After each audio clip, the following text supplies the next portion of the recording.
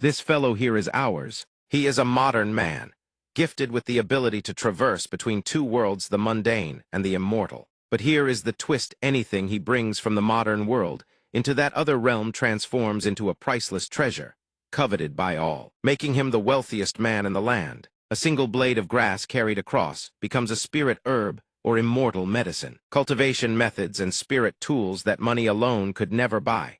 He purchases them with mountains of gold. When assassins close in, he unleashes an ultimate technique so devastating that the killers spin on their heels. And with that, Wenji wastes no more words. Let us begin. Liuyan City. Yan Kingdom citizens stroll cheerfully through the bustling streets. At this moment, outside Wanbao Pavilion, a crowd gathers before the entrance, buzzing with excitement. Inside Wanbao Pavilion's auction hall, the crowd below stirs with anticipation. Hey, have you heard the news? The treasure up for auction at Wanbao Pavilion this time is a 5 elements holy land cultivation method, a sacred technique leaked to the outside world. A man in gray robes hears the item's name, his face contorting with shock. Is this real or a joke? A treasure passed down from one of the 10 great holy lands.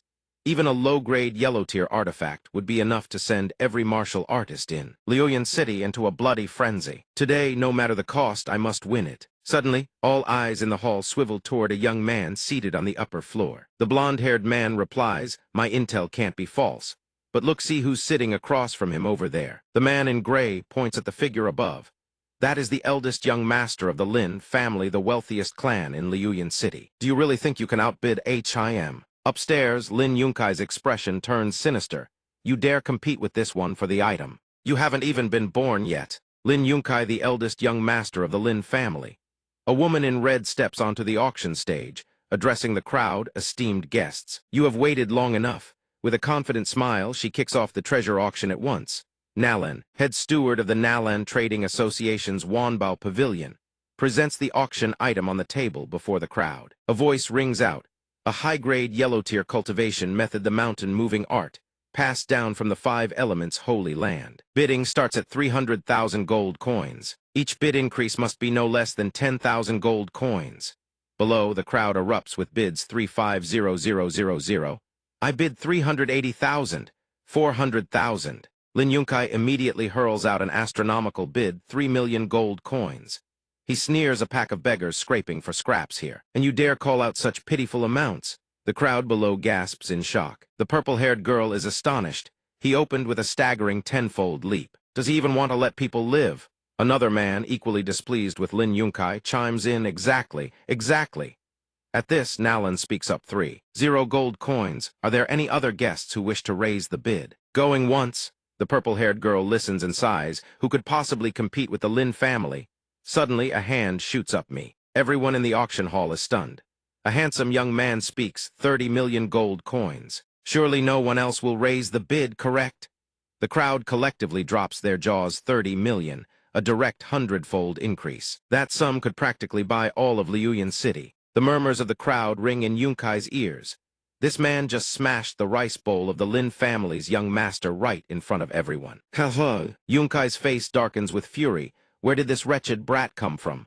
Daring to snatch something right under this young master's nose. Nalan declares, gone.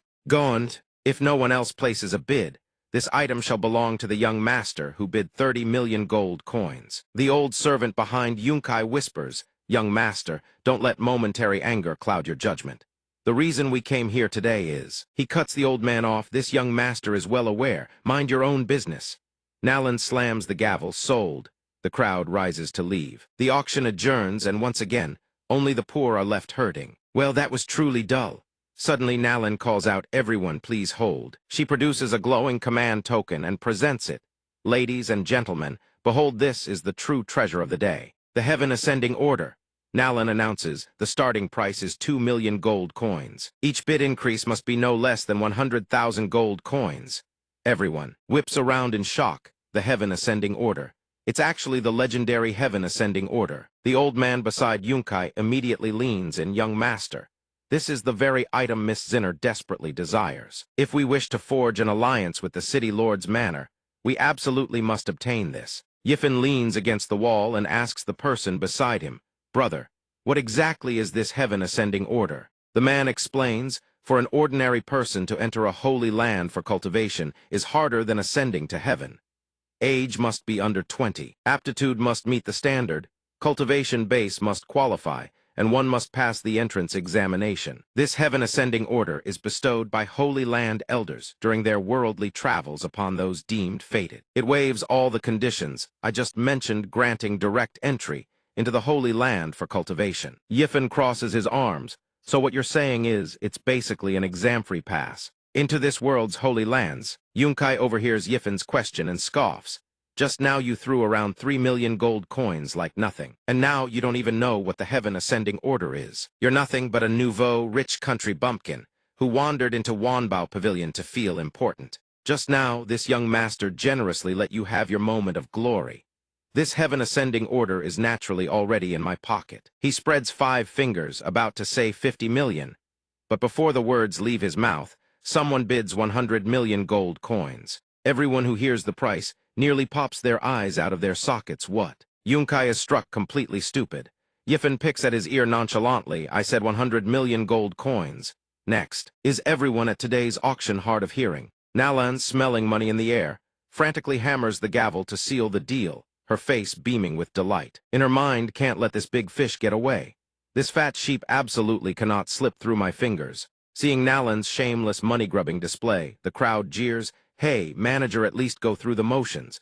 Pretend to follow the process." She cheerfully approaches Yifen. "Young master, how shall you be making payment? Our Wanbao Pavilion does not accept installment plans or deferred payments." Yifen proposes, "Such a large sum isn't exactly trivial. Would you grant me some time to prepare, manager?" Nalan agrees. "Very well, take your time." Meanwhile, Yunkai orders, "Follow him. Investigate thoroughly." The old servant obeys. Understood. He stations himself outside the room. Nalan steps out of the room as well. "Young master, please take your time. Our people are right outside, ready to assist at any moment." The moment he enters the room, Yifen glances around and lets out a sigh of relief. Phew. The people blocking my way have finally left. Well then, next step. He removes the ring from his finger. Yifen flicks the ring into the air instantly. It radiates a blinding light. He reappears in modern-day clothing. Time to restock.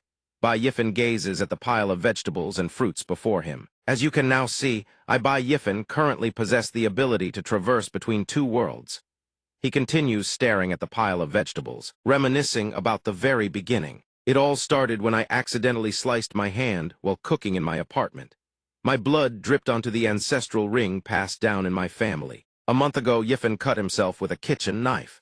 He screamed in agony, and when he came to, he had already crossed over to this continent, a fantastical world, where the strong soar through the skies and tunnel through the earth, while the weak are forced to live independence. But even more miraculous was this: the cabbage in his hand had somehow evolved into a pure, luminous spirit herb, glistening with wisps of spiritual energy radiating outward. The people who spot the cabbage in Yifen's hand scramble to buy it. "Kid, your spirit herb, 5 million gold coins. Sell it to me." "Don't listen to him. Look at me, I'll pay 10 million. Yifen drowns in wealth. He continues to reminisce that first fortune he earned in his life, an 8-figure sum, all from a single head of cabbage. Yifen tested and evaluated the entirety of this continent through repeated traversals between the 2 worlds. Over the course of a month, I gradually came to understand the framework of this continent. The Wangu continent is divided into 5 major regions: the eastern streams, the southern wilderness, the western sea, the northern plains, and the central continent. Beyond these, there also exist independent forbidden zones: the Wangu Demon Pit, the Linksu Immortal Tomb, the southern wilderness cavern, and the western sea territory of the Demon Beast tribe. The demon tribe's domain lies within the Wangu Demon Pit. The eastern streams, central continent, and northern plains are occupied by the human tribe. The 3-way division between humans, demon beasts, and demons has endured for 100 years, with countless wars, great and small, erupting throughout. What exists now is merely a fragile peace maintained on the surface. Among the human tribe, apart from ordinary civilians, martial cultivators distinguish themselves by their cultivation base, based on the differences in their realms and the forms their spiritual power can manifest. The system is divided into 2 great stages: the mortal body secret realm, 7 subrealms, and the supernatural power secret realm, 10 subrealms. The 7 stages of the mortal body realm, from lowest to highest, are body tempering, bone forging, internal strengthening, blood awakening, marrow cleansing, aperture opening, and purple mansion. The 10 stages of the supernatural power realm are spiritual power, spiritual steel, spiritual sea, celestial human, return to oneness, golden core, dharma manifestation, div. Any realm, void transcendence, tribulation crossing. Beyond all of this, the mechanisms within the ancient ring also demand constant contemplation before answers can be found. First and foremost, only living organisms, flora and fauna can traverse to the other continent. Other objects simply do not qualify. In Yifen's hand, he holds a cucumber. Glancing at his right as he ponders, paper and pens cannot be brought over either. Yifen adds further explanation. The weight of items transported is subject to extremely strict limitations. 200 grams is the absolute limit. Conversely, if one were to bring the plants of the Wangu continent back to Earth, they would transform into... He covers his nose in disgust. The stench, how did this flower turn into something so revolting? Fortunately, the ancient ring possesses an automatic clothing change function, saving him considerable hassle. The modern world, the fantastical world. Yifen rests his chin in contemplation. Back at Wanbao Pavilion, he'd been so lost in the thrill of spending money that he'd forgotten at home. Only a handful of items remain. He needs to figure out a way to obtain much more. Suddenly, he notices something outside the window. Bai Yifen grins, got it. One day later at Wanbao Pavilion, someone asks manager that Brat has been locked in that room for an entire day. Why hasn't he come out yet? Nalan replies, no rush, wait a bit longer. Two subordinates grow restless. I've been watching that kid Bai Yifen. His clothes are shabby. Nothing like someone with money. Don't you think he seized the chance and slipped away? Exactly. Showing up out of nowhere is incredibly suspicious. No one in the martial world has ever heard this name before. Nalan frowns, her patience wearing thin. She strides to the door, enough waiting. She pushes the door open. Yifen steps out from inside, bumping straight into her. Nalan yelps, ah. He catches her immediately. Steward Nalan. New Year hasn't even arrived, yet no need for such a grand bow. Nalan flushes with embarrassment. What? She pulls away, avoiding his gaze. Cough, cough. So, young Master Bai, how goes the gold preparation? She shoots him a venomous glare. How dare this brat take advantage of me? If I don't see that money today, he's in for a world of hurt. Yifen ponders, the gold I've been preparing truthfully. There have been some complications. The two subordinates flare up. Manager, don't waste words with him. This brat is toying with us. Brothers, seize him. Yifen casually produces a glowing herb, catching them off guard. He holds the herb and speaks. But this, I believe you'll find it quite interesting. Nalan is stunned. This is dragon tail grass, a spirit herb with miraculous properties for healing external wounds. For the uninjured, it can even extend one's lifespan. A legendary treasure. How much is this worth? Yifen asks. If it's not enough, I have more. He produces an entire basket of flowers he'd prepared beforehand. Nalan is even more astonished. Dragon tail grass with its miraculous wound-healing properties. Spirit orchid flowers, which grant women eternal youth, priceless treasures, each worth a fortune in gold. These are all precious treasures of the world. Just one stalk alone is priceless, and he has a whole basket of them. The subordinates exclaim, this little basket alone is worth at least 200 million gold coins. Yifen recalls when he gathered them, he had helped an old man sweep the streets. Grandpa, let me help you with that. The old sweeper beams, young people as enthusiastic as you are so rare these days.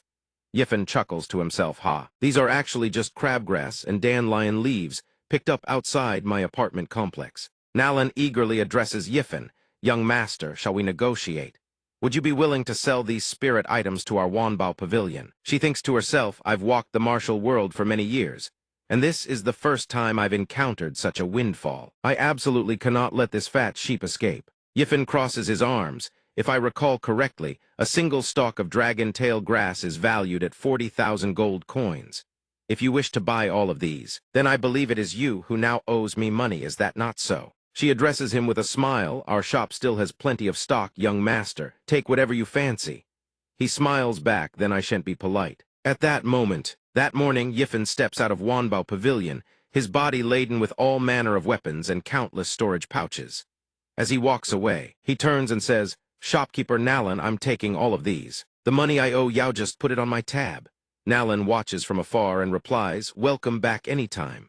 Her subordinate immediately asks, manager, he's taken every last treasure from the depths of Wanbao Pavilion's vault.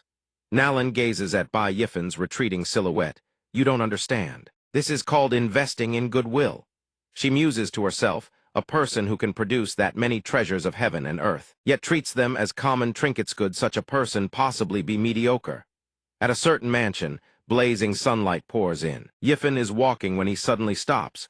He stares ahead, puzzled. Two burly men wielding weapons emerge from the shadows and advance toward him. They threaten, hand over your cultivation method, and the heaven-ascending order, brat, and your grandfathers will spare your life. He smirks with, just you trash? You think you can take me? It would take at least a few hundred more years. The bandit lunges, sword aimed straight for Yifen's skull. Die, Yifen shouts, Earth escape art. The bandit gapes in shock as he vanishes into thin air, unable to comprehend what just happened. Yifen returns to Earth without a single scratch. Lucky indeed. Good thing I hadn't used up all my cross-world traversals. Who would have guessed that in a fantasy world, this kind of murder and robbery plot would unfold so brazenly? The ancient ring only allows one crossover per day. He pulls out a cultivation manual and stares at it, mulling things over. I was too reckless, spending that much at the auction without even bothering to disguise myself. They'll definitely come after me. Trouble will be endless. I need to master this cultivation method as quickly as possibly, only then can I protect myself. He holds the manual in hand and thinks, honestly, I never wanted to cultivate before. It's just that the cultivation methods of the Wangu continent are impossible to decipher. I didn't even know where to begin. The charming woman heart sutra, not a single word makes sense. Yifen flips the manual open. He stares at the manual, then suddenly exclaims, wait, thighs is. The cultivation method has somehow become incredibly simple. Yifen figures it out, so that's how it works. It turns out that if you bring cultivation methods from the other world back, learning them becomes ridiculously easy. He grins with confidence. This supreme master has got it all figured out. Success is mine. Half a month later, deep in a forest, Yifen practices his punches among the trees. He throws a single punch, a boulder shatters into countless fragments. Yifen lets out a heavy breath. Huff, huff. He gazes at the shattered boulder. Success. He looks down at his own body and reflects, over the past half-month, I've diligently practiced the mountain-moving art and supplemented my body with herbs brought from Earth. My progress has been explosive, perhaps because I'm originally from Earth. My body has undergone an evolution since arriving on the Wangu continent. Yifen wipes the sweat from his face.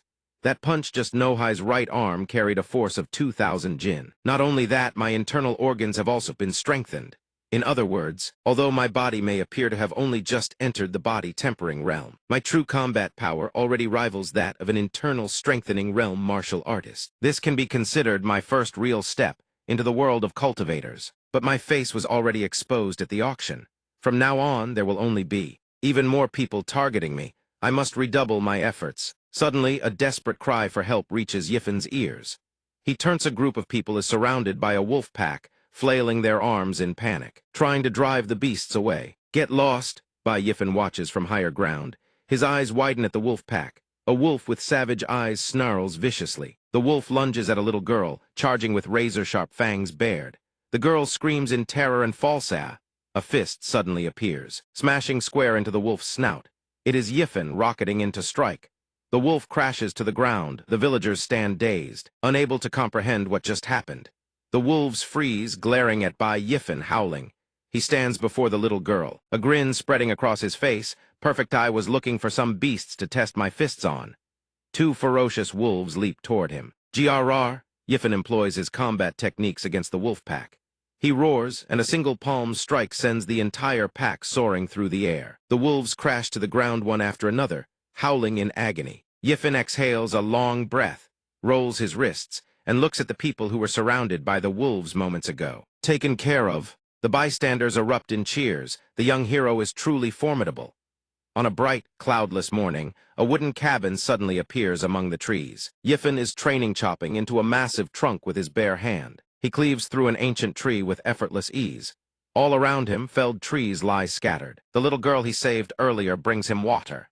Yifen Jij, you're really amazing, says Mu Ryuoryo. Yifen takes the cup and watches the villagers hauling timber. The men drag logs together, grunting in unison, Hiveho, Hiveho. Ryuoryo stands beside him, beaming. With all this lumber, we can finally rebuild new homes for our Mu family village. Yifen raises the cup and drinks, replying modestly, it's nothing. Hardly worth mentioning. He recalls Mu Tai's words, little brother, my name is Mu Tai.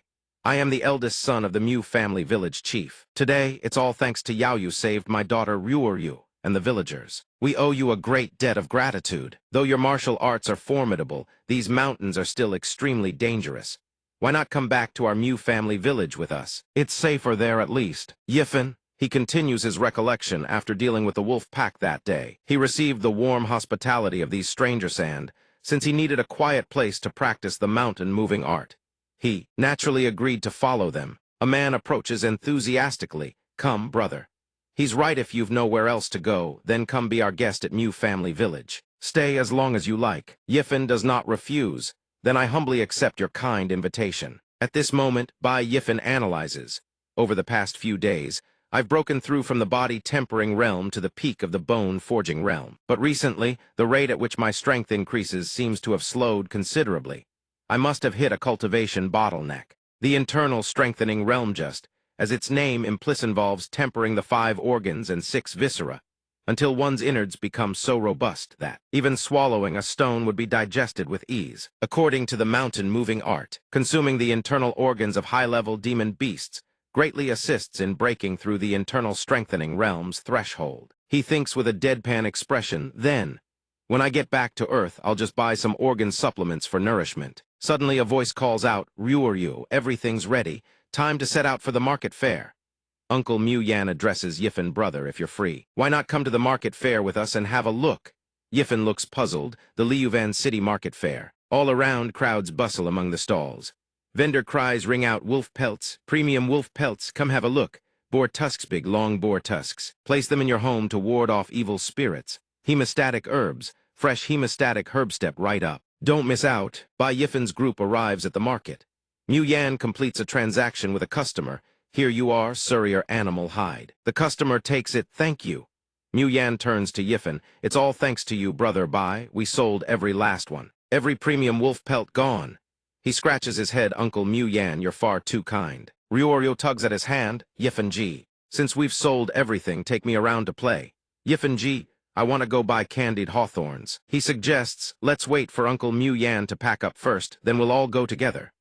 The uncle waves them off. You kids go on ahead. Be careful and come back quickly. Ryuryu beams and grabs his hand. Okay, Yifen Ji, let's go. Bai Yifen thinks, bewildered, brother Mutai. You trust your daughter with a man she's only known for a few days. On a bright, beautiful day, Ryuryu holds her candied hawthorn stick. Yifen Ji is so good to Ryuryu. Bai Yifen urges, we should head back now or your father will worry. Suddenly up ahead a commotion erupts.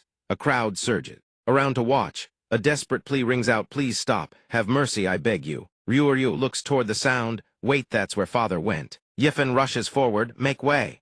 The scene before them makes Ryuryu burst into tears. A squad of soldiers is beating and cursing Uncle Mew's group. Country bumpkins from who knows where, blind trash, the lot of you. 2 men beside Uncle Mew clutch their heads, enduring the blows. Ryuryu screams, father, second uncle. She hurls the candied hawthorn to the ground and runs over, shouting, how dare you lay your hands on my father? Mew Yan, pinned under a soldier's boot, yells, Ryuryu, don't come closer. A soldier raises his foot to kick the little girl. Where did this wild brat come from? You're courting death.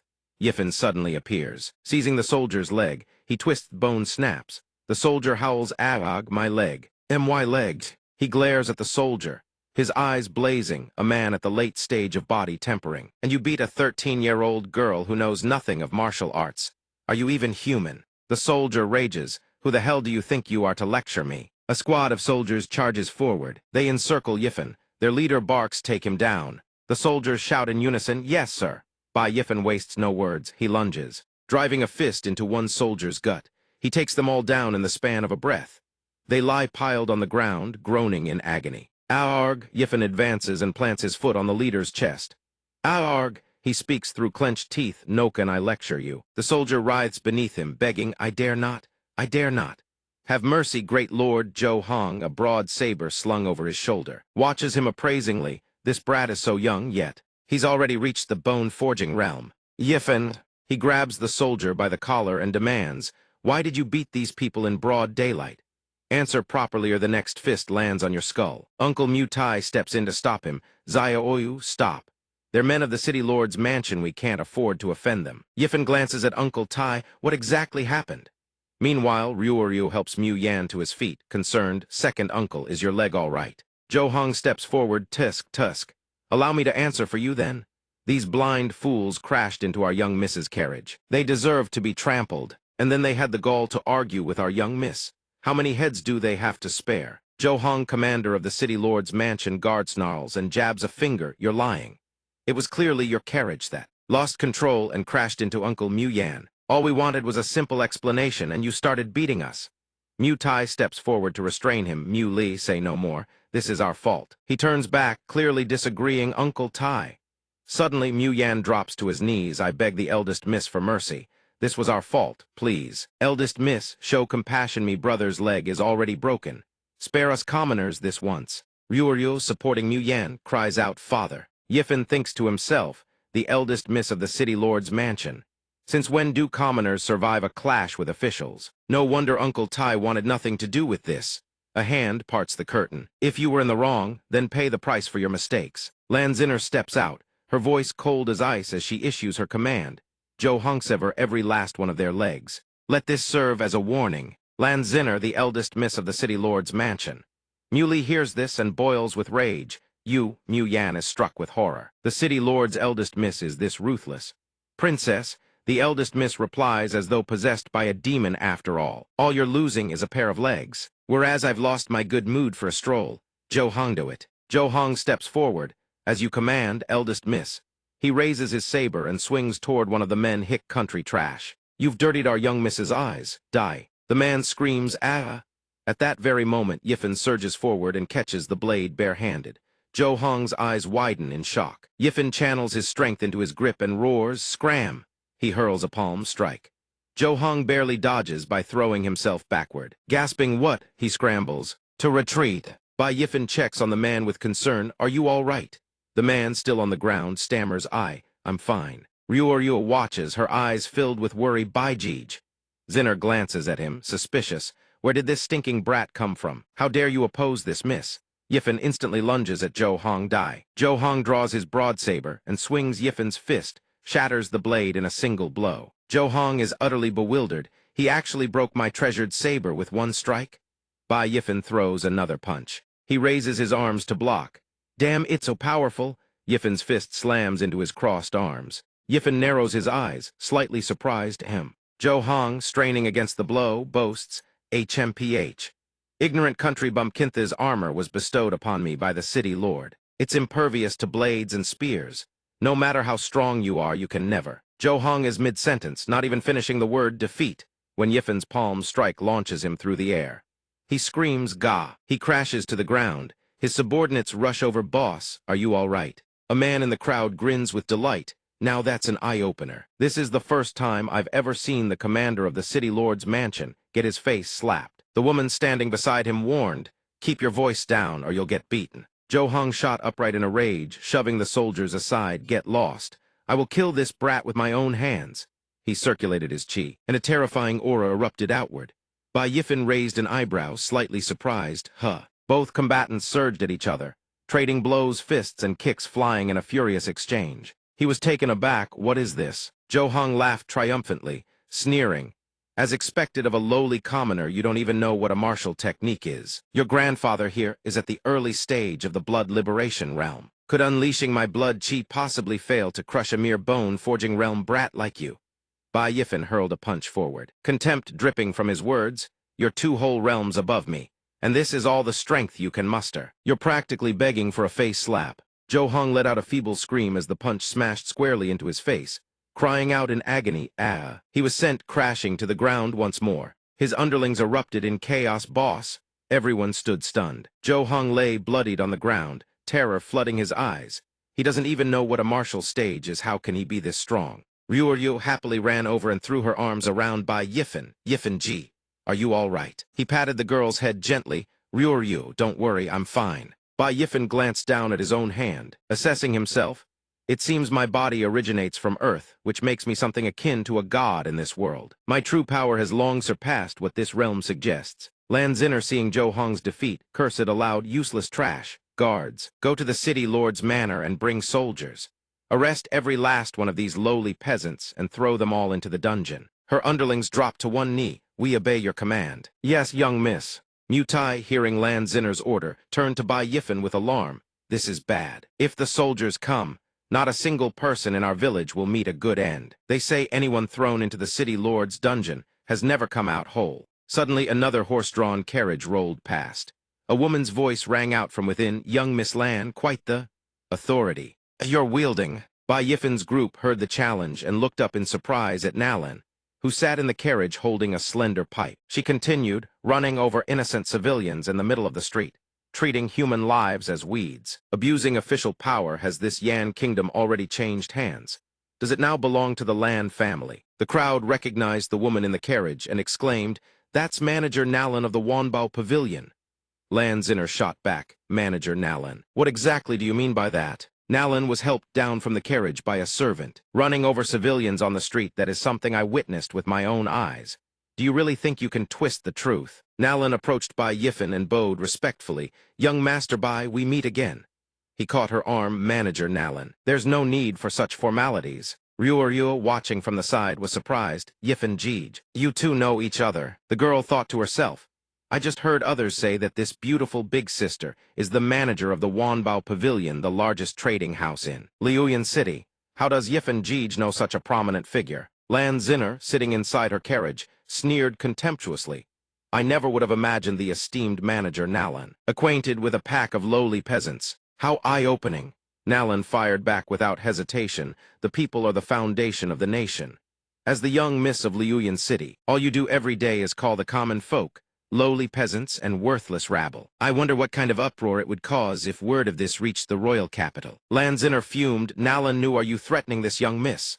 Nalan's gaze turned cold and threatening. "I wouldn't dare. But if you wish to take them today, you will have to go through the Wanbao Pavilion first." The city lord's daughter thought to herself, "The Wanbao Pavilion is the foremost merchant guild of our Yan kingdom, with deep roots and experts aplenty. Offending them would bring consequences beyond reckoning." She shifted her tone. "If Manager Nalan is willing to vouch for them, then these commoners. This young miss will make an exception and spare them this once." Lan Zinner ordered her subordinates. "We're leaving." On Mutai's side, everyone breathed a collective sigh of relief. A young man exclaimed joyfully, "We're saved." Meanwhile, at the Wanbao Pavilion, Bai Yifen walked behind Nalan. "I must thank Manager Nalan greatly for today." She waved her hand. It was nothing. She gave an order. "Someone, bring the brothers from Mu village to the guest room and tend to their injuries." A servant replied, "Yes." The servant then guided everyone onward. "Please follow me." Someone from Bai Yifen's group said politely, "Thank you, miss." Ryu tugged at his sleeve and asked, "Yifen Jeej, why did that beautiful and wealthy big sister help us?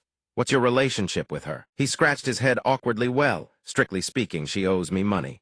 Little Ryu was shocked. "Huh? She owes you money?" At this moment, in a private room, Nalan looked at him with admiration. "Congratulations to young Master Bai for breaking through to the bone-forging realm. At your age, to have reached the bone-forging realm in the entire history of Liuyan City. Such a thing has perhaps never appeared before." Bai Yifen leaned back in his chair, gazing at her with confidence. "Don't mention it. If you hadn't come to my rescue today, I'm afraid I wouldn't have been able to walk away with so many people." Nalan expressed her curiosity, "But the pavilion is quite curious. If you can so easily produce such quantities of dragon-tail grass, why would you hide yourself away in a rural village, living among those peasants?" He lifted his teacup and spoke. "Manager Nalan, let me give you a word of advice." His gaze turned sharp and menacing. "What you should know. I will naturally tell you what you shouldn't stop probing." Nalan's expression shifted with unease. "Yes," Bai Yifen grinned and propped his chin on his hand. "Speaking of dragon-tail grass, that reminds me, Manager Nalan, you still owe me 3 million taels of gold from last time, don't you? I wonder if you've managed to gather enough yet." She grew slightly flustered. "It's still a bit short." She stepped forward with a flattering suggestion. "But our newest shipment has just arrived. Would young Master Bai like to go take a look? If they catch your eye, you can simply take them." Bai Yifen's expression turned pleased. "Oh, really?" She confirmed, "Of course. Absolutely." Bai Yifen recalled, "Now that I think about it, when I fought the guard captain of the city lord's manor earlier, he used a martial technique. The frenzy fist, was it?" He replayed the exchange with that man in his mind. Suddenly, Bai Yifen raised his head and asked, "Do you have any martial techniques here?" In a private room at the Wanbao Pavilion, Nalan led him to a towering bookshelf and introduced, These are all the newly acquired martial techniques of the Wanbao Pavilion. Young Master Bai may choose freely. Nalan pulled out a martial manual. Mountain-piercing finger, a low-grade human-tier martial technique. This is a finger technique. Once mastered to the minor completion stage, it can pierce clean through mountain rock. Bai Yifan spoke, pass. She continued, introducing another. This is the dark iron palm, a mid-grade human-tier martial technique. This palm art was passed down from the southern wastes. During cultivation, one needs the special black sand of that region. He is neared too much hassle, pass. She presented another. This martial technique is called the flower-piercing hand, renowned for its flexibility and speed. Bai Yifan assessed, flatly too feminine, pass. Nalan used her internal energy to retrieve a manual from the very top shelf. Then there's only one left. She introduced it. This is the Shadow Fist, the most precious martial technique in our entire collection. Peak human tier. He looked at it, eyes glinting with interest. Peak human tier, now that's more like it. Meanwhile, outside, Ryuryu sat alone on a bench, waiting for Bai Yifan. Suddenly, two people stepped out.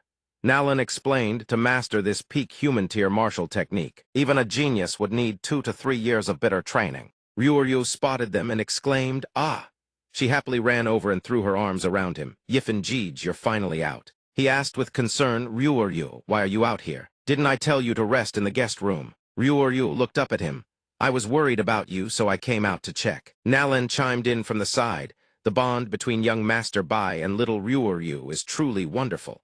If one didn't know any better, they'd think you two were blood siblings. Bai Yifan affectionately pinched the girl's cheek. She really is my little tail. He reached into his bag and pulled out a set of clothes. Oh right, Ryuryu. He held a brand new outfit before her. Here, take this and go put it on. Ryuryu beamed with joy. This is for me?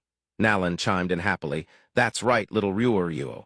Young Master Bai specifically prepared this for you. She recounted when they were out on the street with Bai Yifan. He pointed at an outfit and said, this garment is quite beautiful, wrap it up as well. Nalan clicked her tongue. In admiration, the young master truly has excellent taste. This flame-embroidered lotus garment is crafted from premium fire silkworm silk.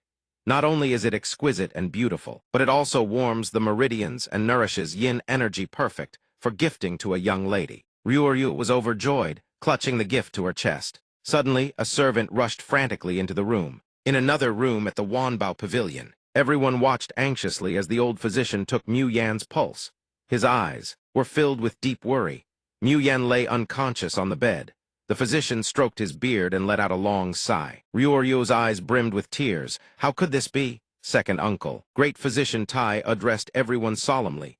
Unless a legendary great power intervenes, or a divine medicine manifests in this world, there is no saving him. But where in this world are there such great powers, and where would one even go to find so many divine medicines? Where indeed, Bai Yifan stepped forward like a savior. Perhaps there truly is a way. Everyone gasped in shock. What? Really? At a medicine hall elsewhere, a man stretched lazily and grinned. Finally, it's closing time. A disciple stumbled out, yawning wide. Ha, that's enough work for today. Suddenly, a man burst through the door. The disciple screamed in terror. Huh! Bai Yifan shoved half his face through the doorway, grinning eerily. Heh heh heh. In a room at the Wanbao Pavilion, the physician and everyone else anxiously hovered over Mu Yan's condition. Ryuryu fretted, second uncle, it's already dark outside.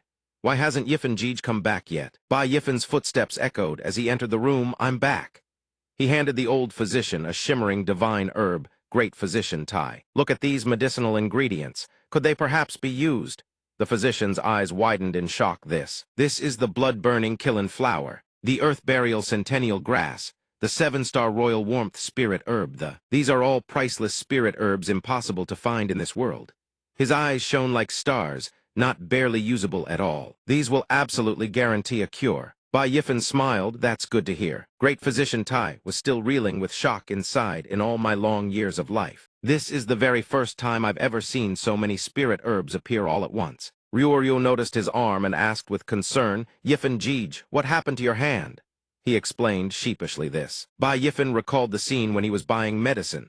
Safflower, nada ginseng, horsehair fern, and all the other healing herbs for leg injuries. I'll take them all. The medicine seller broke into a cold sweat. Hey, wait, I'm not. Suddenly, a door slammed shut, trapping his hand. He screamed in agony. Wah! An automatic door. Back in the present, he scratched his head and muttered, I was in too much of a rush. When I returned to the modern world, I still thought I was only at the bone-forging realm. 3 days later, Ryu was preparing medicine. Second uncle, the doctor said you should rest more. Why did you come down here? Mutai sat up with effort and replied, I know my own body best. Right now my legs feel as sturdy as stone. Don't worry too much, child. Oh, right, where's your Yifan Jeej? Ryu held a medicine spoon and answered, he went hunting.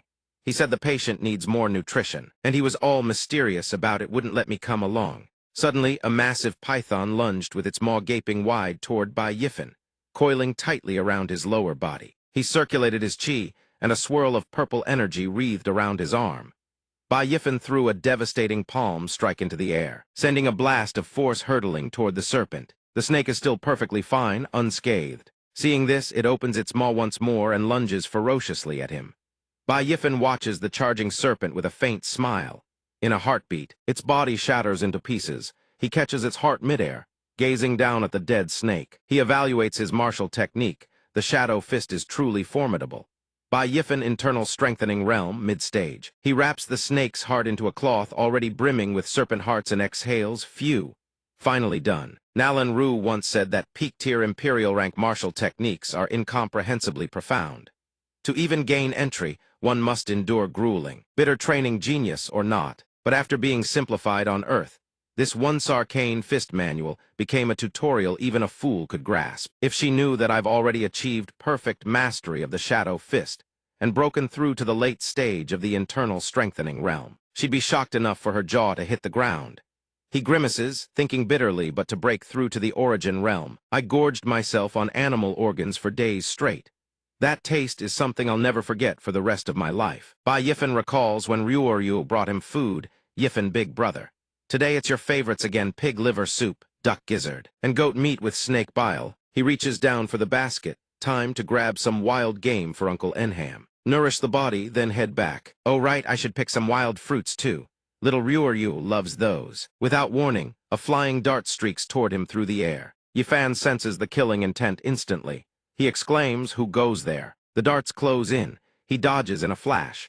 Bai Yifan stares toward the direction they came from and bellows, since you've already shown yourselves. Stop skulking in the shadows. Come out. Several thugs leap down from above, sneering, kid. Didn't expect you to catch on so quickly. They encircle him, then don't blame us if you don't leave here in one piece.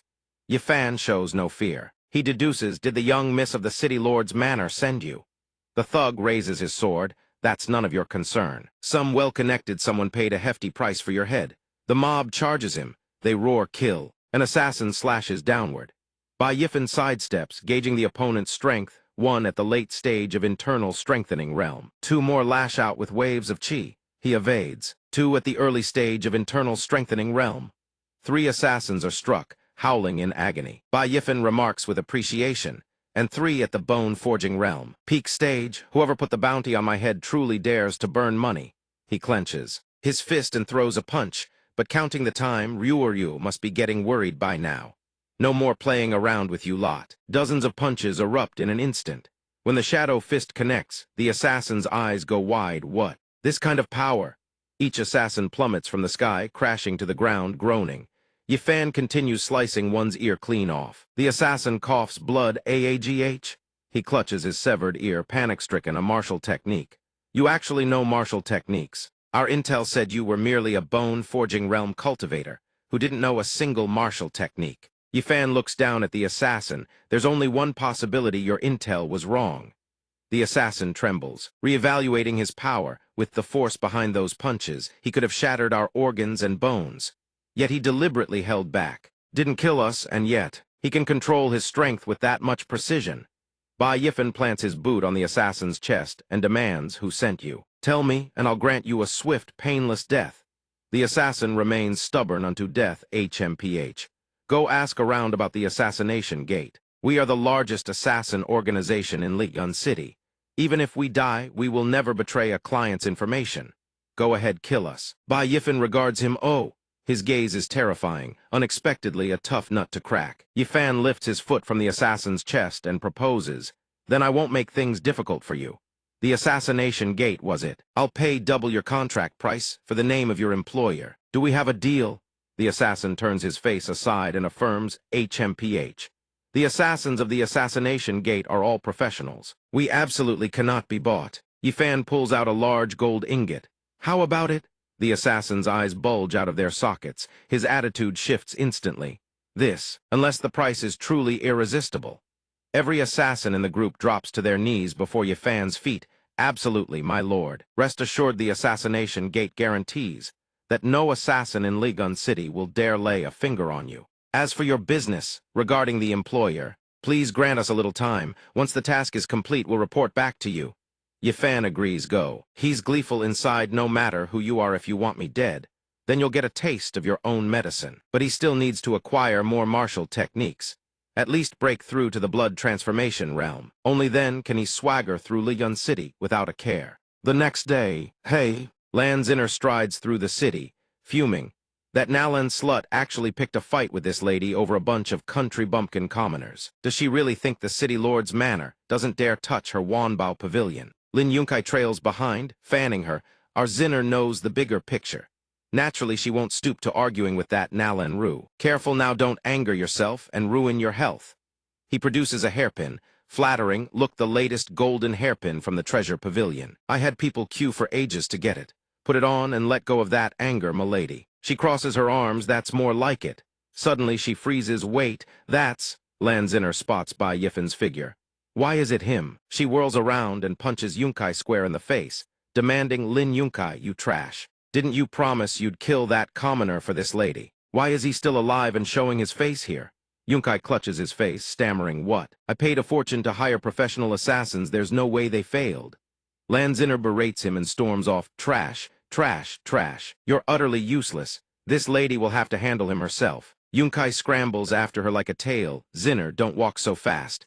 Wait for me at Wanbao Pavilion. Inside the grand hall of Wanbao Pavilion, the place buzzes with activity. Yifan and Nalan walk side by side. She eyes him. Puzzled, didn't you just purchase a peak-tier Imperial rank fist technique not long ago? Why the rush to buy more martial techniques? Yifan replies, that's none of your concern. Anyway, right now all I've got is money and nothing else. She hears this and answers, understood. She hands him a manual. Phantom Trace steps, quite the coincidence. Wanbao Pavilion just received. A new shipment yesterday, about to go up for auction. This Phantom Trace steps Imperial rank. Advanced tier is a divine class martial technique. It should suit your requirements. He glances at her and instructs, Nalan, from now on, whenever high-grade martial techniques come in, don't bother putting them up for auction. I'll take them all. Lanzinner materializes out of nowhere, cutting in tusk. What's this penniless hillbilly from the countryside babbling about? She preens, flaunting her wealth. Nalan, whatever this person is looking at today, we're buying it all. No matter what price he bids, this lady will. Hey, triple just to spite him. Nalan turns with a practiced beauty queen smile. Oh, is that so? How embarrassing, Miss Lan. Wanbao Pavilion has been in business for generations. Our rule has always been the highest bidder wins. Lanzinner's face twists in fury. She jabs a finger at Yifan, challenging, what? You're telling me this commoner can outbid this lady? You must be joking.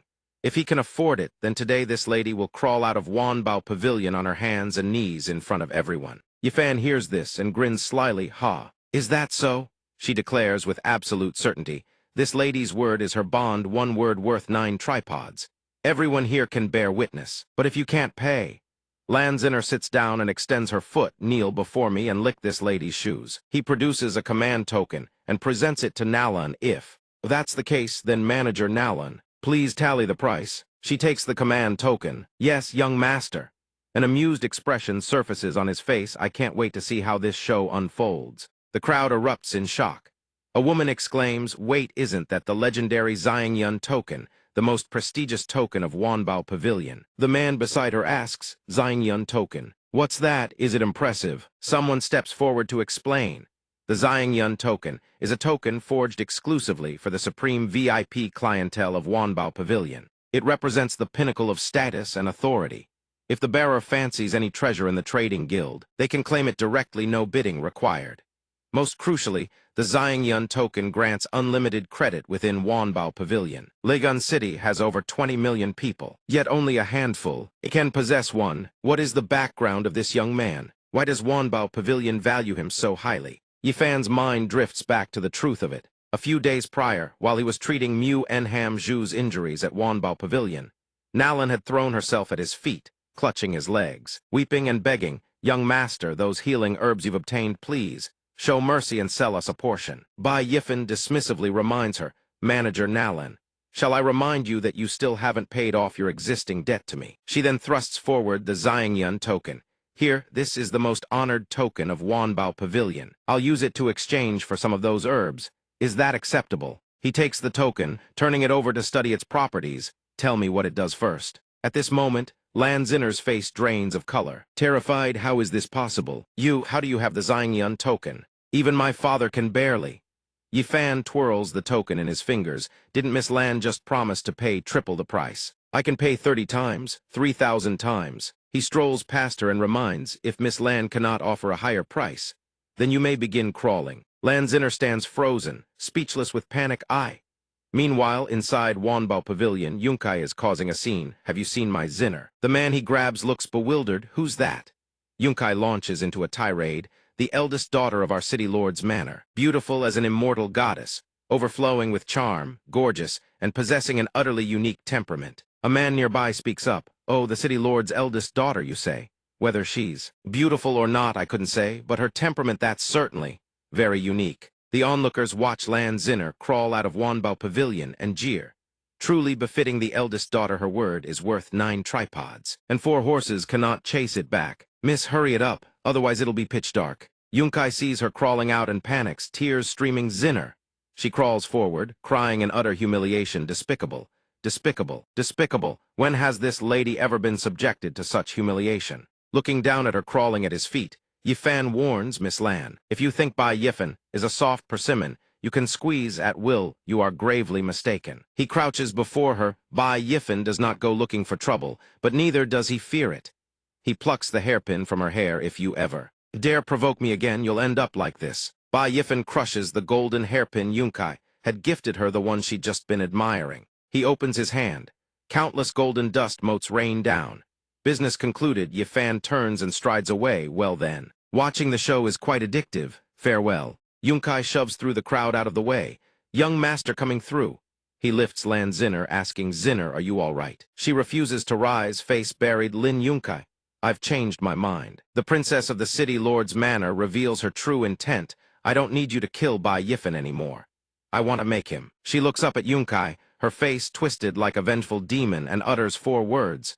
"Wish he were dead." Yunkai is stunned. "He's Bai Yifen." She hisses furiously. "Of course he is. Do you know that commoner just humiliated me in broad daylight? If you can't get this done, then our marriage need not even be discussed." He grabs her hand, bordering on panic. "Wait. Zinner, he's the mysterious person who snatched the mountain-moving art and the heaven-ascending order right from under your nose." She's taken aback. "What did you just say?" Yunkai looks at her, knowing she's always yearned to enter the Holy Land to cultivate. That's why he tried to auction the heaven-ascending order to win her heart. But that man snatched it midway. I even sent people to tail him, but he used a cunning ruse to slip away. Since then his trail has gone cold. He recalls the soldier's report, reporting to the young master that person's movement technique is ghost-like. Your subordinate failed to keep up and let him escape. Lan Zinner gnaws her fingertip, anxious. What exactly is his background? No, I must tell father about this. Suddenly, a room bathed in light materializes within the small district where Yifan resides back on Earth. He sprawls across his bed and yawns. Nothing beats your own bed for comfort. Yifan gazes at the phantom trace, steps manual he purchased just yesterday. It contains a total of 108 variations, originally staggeringly complex. But after Earth's laws simplified it, only then could he comprehend every last form. In a single night he raises his fist, the power of his shadow fist, combined with the speed of his phantom drift Stepevan. If he encountered a blood transformation realm martial artist like Ding Feng, he could hold his own. By now the sun hangs high. Bai Yifen steps off the bed and plans, "All right, I'll head downstairs, buy some cultivation resources, then come back." He opens the door. The landlady appears. "Yifen, you're home. Why didn't you answer my messages? I knocked on the door, but you wouldn't open it." Landlady Quatch stammers, "See Sister Quatch." Yifen panics. "I'm sorry. I was sleeping in the bedroom just now. I truly didn't hear you." He thinks in a panic, "Oh no. I was so busy cultivating that I forgot. Today is the day rent is due."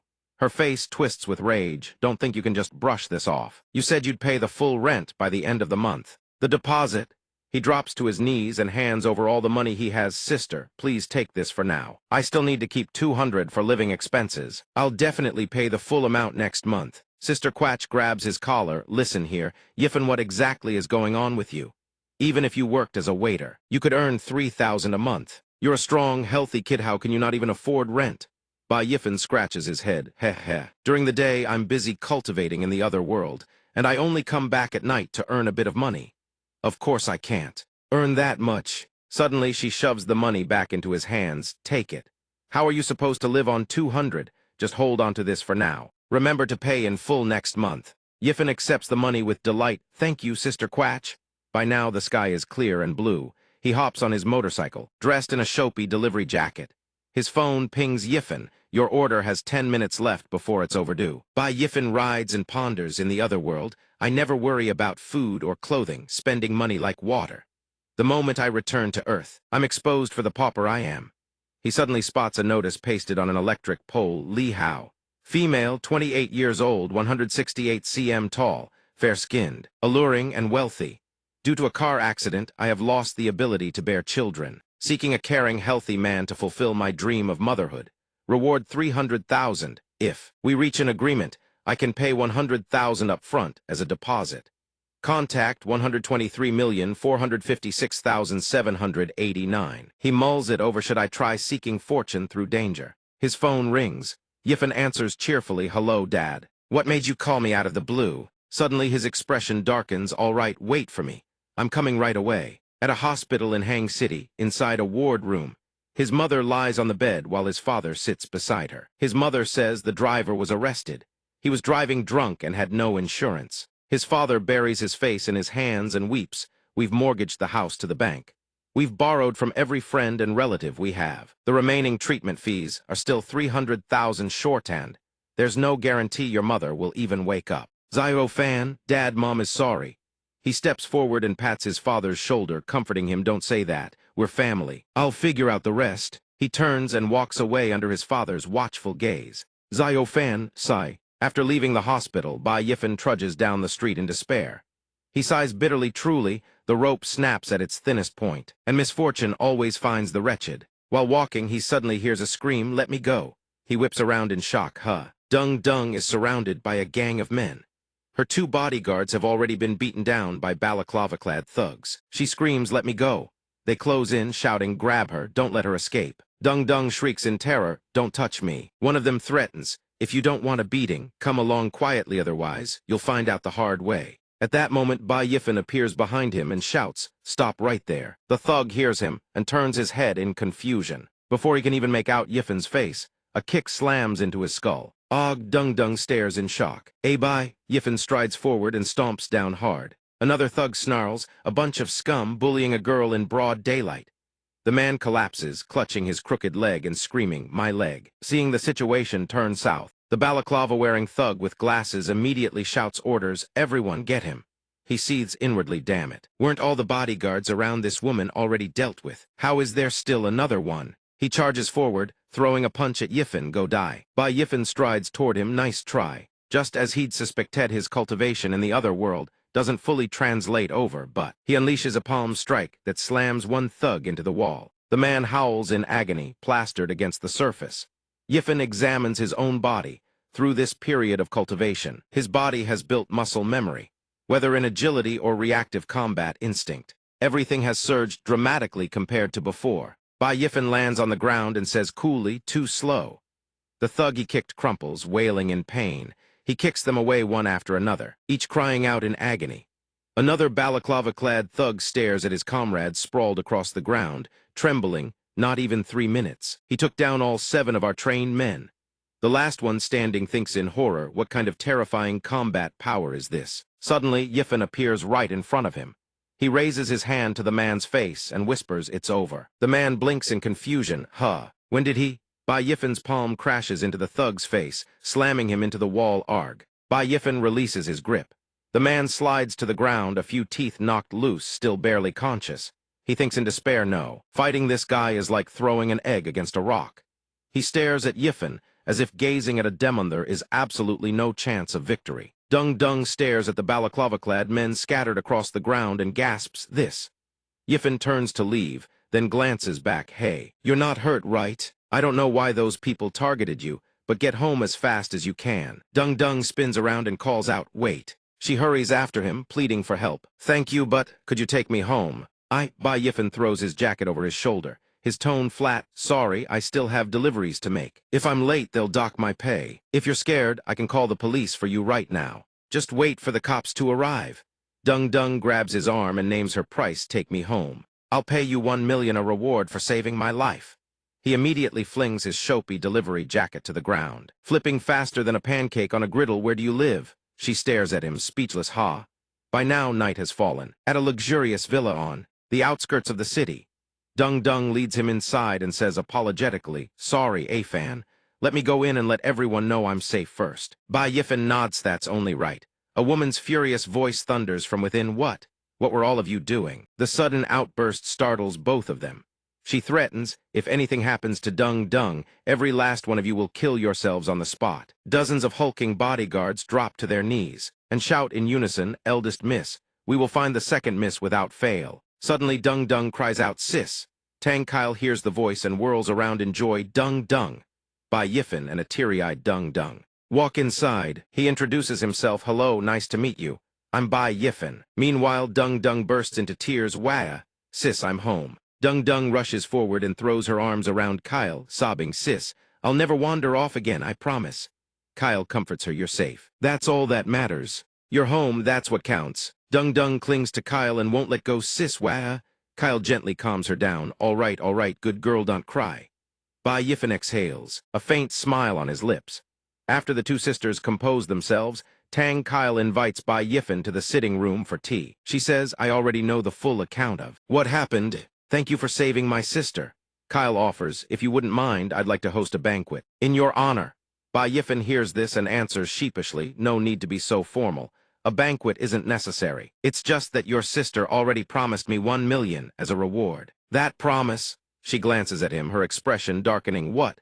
The kid promised you 1 million as payment. Bai Yifen sees the killing intent written all over her face and coughs awkwardly. Forget I said anything. He thinks, dejected as expected. There's no such thing as a free lunch falling from the sky. Whatever.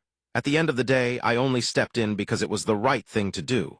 From the very beginning, I never expected any reward. But to his surprise, Tang Kyle flicks Dung Dung on the forehead and scowls. The life of my little sister, Tang Dung Dung, is only worth 1 million to you. Are you degrading yourself or looking down on me, your own sister? As a die-hard siscon, she refuses to let anyone belittle her little sister, not even Dung Dung herself. Dung Dung yelps from the flick. Ow. Sis, that hurts, that hurts, that hurts. Bai Yifen blinks. Huh. Then Tang Kyle produces a black card and hands it to Bai Yifen.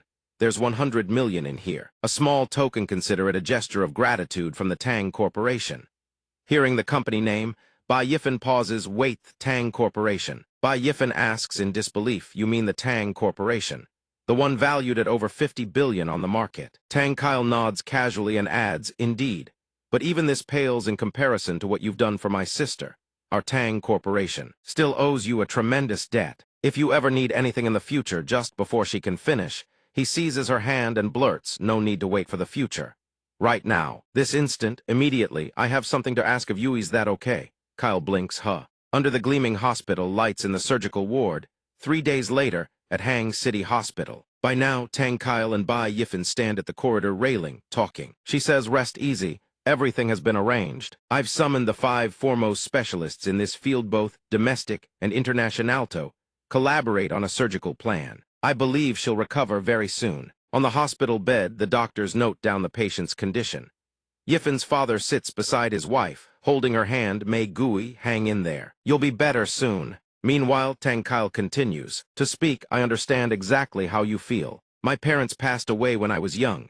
She's the only sister I have in this world, so no matter what, I could never bear to see anything happen to her. Bai Yifen looks at Kyle with gratitude and promises, Sister Tang, thank you for everything this time. You've truly helped me more than I can say. If you ever need anything from me, Bai Yifen, I will do everything in my power. But Tang Kyle says, as a matter of fact, there is something I'd like your help with. Could you spare some time to train the Tang Corporation's security guards? Suddenly, a dozen bodyguards appear behind him, bowing their heads and shouting, Boss, please teach us how to fight. Bai Yifen is stunned. He thinks weight training? Tang Kiluo recalls the time Dung Dung was kidnapped, a wave of genuine worry washing over her. I won't hide anything from you. Not long ago, I sent people to investigate who went after Dung Dung. My guess wasn't wrong, it was hired by a rival corporation. Their goal was to use this incident to seize control of the Tang Corporation. But there's one thing that truly surprised me. She continues, those professional mercenaries you fought are still hospitalized, aren't they? Even after recovering, they still seem to carry psychological scars. Tang Kiluo recalls visiting the mercenaries' hospital room. Most were unconscious, while the rest groaned in agony. Some even raved deliriously, "Get out, don't come near me."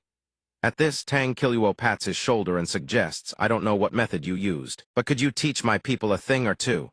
Help them improve even a little?" Bai Yifan scratches his head shyly and replies with an awkward smile, "Well, in truth, it still requires real combat experience and a few tricks." She offers an enticing deal.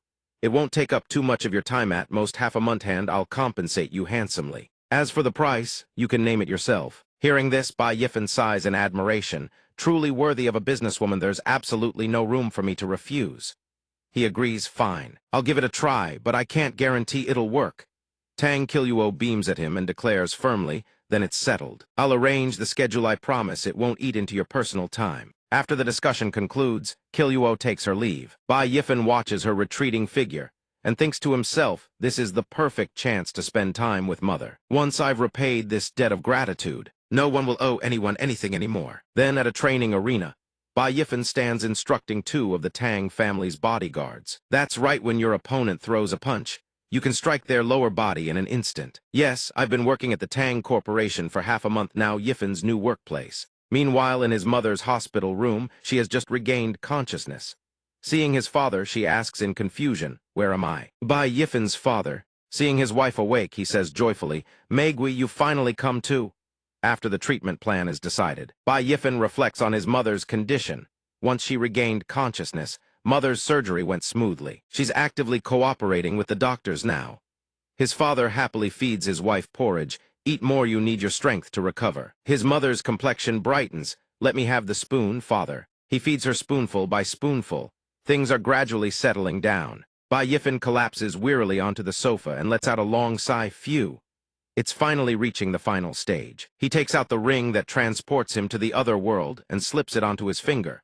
Musing, everything on this side is handled. Time to head back and see how things stand. Upon arriving in the other world, Yifan realizes he's been away for half a month. Rion has been busy without his return. I wonder how Uncle Tai and Ryuryu fared after returning to Mu family village. Suddenly, Bai Yifan's expression darkens. He stares in shock. The village signboard of Mu family village lies scorched black. Standing before the settlement, he watches an inferno rage like a living hell. Bai Yifan cries out in panic, "How could this happen?" He charges into the sea of fire, shouting, "Ryuryu! Uncle Tai, Uncle Yan, where is everyone?" A voice suddenly rings out, "Young Master Bai." He hears the call. He spins around, eyes widening in surprise. Nalan. Shopkeeper Nalan and two guards approach him. "You've finally returned. We've been waiting here for you all along." In a room inside the guest quarters of Wanbao Pavilion, the wounded are sheltering. Inside, a figure bandaged from head to toe size, attempting to whittle a stick, letting out long, mournful breaths. Across from him, Nguyen cries out in pain, "Ow, ow, ow, go easier on me." Mutai applies medicine to his younger brother and murmurs an apology. Suddenly, the door bursts open. Nguyen shouts anxiously, "Who goes there?" Bai Yifan, following behind Nalan, speaks to reassure them. "Uncle Tai." "Uncle Yan, it's me." Everyone sees him and exclaims, "Yifan." Mutai's eyes light up with joy. "Yifan, you are back." The others erupt in relief. "It's Yifan. Yifan has returned." Yifan approaches Mutai and says, "Uncle Tai," seeing that everyone is safe, truly. But before Bai Yifan can celebrate, his gaze falls upon Mutai's empty right sleeve. He gasps, "Wait, thighs." His voice cracks with anguish. "Uncle Tai, your right arm." The air in the room grows suffocatingly heavy. Bai Yifan looks around, seeing that every villager bears grievous wounds. He asks anxiously, "And the others?" Mutai places his remaining hand on Yifan's shoulder and reassures him, "It's all right. It's just an arm, that's all. We're still alive, aren't we? That's what matters." Bai Yifan suddenly notices Ryuryu's absence and grows frantic. "Wait, where's Ryuryu? Why don't I see her?" Mutai's expression turns sorrowful. He cannot bring himself to look Yifen in the eye and only manages 2 words, Ryuo. In another room at Wanbao Pavilion, a young girl lies gravely injured, wrapped in bandages from head to toe, moaning in pain. What hurts? Old Dr. Tai carries in a basin of water and gently helps her sit up. He coaxes her tenderly, Ryuo. Be good, we need to clean your wounds and change the medicine before the pain goes away. Then, as gently as humanly possible, he begins to peel away the bandages. Ryu's body is no longer hole-marred by blood and pus from severe burns. The once white bandages have turned a dark, sickly crimson. The girl whispers it hurts. After old Dr. Tai removes the bandages from her face, Ryu glances down into the basin of water and sees her blistered, disfigured reflection staring back at her. Despair crashes over her as she realizes the truth is that, unable to accept it. She kicks the basin away and screams, I don't want any medicine. The doctor tries desperately to calm her. Ryu, please calm yourself. Ryu thrashes wildly, trying to seek death, but the doctor holds her back, refusing to let her do something foolish. She struggles and screams, Grandpa Tai, just let me die. Why, I don't want to live looking like a monster. Suddenly, a hand descends and strikes the girl's head. Ryu instantly loses consciousness and collapses into his arms. Bai Yifen catches her, gazing at her with heartache. Ryu, be good. Just sleep, you'll be fine. Tears stream down Ryu's face as she murmurs before passing out, Brother Yifen, you've finally come back. Nalan, standing behind, speaks with a heavy heart. Her life was saved, but the burns are too severe. Almost no part of her body is unscathed. Such a beautiful young girl at the most vibrant and innocent age of her life. I don't know what awaits her in the future. Bai Yifen's fury erupts. Who did this? Nalan's face twists with rage. The Lin family and the City Lord's mansion. At the City Lord's mansion, Lan Kang, he sits imperiously upon the main seat and calls down, Speak, what matter brings you here today? Lin Yunkai presents over a dozen spirit stones, fawning Uncle Lan. This junior has no particular matter. I merely had my men collect a few Yang spirit stones. I wish to present them to Uncle Lan as a token of this junior's sincerity. Seeing Lin Yunkai's generous gesture, Lan Kang laughs heartily. The quality of these spirit stones is quite good. You've put thought into it. Zinner has a sharp eye for people. You are a fine young man. Lin Yunkai fans himself, feigning humility. Uncle, as long as you are pleased. Lan Zinner snorts coldly at him. HMPH, all you know is buttering up my father. Where's that brat Bai Yifen? It's been so long we haven't you found him yet. Didn't you say you wanted to avenge me? Is that truly all the skill you possess? Yunkai, seeing her, throwing a tantrum, rushes over to fan her anxiously, coaxing, Please calm down, my lady. Calm yourself. Lan Zinner huffs in displeasure. Lan Kang, seeing his daughter like this, intervenes. Zinner, stop making a scene. His voice drops to a grave tone. This Bai Yifen appeared out of nowhere, yet his financial resources rival those of an empire. Before this, I heard from Kyer that he could single-handedly take down a squad of Assassin's Gate experts, and even hired them in return. His true strength is unfathomable. Capturing this man cannot be rushed. Lan Zinner pouts. Father. He placates his daughter with a gentle smile. Fine, fine. The grievance you suffered at Wanbao Pavilion. I know all about it. I've already ordered Kyer to lead a force to annihilate Mu Family Village. Consider that a measure of vengeance for you. Now stop tormenting him over it. Lin Yunkai, hearing Lan Kang mention Mu Family Village, steps forward, reporting, My lord, when we were disposing of the bodies, we discovered that out of the 37 commoners of Mu Family Village, more than 10 are unaccounted for. We don't know where the survivors fled. Could they have been rescued by someone? Lan Kang's face turns sinister as he issues his decree. Then, issue a citywide manhunt. Hunt down every last remnant of Mu Family Village, and that Bai Yifen.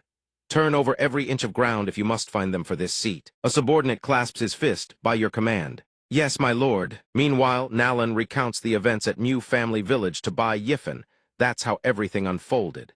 I have some connections in Liuvan City, so when I learned the City Lord's mansion intended to destroy the village, I immediately arranged for people to mount a rescue. Unfortunately, the Lin family struck too fast.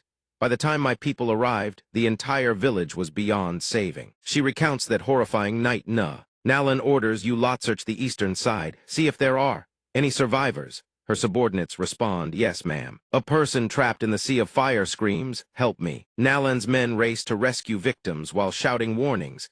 The buildings are about to collapse. Hurry, get inside. There's still someone trapped. Some even manage to pull children from those wretched flames who would have thought they wouldn't even spare the little ones. A man carrying Mushu calls for help. Quick. This one is still breathing.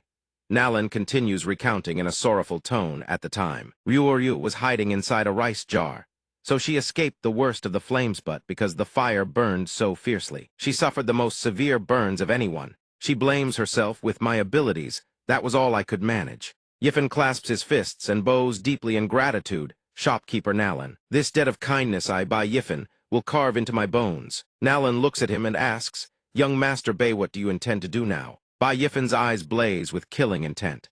Overflowing with murderous aura, he grits his teeth and utters a single word, kill. Hearing this, Nalan urgently tries to stop him. You mustn't. The city lord's mansion and the Lin family both have blood condensation realm cultivators, and more than one at that. City Lord Lan Kang's cultivation has reached the marrow cleansing realm, 5th layer of the physical body. Even 5 horses couldn't tear his body apart. She speaks gravely. Furthermore, it said he possesses a high-grade protective artifact. You cannot kill him. Yifen disregards her warning and declares, I may not be fond of killing, but whoever slaughters my loved ones and friends, I will show them no mercy. 5th layer of the physical body, so what? I will kill every last one of them. Bai Yifen turns back and says, but before that, like you to look after them for me. Right now, I have something far more important to do, under a clear blue sky on Earth. At the Old Tang Pharmacy, a voice rings out, Huengeling, Chuanquang, Huenbai Bingpian, Xiang. The pharmacist looks at Bai Yifen and asks, I have to ask, young manny's someone burned. Why have you been buying nothing but burned medicine lately? Bai Yifen carries an armful of medicines, saying mournfully, don't ask about that. Bai Yifen holds his pile of medicine, his voice heavy with sorrow. The pharmacist, seeing he doesn't wish to answer, replies, fine, then take care. He thinks to himself, a valued customer, no doubt, but always so mysteriously secretive. Truly a strange one. Under a sky of white clouds and golden sunlight at the airport, Bai Yifen walks inside. Right at the boarding gate, his father looks at him and asks, you're really not coming on the trip with us? Bai Yifen waves goodbye to his parents. Don't worry about it, just go enjoy your vacation. And don't worry about money. I've loaded 500,000 onto the cardall earned from my training work. Enough for you two to enjoy yourselves for half a year. Over there, mother has just recovered. It's the perfect time for father to accompany her and ease her mind. Mother Bai calls out anxiously, Yifen. Father Bai reassures his wife, our son has grown up. He has his own matters to attend to. The two of them watch Bai Yifen's retreating figure. Family should be a child's steadfast support, not a burden that holds them back. Bai Yifen's expression darkens, his gaze hardening with unshakable resolve. That night at Bai Yifen's apartment, a phone rings in one of the rooms. Ring, ring, ring. A woman's voice calls out, coming, coming. From a distance, she picks up. The phone buzzes reproachfully. It's already this late. Who sent all these messages? She opens them and sees they are from Bai Yifen. Sister Guo, I have matters to attend to and will be away for some time. The rent I owe you has been transferred directly into your bank account. Whatever remains, consider it an advance on next month's rent. For everything in the past, I am truly grateful. She scans through the messages. Pleasantly surprised hadn't misread things, and he even knew to repay kindness with gratitude. Ms. Guo is delighted that the rent can be paid ahead of schedule. It seems he's found a job, though. She hopes it's not one of those stubborn pride situations where he'd rather suffer in silence than lose face. Next month, she'd be drinking the northwest wind again. A notification chimes on the phone, transfer received. The amount has been credited to your Balancion 100,000 yuan. Ms. Guo gasps in shock. Wait, 100,000? That stinky brat? What on earth has he gone and done? Meanwhile, Bai Yifen appears in Ryuryu's hospital room, a medicine vial in hand. He asks anxiously, Physician Tai, will these ingredients actually work? Elder Tai strokes his beard and explains, then asks curiously, if we follow the ancient secret formula, there should be no error. But I truly wonder how did you manage to collect so many legendary spirit herbs, each as elusive as a divine dragon that shows its head but hides its tail? Bai Yifen blinks. That fast? I thought it was rather slow. He thinks to himself that the ancient ring's carrying capacity is limited, could only shuttle back and forth in batches over these past few days. He recalls that back on Earth, he even had to measure each portion on a precision scale. Damned annoying every time it exceeded the limit. He had to reduce it further. Bai Yifen then calls out shopkeeper Nalan. We have arrived. Elder Tai gazes at him, filled with admiration. Just one of these medicinal catalysts alone is worth a king's fortune. Young Master Bai's devotion to his friends truly can be described as vast as the heavens and deep as the sea. At this moment, Nalan, seated beside Ryuryu, speaks up. The medicine is ready. She produces a vial and places it in his hand. "Leave it to me," she assures him. Ryuryu lies on the bed, her eyes glistening with tears. "Yifenji, can I really return to how I was before?" Bai Yifen sits beside her and comforts her. "First, wait until you're healed. Then I'll buy you 10 beautiful dresses. You love pretty clothes, don't you?" Ryuryu hears this and murmurs. A moment later, from inside the room, a mirror crashes to the ground and shatters. Bai Yifen and Elder Tai, waiting outside, hear a piercing scream. "Oh yeah!" Nalan startles in alarm. "Ryuryu, what happened to you?" Both of them burst through the door, alarmed. "What's wrong?"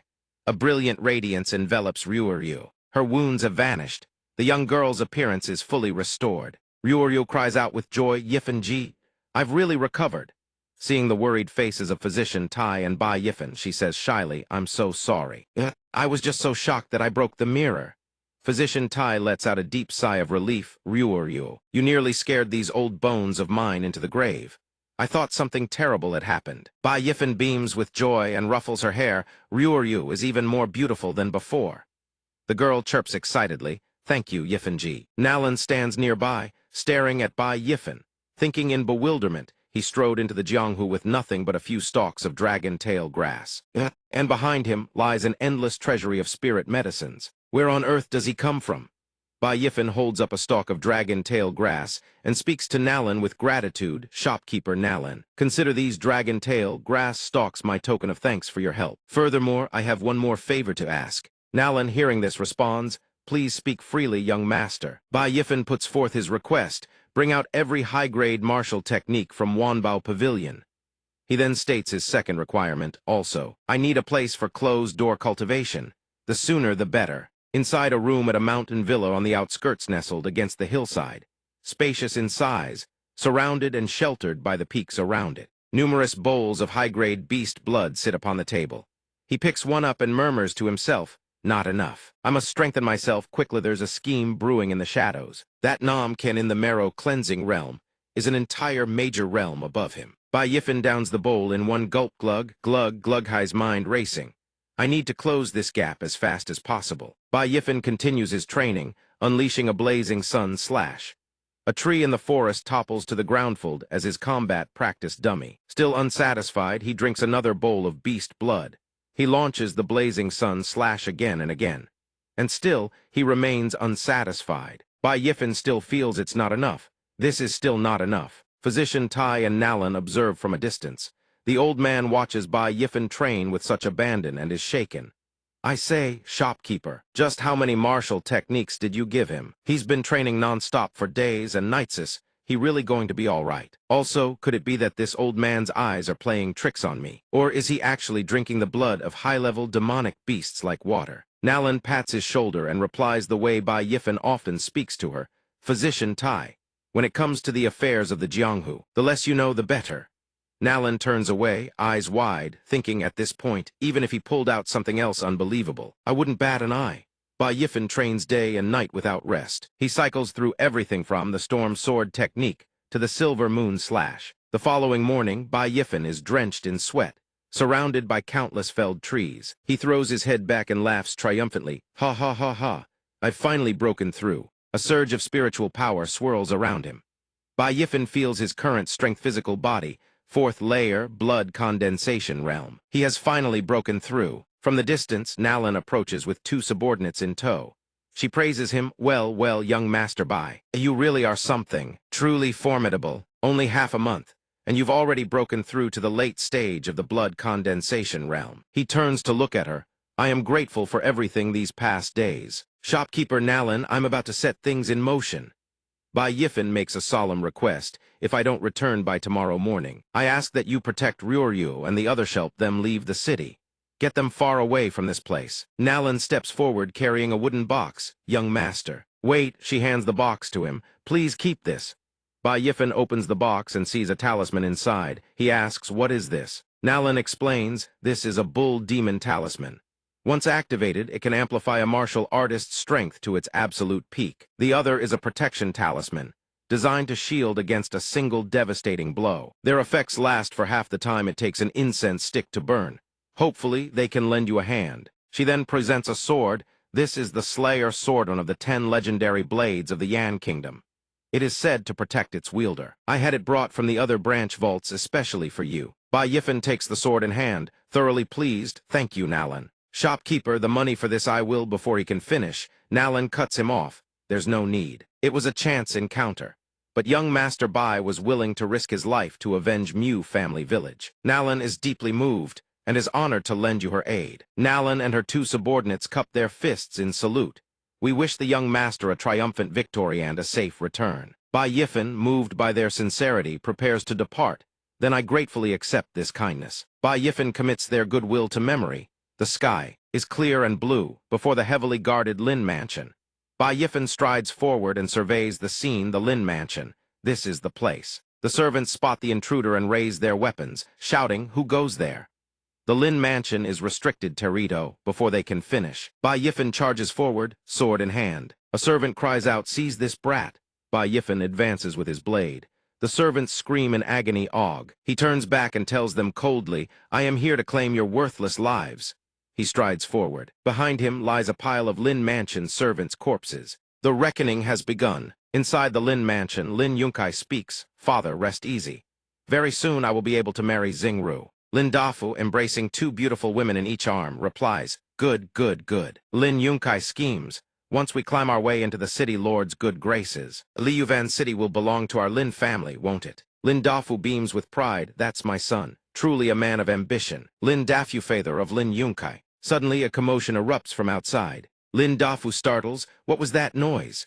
A servant is hurled into the room, crying out in pain, "Og!" Lin Yunkai roars with fury, "What? Who is it? Show yourself. Who dares cause trouble in the Lin family estate?" Bai Yifen strides in, his foot pressing down on the servant's body, and speaks, "We meet again, young Master Lin." Someone shouts, "Bai Yifen." The servant begs, "Master, save me." Lin Yunkai throws his head back and laughs, "Ha ha ha.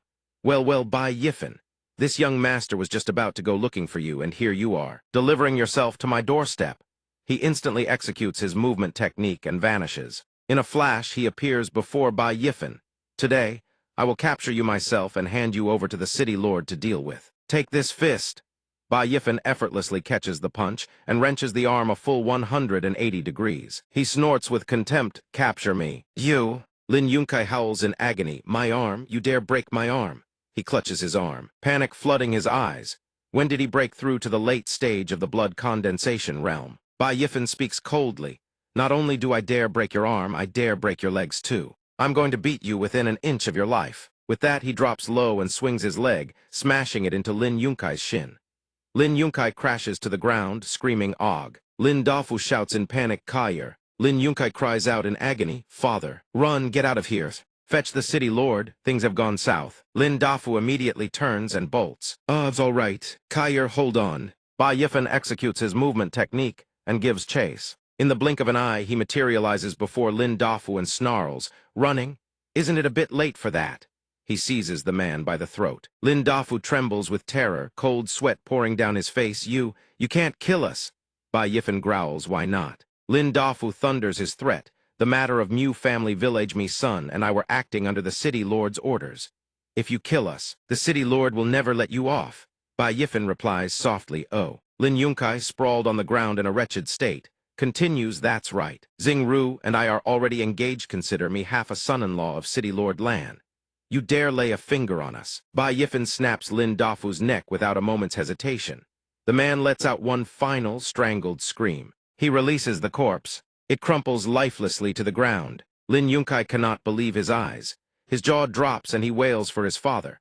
Bai Yifen speaks coldly, "Then go ahitri me." Lin Yunkai, so terrified he soils himself, his entire body trembling. You actually dared." Seeing that the situation is beyond redemption, Lin Yunkai desperately drops to his knees. "Bai Yifen, don't kill me. I'll hand over the entire Lin family, every last asset of you. Please, I beg you. Don't kill me." Bai Yifen scoffs with disdain. "The Lin family's assets, now that's rich.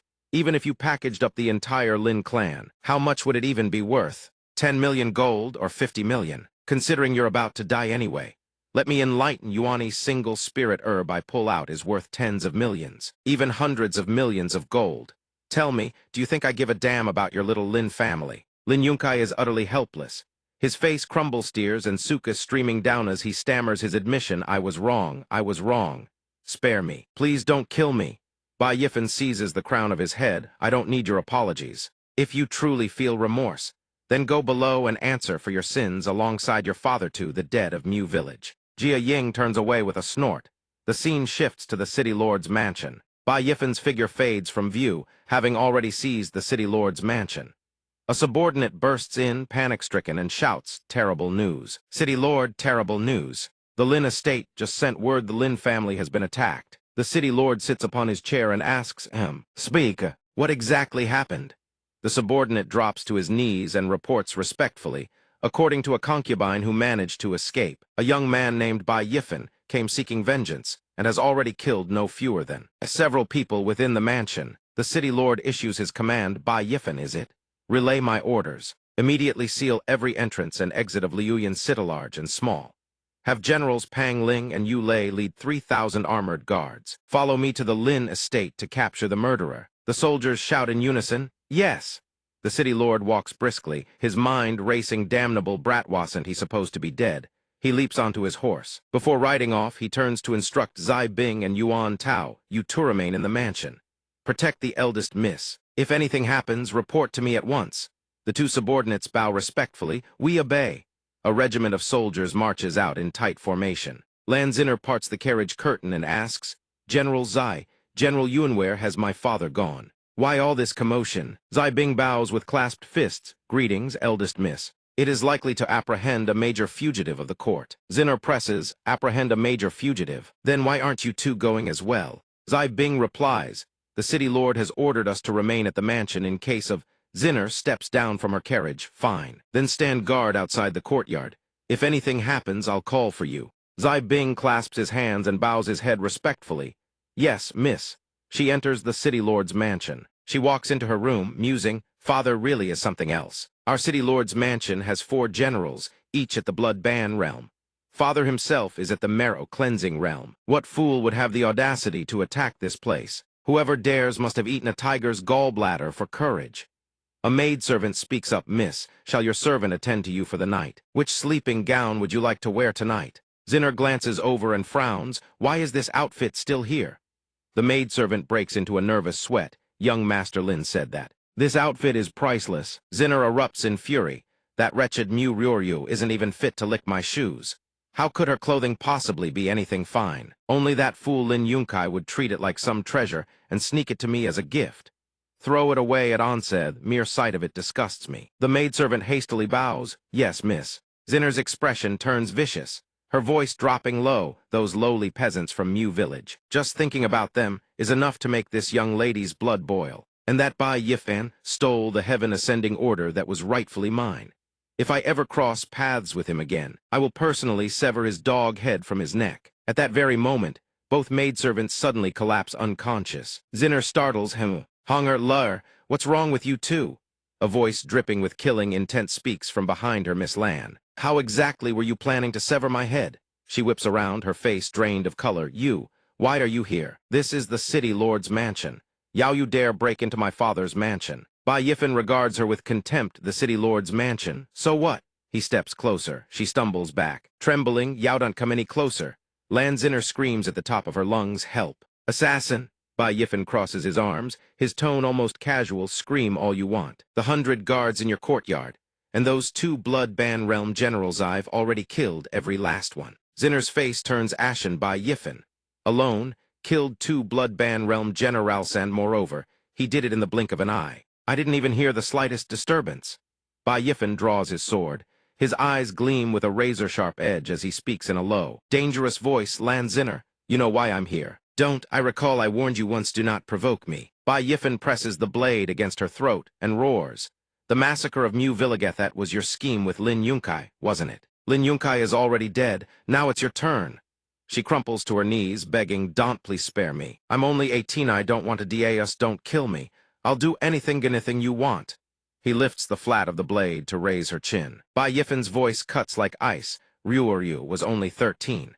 The children you burned alive in Mu Village, some of them couldn't even walk yet. What crime did they ever commit? Zinner weeps and pleads. Bai Yifen, I was wrong. Don't kill me, I can wait, that's right, I'm still a virgin.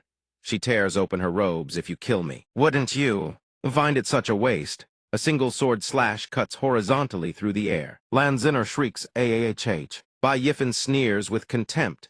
A venomous woman like Yaoven, if you stripped yourself bare, I'd find you utterly revolting. But heaven is merciful. I can grant you one chance to live. You said Ryoryu wasn't fit to lick your shoes. Bai Yifen drives his foot into the ground and looks down at her. Then get on your knees and lick my shoes clean. Right now. She furrows her brows, grinding her teeth. She spits you.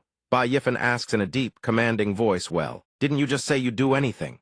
She turns her face away, stammering this. Lanziner clenches her fists, stares at his boots, and forces out the words through gritted teeth. Fine, I'll do it.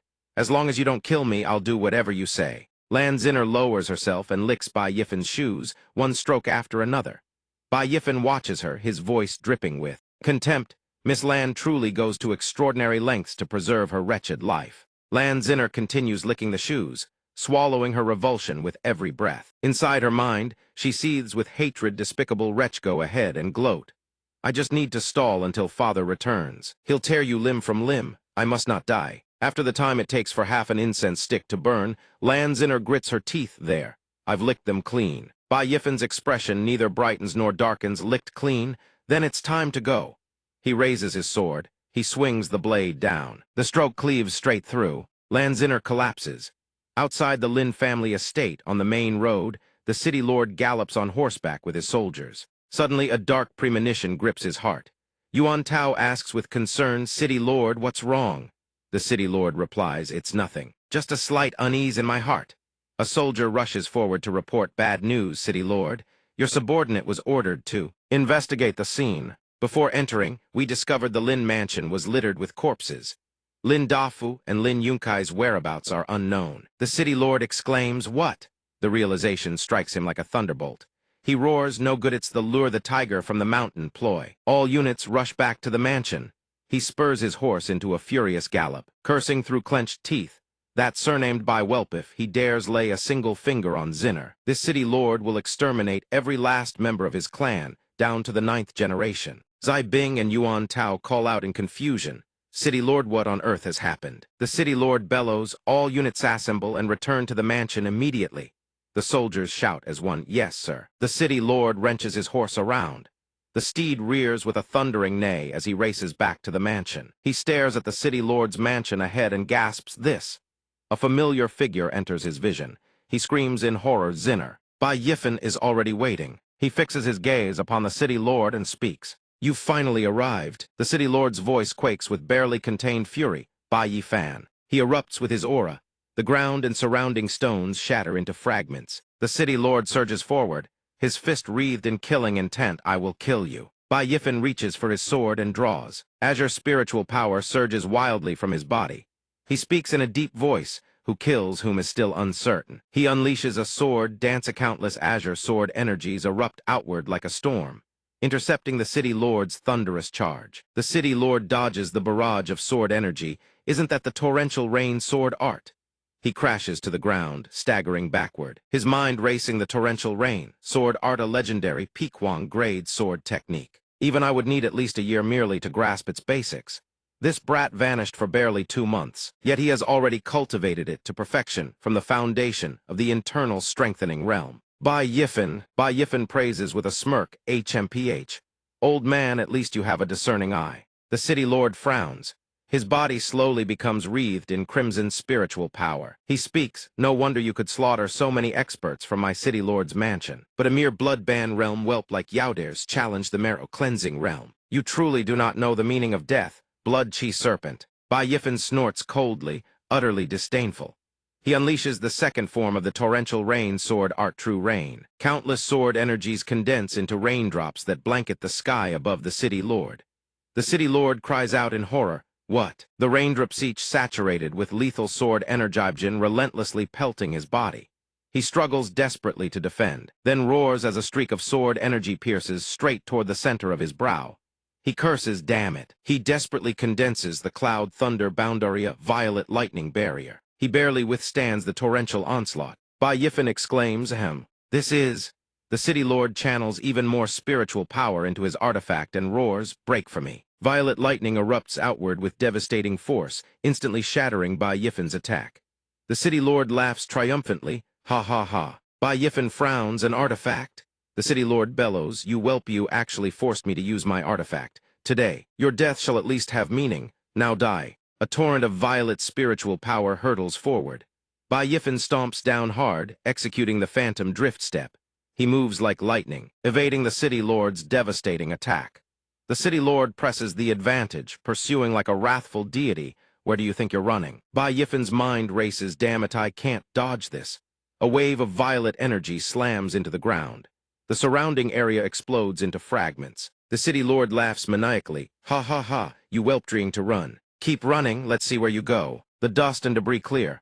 Bai Yifen stands completely unscathed. Golden spiritual power envelops his body as he stands tall and unyielding. The city lord cannot believe his eyes. How is this possible? He stares at Bai Yifen with grave intensity. "You're telling me not a single wound?" A golden sphere of energy surrounds Bai Yifen. From within, he mocks, as a great city lord, "Your lightning power is rather underwhelming." The surface of the golden sphere devours every bolt of violet lightning voraciously. The city lord is stricken with terror. The lightning has been absorbed. Bai Yifen examines a talisman in his hand, thinking this is the protective talisman that manager Nalan gave Metruli invaluable. "Now, let me try the other one." The talisman ignites spiritual power. His spiritual power erupts in a frenzy. The surrounding air twists and warps violently. The city lord's face turns ashen. His jaw drops. "A talisman? You actually possess a talisman?" Bai Yifen unleashes the third form of the torrential rain sword, Artsword Tempest. Azure Sword energy erupts in a cataclysmic wave, blanketing heaven and earth. The city lord, driven to his last resort, raises his hand and unleashes violet lightning with a furious roar. "Take this. You little bastard, I'll fight you to the death." He executes the myriad thunder annihilation. The two attacks collide with earth-shattering force. A pillar of raw energy surges into the heavens. On one side, purple lightning rages with the force to destroy heaven and annihilate earth on the other. Azure Sword Chi, razor sharp.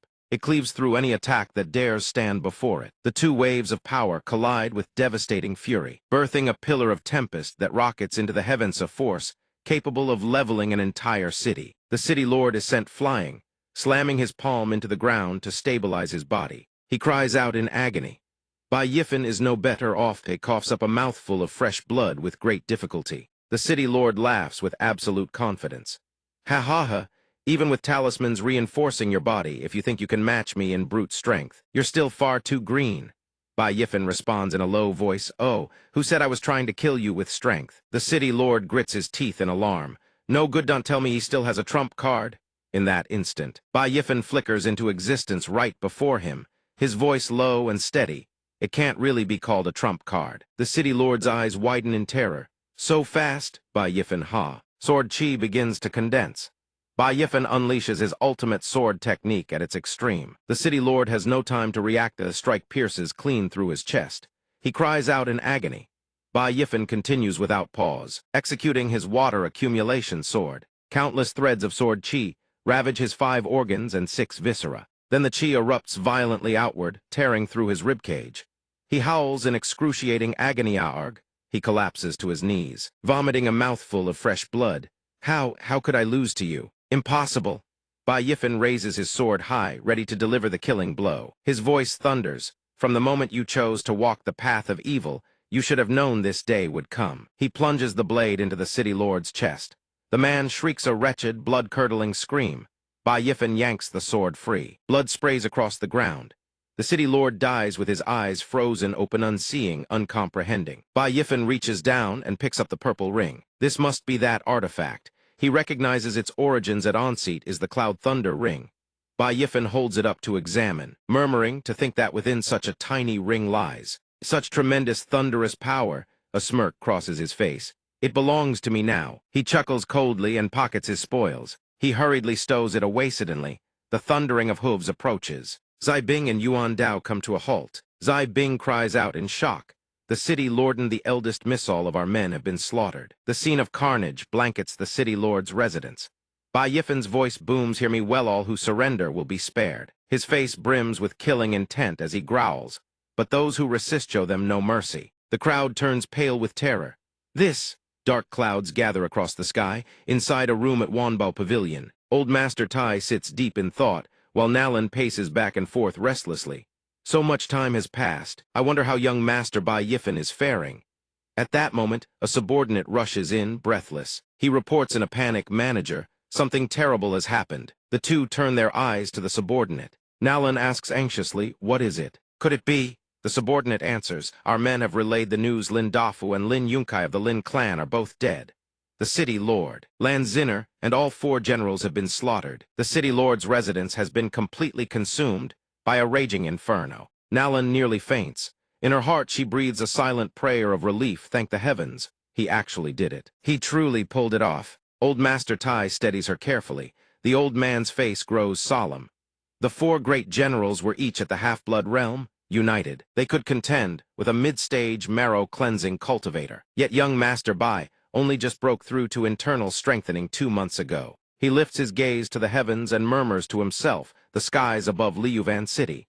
I fear they are about to change. One morning, make way, make way. Everyone move aside. The crowd buzzes around a notice board. Someone shouts, "What's going on?" All eyes fix on the proclamation. A man reads aloud, "Wanted Bai Yifan, the most wanted criminal of Yan Kingdom. Reward for his head, 100 gold taels. Reward for information leading to his capture, 50 gold taels." Another man remarks, "I don't know. He doesn't look like some heinous villain. Why would there be a bounty on his head?" At that moment, a hand reaches out and tears the wanted poster clean off the board. A man in a wide-brimmed hat, a great sword slung across his back. Without question, it is Bai Yifan. He stares at the notice board, then smirks. Tusk, a wanted poster, really? Forget it. Why does the drawing make me look so ugly? He crumples the poster and tosses it aside. Whatever. Since things are like this, might as well find a new playground. With that, he turns and walks away. The wanted poster flutters slowly to the ground behind him. But credit where it's due, that portrait is an absolute abomination. At Wanbao Pavilion, Nalan stands by the window, gazing out in contemplation. I wonder how young Master Bai is doing now. What plans does he have after today? Suddenly, a streak of light flashes toward her. Nalan startles and turns. A mirror clatters to the ground. A letter hangs suspended in midair. She gasps, "What?" Nalan opens the letter and reads, "I must leave Liuvan City at once. I entrust you with the affairs I have tended to during this time. Inside the chest are gifts for you, and the people of Mu Village enough to ensure they never want for food or clothing in their lifetime. If fate decrees it, we shall meet again. Farewell, Bai Yifan." She opens the mirror case and gasps in astonishment. These treasures, I've never even seen their like before. A soft smile graces her lips as she gazes into the distant horizon, whispering, "Young Master Bai," until fate brings us together again. Outside the city gates, Bai Yifan spurs his horse onward. Half a month later, the border between Yan and Wei kingdoms, Taodao Dock, where the cloud ships depart. Bai Yifan overhears the chatter of those nearby. "Hey, have you heard the news? The 5 Elements Holy Land is preparing to openly recruit disciples in the 10th month. I've heard that even the lowest tier cultivation method of the Holy Land, once it circulates among mortals, becomes a supreme divine art, one that the entire world would kill to obtain." The brown-robed man speaks. "If one could become a cultivation disciple of the Holy Land, that would be a tremendous fortune." The green-robed man scoffs. "A mere disciple? How utterly lacking in ambition. If one could rise to become an elder of the Holy Land, then even if princes, nobles, or the emperor himself came knocking, they wouldn't be worth a glance." The brown-robed man hurries to leave, calling back, "The 5 Elements Holy Land is in Wei Kingdom, impossibly far from our Yan Kingdom. Without boarding a cloud ship, you could ride 14 horses to death and still not make it. Then let's go already too late and there won't be any spots left." Bai Yifan mulls it over. HMPH. The cloud ship is the most vital mode of transportation across the entire Wangu continent. Its speed is extraordinarily fast, capable of tearing through space itself to reach its destination directly.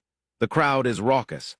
"Stop pushing. You're going to trample me to death." Bai Yifan merges into the line of people waiting to board. He places his hand on the counter and tells the clerk, "1 ticket to the 5 Elements Holy Land." The clerk raises 5 fingers. The cloud ship can only reach 5 elements in Wei Kingdom. 500 gold taels per ticket. The clerk mutters under his breath, "Country bumpkin doesn't even know where the cloud ship goes. Also, a single night's lodging on our cloud ship doesn't come cheap." Even the lowest grade room costs 3,000 gold taels per night. If you can't pay, you'll have to sleep on bare planks without any protective formations exposed to sun, wind, and rain. Before the clerk finishes, Bai Yifen slaps down a pile of gold. Give me the most expensive room. The clerk's eyes nearly pop out of his skull. WH what? He scrambles to change his attitude, presenting a token with a deep bow. Right away, sir. We shall prepare the finest heaven-grade suite #1 on the cloud ship for you at once. He curses inwardly. Damn it, I nearly botched it. Which divine fortune god descended to the mortal world to test the common folks' hardships? Wait, a voice cuts through the air. Wang Teng, heir of Prince Kang's manor, steps forward with Princess Wang Meng of Lingyang at his side. Clerk, I'll pay double for that heaven-grade suite #1. Bai Yifen's brow furrows with displeasure. What do you mean by this? Wang Teng smirks with arrogance. Nothing at all. It's simply that once this young master sets his eyes on something, it belongs to me. This heaven-grade suite #1, I'm taking it, no question. Bai Yifen replies sharply. Hey, look carefully. I booked this room first. The clerk steps in to mediate esteemed guests. The heaven-grade suite #1 was indeed reserved by this young master first. Wang Meng raises her voice in a shrill scold. What manner of ignorant fool dares to oppose the manner of Prince Kang? Yao, you worthless imbecile. Hear me well. I am Princess Wang Meng, personally bestowed my title by His Majesty the King of Yan. My brother Wang Teng is the rightful heir to Prince Kang's manor. That His Grace even deigns to speak with you should be considered an honor, and yet you dare covet the possessions of royalty. You are courting death. Bai Yifen's face darkens. He thinks, why is it that everywhere I go, I run into these brainless brats who bully others with their family name? Murmurs ripple through the crowd. Prince Kang. Isn't that His Majesty's own brother? So they're the children of Prince Kang. A kind-hearted man tugs at Bai Yifen's sleeve. Kid, just let them have the room. You can't afford to offend royalty. Bai Yifen ignores them all and shouts, a prince? An heir? So what? Dukes, marquises, prime ministers, they are nothing but titles. He declares firmly, I booked this room, it's mine. No amount of gold will make me yield. And furthermore, Wang Meng stands frozen, stunned by his words. Wang Teng grinds his teeth. You. Bai Yifen points behind them and growls. Now scram to the back of the line, you two brainless mutts. Wang Teng is too furious to speak. You. Bai Yifen taunts. What's wrong? The clerk cautiously probes. Young Master Wang, perhaps. You could queue below. I'll reserve it for you. Perhaps the adjacent heaven-grade suite #2 would suffice. The clerk sweats nervously. Good grief, one has power, the other has money. I can't afford to offend either of them. Wang Teng furrows his brow and raises his voice in threat. I'll ask you one last time, do you have any idea what happens to those who defy Prince Kang's manor? Bai Yifen answers calmly, throwing the question right back. And do you know what happens to those who defy me? Wang Teng sneers. Can't be intimidated, huh? Fine. Don't say I didn't warn you. Making enemies out here is dangerous in the extreme. Don't come crying when you end up dead without even knowing how. Bai Yifen grins. I wholeheartedly agree with your perspective. But as for who's truly more dangerous, that remains to be seen. Wang Teng clenches his jaw, cursing internally. Damn it, some lowborn wretch from who knows, where dares to give me no way to save face. The atmosphere crackles with tension. On wrong move and blades will fly. The clerk interjects. Esteemed guests, the cloud ship is about to depart. If there's any further delay, Wang Teng turns away, his voice cold. Forget it. This young master will not stoop to argue with an imbecile like you. Clerk, give me heaven-grade suite #2 immediately. Wang Meng whines, brother. Wang Teng turns to her. Menger, be good. Listen to your brother. Just endure one nightance we reach the 5 elements holy land. I'll buy you the most expensive clothes to make up for it. Wang Meng pouts. You said it. When the time comes, you'd better not go back on your word. Wang Teng indulges her. I said it, I said it. The clerk bows. Yes, sir. I shall arrange heaven-grade suite #2 for young Master Wang at once. He thinks, thank heavens, that's finally settled. But Bai Yifen suddenly speaks. Hold on, did I agree to this? Wang Teng whips his head around. What? Bai Yifen casually picks at his ear, taunting. When I sleep, I've never liked noisy neighbors nearby. Bai Yifen produces. Another mountain of gold. Clerk, I'm buying every single heaven-grade suite on this ship. Wang Teng's jaw drops. What? The clerk's eyes bulge out of their sockets. This. Wang Teng jabs a finger at Bai Yifen's face and bellows, you. What in the world are you trying to do? Yifen smiles. First come, first served. I haven't even finished speaking yet. Get a problem with that? The shopkeeper wastes no words. Beaming with delight, young master, please take them. Here are every heaven-class room card we have. He then wheels on Wang Teng, his attitude shifting in an instant, and snaps furiously, as for young Master Wang it to the back of the line. Inside, the shopkeeper is blooming with glee, already calculating, excellent. Once this deal is done, I'm gone. This time the profit is enormous enough to never spend in a lifetime. Yifen tosses the jangling keys in his hand. Grinning, now that's more like it. Wang Teng gnashes his teeth, his voice dripping with venomous menace. Little bastard, just you wait. Yifen strolls over to a bald man and casually tosses him a key, deliberately provoking Wang Teng. Hey, I can tell you're a quiet sort, not at all like certain eyesores around here. This room is yours. The bald man asks in disbelief. Really? The crowd erupts in shock. He gave it away for free? Wang Meng clenches her fists in fury. Brother, this guy is clearly doing this on purpose to humiliate us. Wang Teng replies through gritted teeth. No need to tell me, I know. Aboard the Yunchu, Yifen is strolling along when a voice suddenly rings out behind him. Hold it right there. Yifen glances back, surprised. A portly young man with a furious expression declares, this young master has business with you. Yifen frowns. Who are you? The two of them sit together in the ship's cabin, laughing and enjoying themselves, chatting idly. Dukes, princes, prime ministers, they are nothing but titles. Well said. Well said. That truly speaks straight to my heart. Yifen hears his words and asks in confusion, who exactly are you? The man introduces himself. The name's Liu Yi. I hail from a merchant clan of the Martial Kingdom. And Yao, what's your name? Yifen replies calmly. By Yifen from the Yan Kingdom. He thinks to himself, the Martial Kingdom borders the Yan Kingdom. They prize martial prowess, and their strength is by no means inferior to ours. Liu Yi clutches his belly and bursts out laughing. Meeting like this is fate. What you did back there, that's called seizing power through sheer strength. I, Liu Yi, witnessed the whole thing. I truly admire your character, which is why I deliberately sought you out to make your acquaintance. Then his expression turns solemn. I won't hide it from you. The purpose of my journey this time is to participate in the entrance examination of the 5 Elements Holy Land. If those two, Wang Teng and Wang Meng, want to seek revenge against you, then come find me. I will be the first to show them no mercy. Tonight, with your big brother watching over you, rest easy. Yifen does not respond, his expression sour. He thinks to himself, did I ever say I was worried about that? Liu Wei calls out loudly, come raise your cups, tonight I'm treating Yifen. Brothers drinking together, we don't go home until we're drunk. The time it takes for an incense stick to burn later. Yifen clutches his head and stares at him, utterly helpless. I think you're the one who came knocking just to cause me trouble. Right at that moment, a bolt of lightning strikes the ship directly, sending it into violent convulsions. He stares in shock, murmuring, huh. Liu Wei is still dead drunk, oblivious to everything. Yifen looks up at the sky, bewildered. What's going on? Everyone scrambles to cling to the ship's hull, screaming in panic, no. This is bad lightning. Torrential rain, lightning. The storm it's about to hit. Another bolt of lightning crashes down. Everyone screams at the top of their lungs. Someone, save us, I don't want to die yet. Run, quick. Yifen sees the lightning pouring down like sweet rain after a drought and grins with delight. Ha ha ha. This lightning couldn't have come at a better time.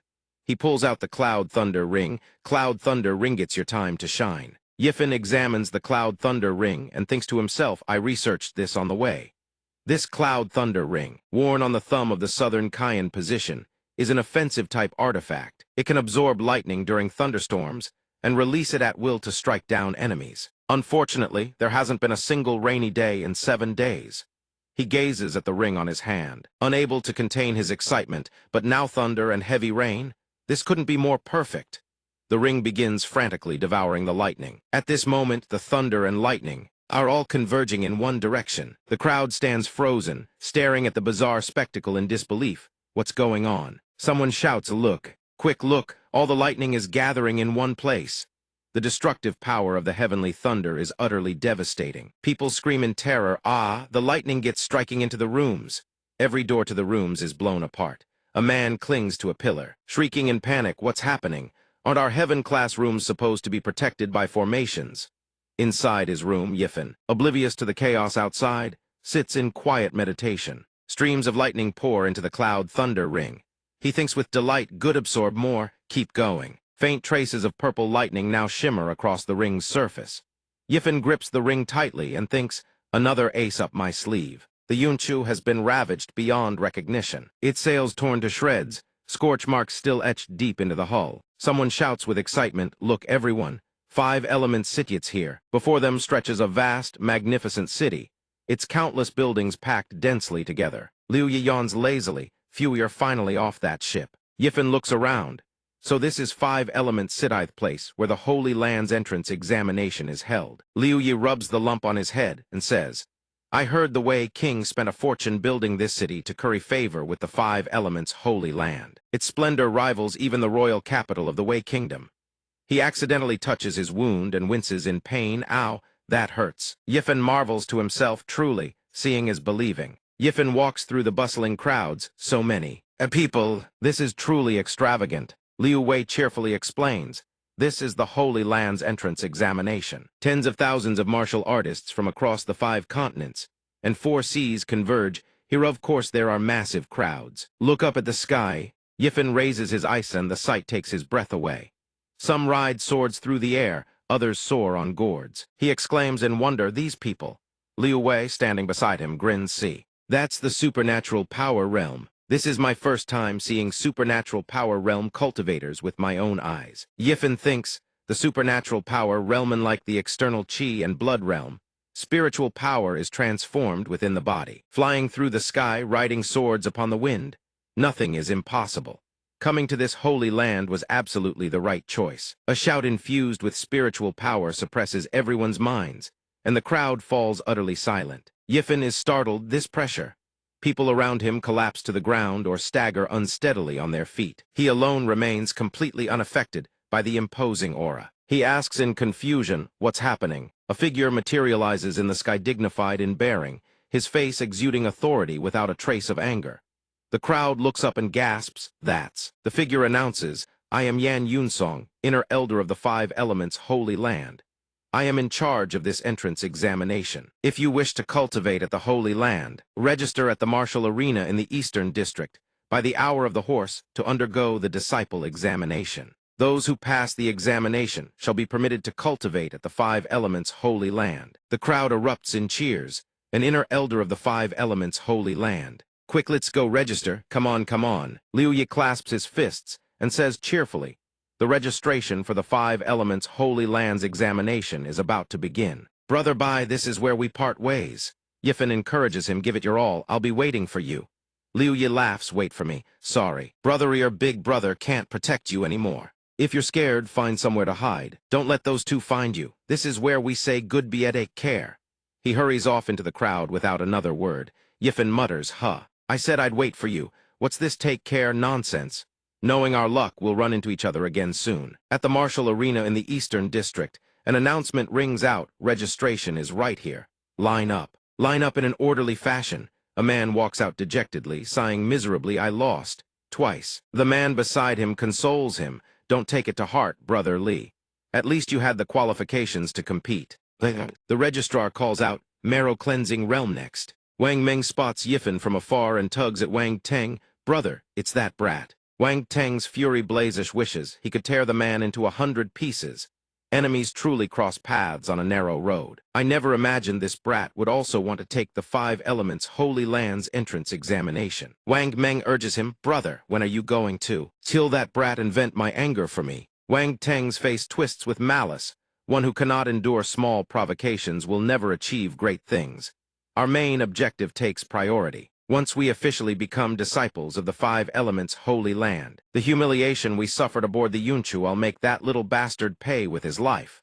Yifen presents his token and announces, by Yifen, Half-Blood Realm. The registrar's eyes widen, huh, Half-Blood Realm. Wang Teng sneers from afar, only Half-Blood Realm? This is killing me with laughter.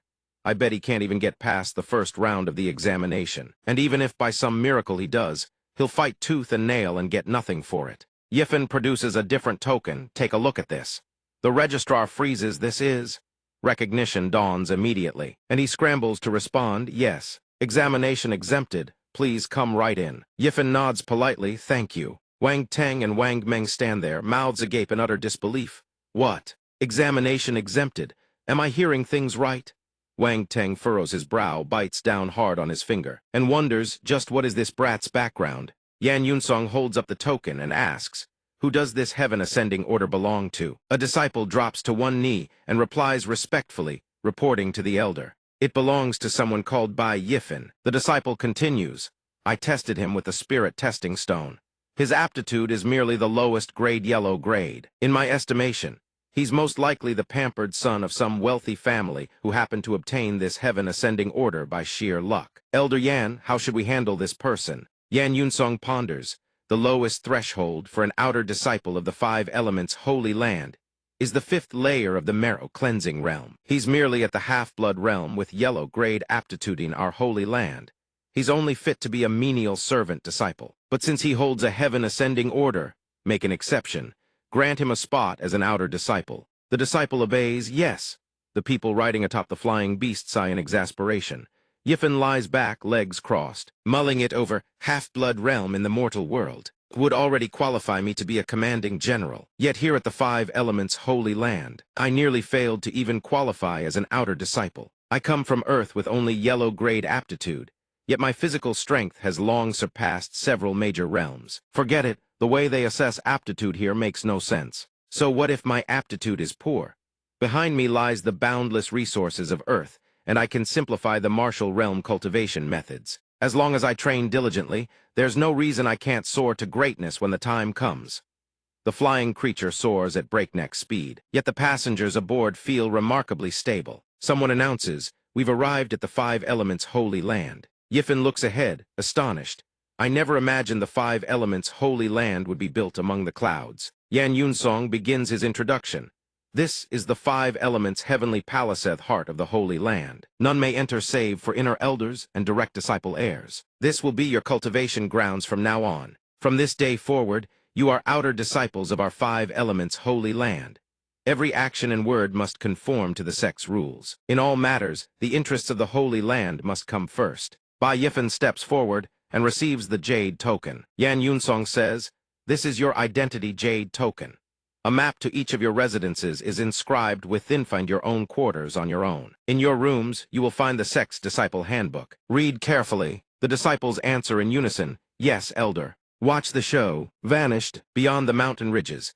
The last rays of sunlight bathed the landscape in a poetic, warm glow. The outer disciples' living quarters. Yifan sits in his room, laying out the items provided by the Holy Land body cleansing talismans, speed talismans, fire creation talismans, and retrieval talismans. There are also spirit stones and high-grade healing medicinal pills. He marvels, the Holy Land is truly generous items worth tens of millions, and they just hand them out for becoming an outer disciple. The Wangu Canon. He begins reading the canon. It describes how the Wangu continent is divided into 5 regions: East River, South Wilderness, West Sea, North Plains, and Central Domain. The 3 dominant races, human, demon, and monster, stand at the apex. This much he already knew. The 10 great holy lands of the human race are the Wuyi Holy Land, the Huanji Holy Land, the 5 Elements Holy Land, the Guanghan Holy Land, the Zhenwu Holy Land, the Jianshan Holy Land, the Tianshu Holy Land, the Duabao Holy Land, the Zihuang Holy Land, and the Paiyomil Holy Land. Among them, the Wuyi Holy Land is the most mysterious. Its disciples have never numbered more than 5, yet each one is a peerless genius of staggering talent. The Huanji Holy Land dominates the central domain, wielding absolute power, and its sect acts with the most brazen tyranny of all. The Zhenwu Holy Land and the Jianshan Holy Land are respectively the paramount authorities of body cultivation and the sword Tao. The Guanghan Holy Land has always accepted only female disciples. The 5 Elements Holy Land is divided into 5 halls: metal, wood, water, fire, and earth. Hand is the youngest of the holy lands. It boasts the youngest pedigree of all 10. He muses, of the 10 holy lands, the Huanji Holy Land is the strongest. Had I known earlier, I would have found a way to join them instead. Sure, I have more money than I can ever spend now. I could hire bodyguards wherever I go, but if I'm still nothing but trash at heart, people will inevitably come for me. Only by growing stronger myself, that is the true kingly path. He recalls the 3 realms: bone forging, internal strengthening, and blood changing. All focus on nurturing the body. The marrow cleansing realm requires purging impurities from within, to raise the purity of one's chi and blood. To truly enhance my strength, it seems, I must find a way to cleanse the marrow and purge the meridians. Is there anything on earth that can help me achieve that? 1 month later, in Yifan's quarters, he sits in quiet meditation, his thoughts turning inward. This past month, I've been traveling back and forth between Earth and this other world. After poring through texts, I discovered that herbal elixirs can alter one's physique. Consumed as decoctions, they prove even more stable angelica. Lotus seeds, asparagus tuber, qua seed salt detoxification and cleansing prescriptions from a traditional Chinese medicine shop. At this moment, countless impurities evaporate from his body. He marvels inwardly, day by day, my body feels lighter than ever before. My strength has doubled, and even my mind feels sharper. At this moment his aura erupts, with tremendous force, the remaining impurities slowly dissipating. He lets out a cry of pure exhilaration, out. This time, I will definitely break through to the blood-changing realm. Yifen condenses his spiritual power, and charges at the barrier blocking his breakthrough, roaring shatter. The spiritual energy gradually disperses. A layer of crimson light cloaks his body. He whispers with elation, marrow-cleansing realm. Success. The chi blood sand armor shimmers around Yifen as he senses his transformed body, utterly satisfied. This chi blood sand armor is incredibly dense, several times tougher than Lan Kaien's. It can fully rival the chi blood armor of an aperture opening realm cultivator. Let's test its effectiveness. The moment he finishes speaking, he throws a casual punch. The strike carries no apparent ferocity, yet the shockwave it generates sends countless wooden logs flying. Yifen retracts his spiritual power and marvels. It's not just the chi blood sand armor. My fists now strike with the force of 10 to 20,000 jin. I'm far stronger than an ordinary marrow cleansing realm cultivator, not by just a factor of 1 or 2. The cultivation path within the 5 elements holy land. Only now does it truly begin. The sect Affairs Hall manages all matters great and small within the 5 elements holy land. It is also where disciples collect their stipends and accept missions. Yan Yunsong distributes stipends to the line of disciples. He hands a small pouch to the one before him. Here is your stipend for the month. Take it. The next disciple steps forward and bows respectfully. Thank you, Elder. During their time cultivating at the 5 elements holy land, disciples may actively take on missions of varying difficulty to earn resources, rewards, and contribution points. Yan Yunsong announces the mission completion reward, contribution points 100. Yifen gazes at his identity token by Yifen 50 contribution points. The count is visible on his jade identity tablet. Every new disciple receives 50 points upon joining. He recalls that the greatest use of contribution points is exchanging them for martial techniques at the technique pavilion within the 5 elements. Holy Land. Rumor has it the pavilion houses tens of thousands of technique manuals. Even a single technique is enough to send a martial cultivator's power skyrocketingas, noted in the Wangu canon. There are 3 ways to earn contribution points. First, accepting missions, low-grade missions for marrow cleansing realm disciples. Offer 100,300 points mid-grade missions for aperture opening realm. Disciples offer 3,001,000 points high-grade missions for purple mansion realm disciples.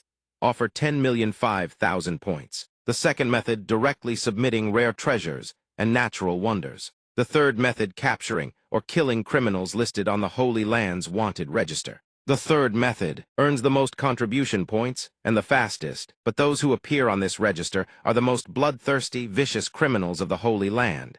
Every year, a few arrogant disciples attempt to challenge them. None have ever returned. Yifen strokes his chin, calculating the contribution points from sect missions are too few.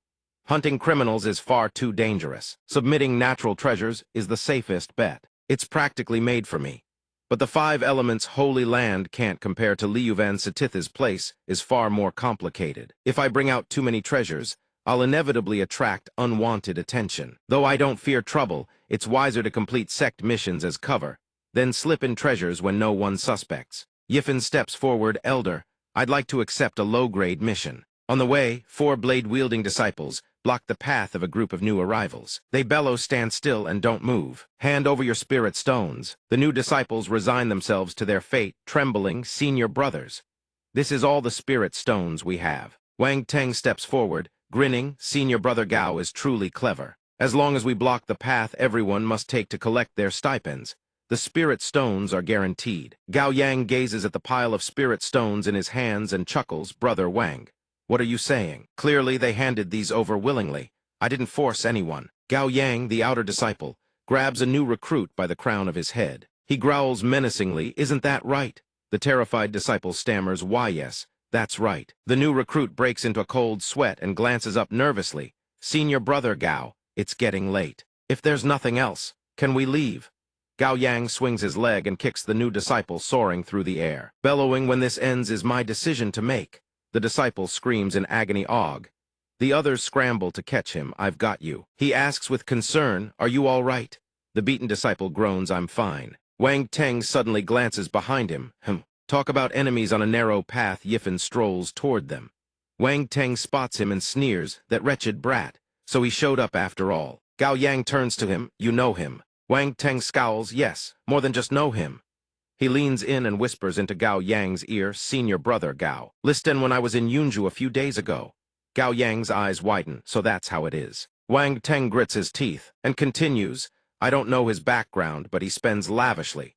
I did some digging. His cultivation is only at the blood-changing realm. He had to use a heaven-ascending order just to get into the Holy Land during the selection. Hearing this, Gao Yang remarks, if he could afford a heaven-ascending order, his family must be filthy rich. He's definitely carrying some fine treasures. Meanwhile, Yifen walks along thinking, what a nuisance. If I suddenly reveal my treasures, people will definitely target me. I'm still not strong enough. An innocent man becomes guilty when he possesses jade. I can't trust others so easily. Better to keep my abilities hidden. At that moment, Gao Yang blocks his path, his voice dropping low, wait. Yifen looks up, startled. Gao Yang looks down at him with the face of a local thug. Junior brother, lend your senior a few things, would you? Yifen plays dumb, what things? Gao Yang grins wickedly, spirit stones, of course. The nearby disciples point and whisper, that's a new disciple, isn't it? Poor thing, who knew he'd run into that scoundrel Gao Yang. That Gao Yang has been throwing his weight around for ages. He always uses his superior cultivation to bully those weaker than him. Almost every new disciple has been bullied by him. Some have tried to resist, but they only ended up beaten even worse. Those two unlucky newcomers had better hand over their spirit stones quietly.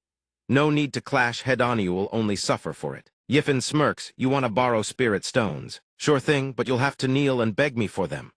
The beaten disciples stare in utter disbelief at Gao Yang, fury rising in their eyes. What? Wang Teng is taken aback. The whispering crowd turns their heads in shock. What did this new disciple just say? Am I hearing things? Gao Yang roars in fury and slams his fist down. Yifen shouts, you're courting death? He immediately leaps backward. Dodging Gao Yang's punch, entire life impact craters the ground. Gao Yang stares at Yifen, stunned. What? The surrounding disciples gape in shock. He dodged it, that speed. Wang Teng thinks to himself, Gao Yang is at the peak of the marrow-cleansing realm, yet he couldn't even gain the slightest advantage. This brat's strength is even greater than I imagined. Gao Yang erupts with power. Brat, do you dare repeat what you just said? Yifen replies calmly, why wouldn't I? Kneel, kowtow once, and I'll give it to you. You want one spirit stone? Kowtow 10 times in a row, and I'll lend you one. So, senior brother, how many kowtows do you plan to perform? Gaeyang raises his brows in fury and roars, you brat! He stomps his foot hard against the ground and charges toward Yifen. By Yifen, you will pay for your ignorance. Liu Wei rushes forward, shouting, stop, or I'll report this to the elders. Yifen blurts out in surprise, Liu Wei. Liu Wei approaches slowly, his face full of suspicion. By Yifen, why is it you? He narrows his eyes. Wait, are you also at the 5 Elements Holy Land? Did you deceive me again? Yifen replies with a helpless expression. You never asked me where I was headed. Liu Wei says sheepishly, ah, that's true. Gaeyang, seething with fury, launches himself forward and bellows, you dare ignore me? Yifen senses the dangerous aura and mutters in surprise. Instantly, Yifen shoves Liu Wei aside and says, wait a moment, we'll talk later. He turns back to face Gaeyang and raises a hand. Oh right, I almost forgot there's still a little matter to settle here. His hand shoots out and seizes Gaeyang by the throat, hoisting him clean off the ground. Gaeyang chokes in agony. Yawerk! Wang Teng exclaims in shock. What? Yifen stares down at Gaeyang and asks in a deep voice, who's your senior brother? You really have no martial virtue, do you? Sneak attacking people from behind is a terrible habit. The surrounding disciples gasp in disbelief. Am I seeing things? Gaeyang, a new recruit, has just been manhandled by a freshman. His cronies break out in cold sweat and shout, senior brother Gaeyang. Liu Wei stares at Yifen, stunned. Yifen, little brother, you Gaeyang can barely breathe. Foam froths at his lips as he pleads miserably, Aghaghog. Let go. Yifen grins with amusement and clicks his tongue. Tusk, senior brother Gaeyang, you truly are a pitiful sight. I even had the goodwill to offer you a way out. Borrow some spirit stones from me like this if you apologize to me properly. We'll call it even. But a senior brother like you probably can't stomach the humiliation, so let's try a different approach. Gaeyang is speechless, his mind screaming, what does this brat want? Yifen pulls Gaeyang closer by the throat and says, I'll borrow some spirit stones from you instead, senior brother. How does that sound? Gaeyang, gripped so tightly he can barely speak, thinks this wretched brat. He has no intention of repaying me at all. Before he can open his mouth, Yifen taunts, senior brother, too embarrassed to apologize. No matter, no matter. Having said that, he releases a burst of gravitational force. The bags of spirit stones tucked in Gaeyang's sleeves are instantly ripped free and pulled into Yifen's hands. Gaeyang cries out in anguish. My spirit stones! The pouches hover above Yifen's palm as he declares in a low voice. I'll choose on senior brother's behalf then. He hurls Gaeyang aside and says, Many thanks for senior brother Gaeyang's generous gift. Like so, Gaeyang crashes hard onto the ground and screams in pain. His cronies rush over, asking anxiously, Senior brother Gaeyang, are you all right? He's already unconscious. Yifen hands the bags of spirit stones back to the surrounding new students. These are all the spirit stones Gaeyang robbed from you today, correct? Take them back and return them to their rightful owners. The disciples are overcome with gratitude. Thank you, but you gave us everything. What about yours? Yifen cuts them off. No rush. There are still a few rats trying to scurry away, aren't there? Gaeyang's cronies had been sneaking off in the background. Hearing his words, the entire group freezes as if struck by lightning. They jolt in terror. Gaeyang's cronies drop to their knees and present their spirit stones with both hands. This is everything we've saved. Please take it all. Yifen gestures dismissively, telling them to set the stones on the ground. Now get lost, immediately. They curl up and roll away, even replying cheerfully, yes, scramming right away. How's our rolling technique? Up to standard. Yifen remarks, not bad actually. Wang Teng turns away, thinking darkly by Yifen, just you wait. Yifen catches a wisp of killing intent and glances over, puzzled. I clearly felt a cold chill just now, but behind him there is nothing but empty space. Liu Wei steps forward and says, Yifen, brother, I never imagined your martial skills were this formidable. Back on Yunju, you truly opened my eyes. I even said I'd protect you, but you've injured Gaeyang. Aren't you afraid he'll come back with reinforcements for revenge? Yifen calmly pats Liu Wei's shoulder. Someone like Gaeyang used to throwing his weight around all day, even if he suffers a loss. He'll just swallow the humiliation quietly. After all, the more people who learn a new disciple beat him, the more face he loses each time. As for the future, if he wants to come knocking, then I, by Yifen, will welcome him all the way. Liu Wei throws an arm around Yifen's shoulder and laughs. This is the second time you've made me rub my eyes in disbelief. As it happens, 3 fellow disciples and I just accepted a mission, and we're still short one person. Want to join us? Yifen asks curiously. What mission? Liu Wei explains enthusiastically. By Yifen, here's the situation recently. On the southern border of the Wei Kingdom, there's a grand general named Yang Shizhang. He's suspected of colluding with the demon race to plot treason. He's even kidnapping innocent civilians to cultivate a blood art. It's a low-tier mission, but the reward isn't bad. If we can obtain concrete evidence of this traitor's guilt, each of us earns 60 contribution points. Yifen nods. I see. A low-tier mission worth 300 contribution points total, not bad at all. The two walk into a room. Liu Wei hurries forward to make introductions. Let me introduce Yuthai's senior brother Liang Ao. Zhang Tai and Shen Tianyuthi are all neighbors of mine. We see each other often. Greetings, Liu Wei continues cheerfully. Everyone, this is Ba Yifan, a friend I made back on Yunju at Jade Bamboo Mountain. Yifen clasps his fists in salute. This humble one, Liang Ao, cuts him off, clearly displeased. Liu Wei, you spent half the day out there, and I thought you'd actually found someone worthwhile. In the end, you bring back him. Ba Yifen used the Heaven Ascending Order to bypass the entrance examination, and when his aptitude was assessed, it came out as merely low-grade Huang tier. Anyone who paid the slightest bit of attention to sect gossip would know that. You couldn't find anyone else. Bringing him into our team isn't that just inviting dead weight? Yifen's expression darkens as he locks eyes with Liang Ao. Liu Wei intercedes. Senior brother Liang, don't say that. Although Yifen's cultivation realm isn't high, I've witnessed his strength with my own eyes. He absolutely will not hold us back. Yifen walks over and sits down beside Liang Ao, then says, Senior brother Liang, your experience is rich and your knowledge vast. You must have studied plenty of ancient texts, haven't you? Liang Ao doesn't understand Yifen's meaning, and asks, what are you trying to say? Yifen looks at Liang Ao and replies, The books say that those who speak with such certainty usually end up getting their faces slapped hard. Liang Ao slams his fist on the table in fury and roars. Zhang Tai rises to mediate. Hey, hey, hey, time is short and the mission is critical. At this crucial juncture, can we please not fight among ourselves? Shen Tianyu quickly chimes in. That's right, senior brother Liang, please calm down. At our level, just having enough members is already a blessing. I trust junior brother Liu Wei's eye for talented surely won't disappoint. Liang Ao turns away with a scoff. Forget it, if I have to blame anyone, I can only blame myself for expecting someone from a touty bloodline trash to actually find capable recruits.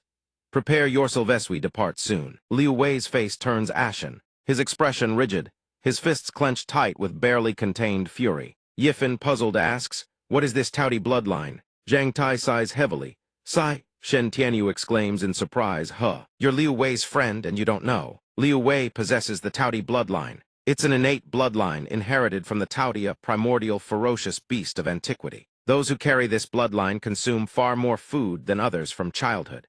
Cultivation comes easily as long as they keep eating. They keep advancing. The more spiritual energy contained in the food, the faster the cultivator's progress. But from another perspective, the touty bloodline is also a cursed meridianate, demands hundreds of times more cultivation resources than a peer of equal talent. And the further one advances, the more terrifying the cost becomes. Zhang Tai adds, the Holy Land's elders aren't fools either. With that quantity of resources, they could easily nurture 100 cultivators of the same realm. No one in their right mind would accept such a losing deal. He sighs in resignation. Shen Tianyu jabs Zhang Tai in the ribs and hisses, shut up, you talk way too much. Zhang Tai yelps, ow, ow, ow. Liu Wei speaks up, it's fine. I've understood this truth since I was a child.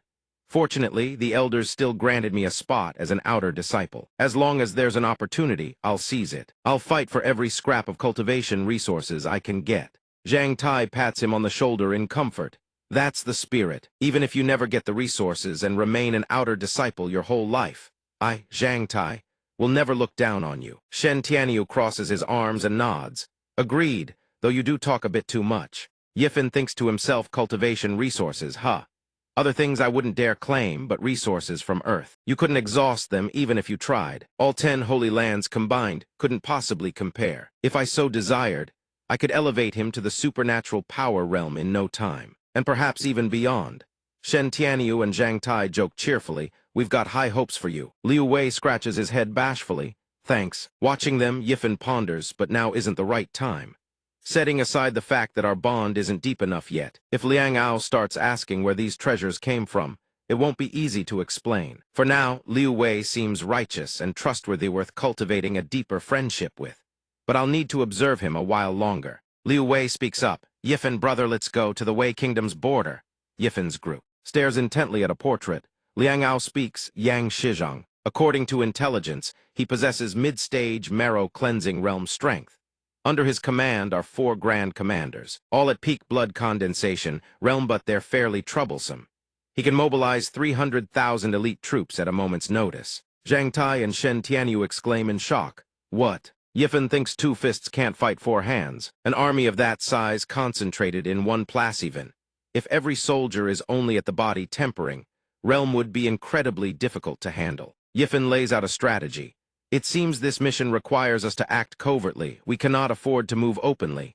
Liang Ao nods. Correct. Intelligence indicates Yang Shizhong is colluding with the demon race and kidnapping civilians to cultivate a blood art crimes that cry out to heaven. He could rebel at any moment. If we can uncover irrefutable evidence against this man, ideally we capture him alive. If that proves impossible, we bring back his head. Shen Tianyu responds immediately. Understood. The general's mansion. Liang Ao announces, the general's mansion is just ahead. Use the concealment talismans. The group produces blue talismans and murmurs. Got it. The 5 of them press the talismans onto their bodies, concealing their auras and silhouettes. Liang Ao gives the order, move out. The group surges forward like phantoms. The sentries notice a sudden gust of wind. One soldier mutters, just the wind. How strange. They all crouch on the roof tiles, peering down. Liang Ao commands, infiltrate the manor. Good. Next, we locate Yang Shi. Shen Xinwu exclaims, found him.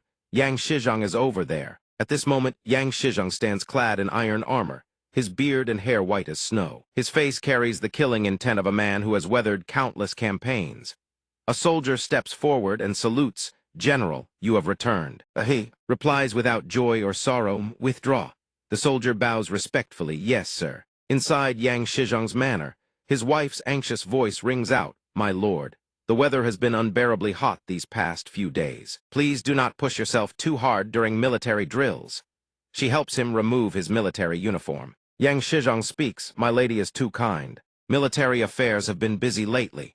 If they conclude early, I will try to return for dinner." Her face grows sorrowful as she sighs deeply.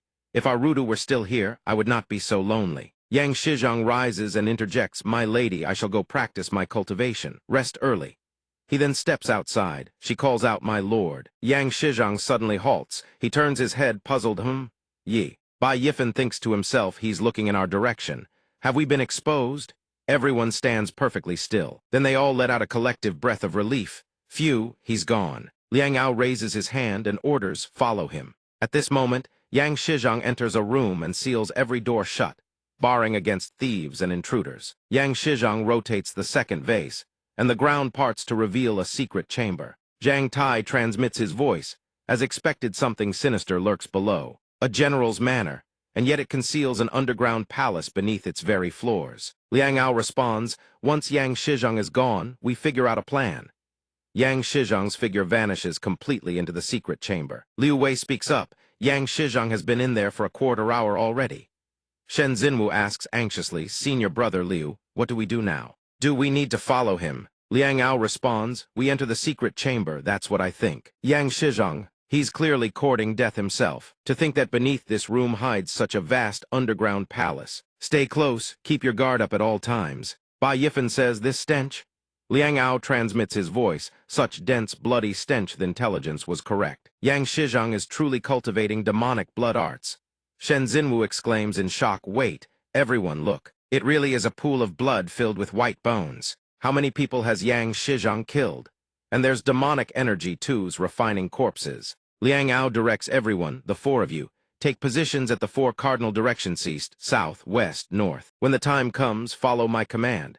We strike simultaneously using a formation." Right at that moment, Yang Shizhong suddenly speaks, "Since you've already arrived, why bother hiding?" Everyone is startled, exclaiming, "What?" A blast of crimson spiritual energy rockets toward the five of them. He shouts, "The concealment talisman has lost its effect dodge." Liang Ao cries out in shock, "How did he detect us?" Yang Shizhong looks at the five and says, "So it's a bunch of wet behind-the-ears brats sneaking into the general's manor. Are you courting death?" Liang Ao points his sword straight at him and roars, "Yang Shizhong, you are the city's guardian general, yet you collude with demonic forces, slaughtering hundreds of innocents to refine your blood arts. Your crimes defy the heavens. Today, the disciples of the five elements' holy land will surely cut you down." Yang Shizhong is mildly surprised. "The holy land? They've even sent holy land disciples after me. Ha ha ha." Bai Yifen thinks to himself, this bad premonition. Yang Shizhong's expression turns terrifying as he speaks, "5 marrow-cleansing realm brats. Not bad. Only one more step, and this general will have refined the blood-slaughter demon to perfection." Bai Yifen shouts, "This is bad. He lured us here on purpose." Everyone turns to find the gate sealed shut. They cry out helplessly, "It's over." Yang Shizhong unleashes his aura and bellows, "Today, you shall become my new sacrificial offerings." Liang Ao charges forward, sword in hand, and orders, "Kill him, Toadsler." Liu Wei says, "We should also." Right at that moment, Bai Yifen stops him, "Wait, don't act rashly." The corpses bound to the pillars suddenly undergo a grotesque transformation. The ones marked 2, 3, 4, and 5 shatter their iron chains in unison, then charge forward in a frenzy. Bai Yifen shouts a warning. The corpses have been released. Everyone, watch out! Liang Ao cries out. This speed, Bai Yifen yanks Liu Wei and Shen Xinwu back. Fall back. The corpses slam into where they stood, shattering the ground to pieces. He exclaims in shock, "This strength is monstrous." Bai Yifen shouts, "These are no ordinary corpses, they are demon puppets." Instantly, a demon puppet smashes into Zhang Tai. He screams in agony. Liang Ao swings his sword and curses, "Damn it. This old bastard is tougher than expected." Shen Xinwu shouts, "Take this." Zhang Tai then asks, "How are you?" "I can still hold on." Liang Ao roars, "Yang Shizhong, you dare refine demon puppets. You're dead for sure." Bai Yifen thinks to himself, corpse puppets are created through specialized sorcery that animates dead bodies as controlled dolls. Demon puppets, however, are forged by ritualistically sacrificing living victims. Puppets refined this way retain all their original strength and memories. They can even continue cultivating and growing ever stronger. 4 mid-stage marrow-cleansing realm puppets, plus Yang Shizhong himself. And it seems there's an even more powerful demon puppet that hasn't moved yet. This has become extremely troublesome. Yang Shizhong orders, kill them all for this general. K-heh-heh. The demon puppets rush in to surround the 5, letting out unearthly howls, grahh. Liang Ao shouts grimly, we fight. Die, he swings his sword in a vicious arc, cleaving through a demon puppet. It shrieks in pain, arg. Liang Ao declares with satisfaction, 1 down. Yang Shizhong waves his hand, unleashing a torrent of crimson spiritual energy. He laughs savagely, ha-ha. The blood energy surges forward instantly. He speaks with absolute confidence. Did you think you could destroy my demon puppet so easily? Ha-ha-ha. The demon puppet, wreathed in the bloody aura, slowly begins to regenerate. Everyone cries out in horror, it's regenerating. Liu Wei asks anxiously, Senior Brother Liang, what do we do now? Think of something, we can't keep going like this. Liang Ao rummages through his belongings and shouts, hold them off. I'm going for Yang Shizhong. He slaps a talisman onto his sword and says, to capture the bandits, first capture their king. We must sever his control over the demon puppets. Liang Ao sends his sword rocketing forward. With a sharp command, the blade hurtles straight toward Yang Shizhong. He catches the attack with a single hand, effortlessly. Then he asks in a deep voice, you're the strongest among them, aren't you? Yang Shizhong flicks his wrist and sends the sword flying back with contempt. But to challenge this general, you still lack the ability. The sword hurtles back toward Liang Ao. Liang Ao is struck down by his own sword, sent crashing backward. He screams in pain. Liu Wei cries out in alarm, Senior Brother Liang. Liang Ao lies sprawled on the ground, fresh blood trickling from the corner of his mouth. He gasps in disbelief, aperture opening realm. The intelligence was wrong. Liu Wei panics, cold sweat pouring down his face, it's over. To think that even Senior Brother Liang, our strongest fighter, couldn't. Yang Shizhong turns away and speaks with disdain, how tedious. Throw them into the blood pool. Liu Wei and the others cry out in fear, are we really going to die here? At this moment, Bai Yifan surges forward, executing the phantom step. Yang Shizhong glances over, startled him. Bai Yifan unleashes a technique called flash slash. Yang Shizhong takes the hit and cries out in pain, ARGH. Liang Ao shouts in bewilderment, what just happened? Yang Shizhong howls in agony, AARGHHMY arm. Rage consumes him beyond measure. He swings his fist down like a thunderbolt, roaring Yi. Bai Yifan roars back, I'll kill you. Bai Yifan pivots his blade and unleashes the second form of his storm sword art swift rain. Countless sword chi condense into droplet-like projectiles, encircling Yang Shizhong. He gasps, what? Yang Shizhong instantly conjures a blood shield, but the attacks slam against it in a relentless barrage. He struggles to hold on, terror in his eyes, impossible. Even the blood shield can't withstand this. His eyes bulge, veins of blood threading across the whites. Swift rain shatters the blood shield and crashes into Yang Shizhong like cannon fire. He screams, AARGHH. The others shout in surprise, look, the demon puppets have stopped moving.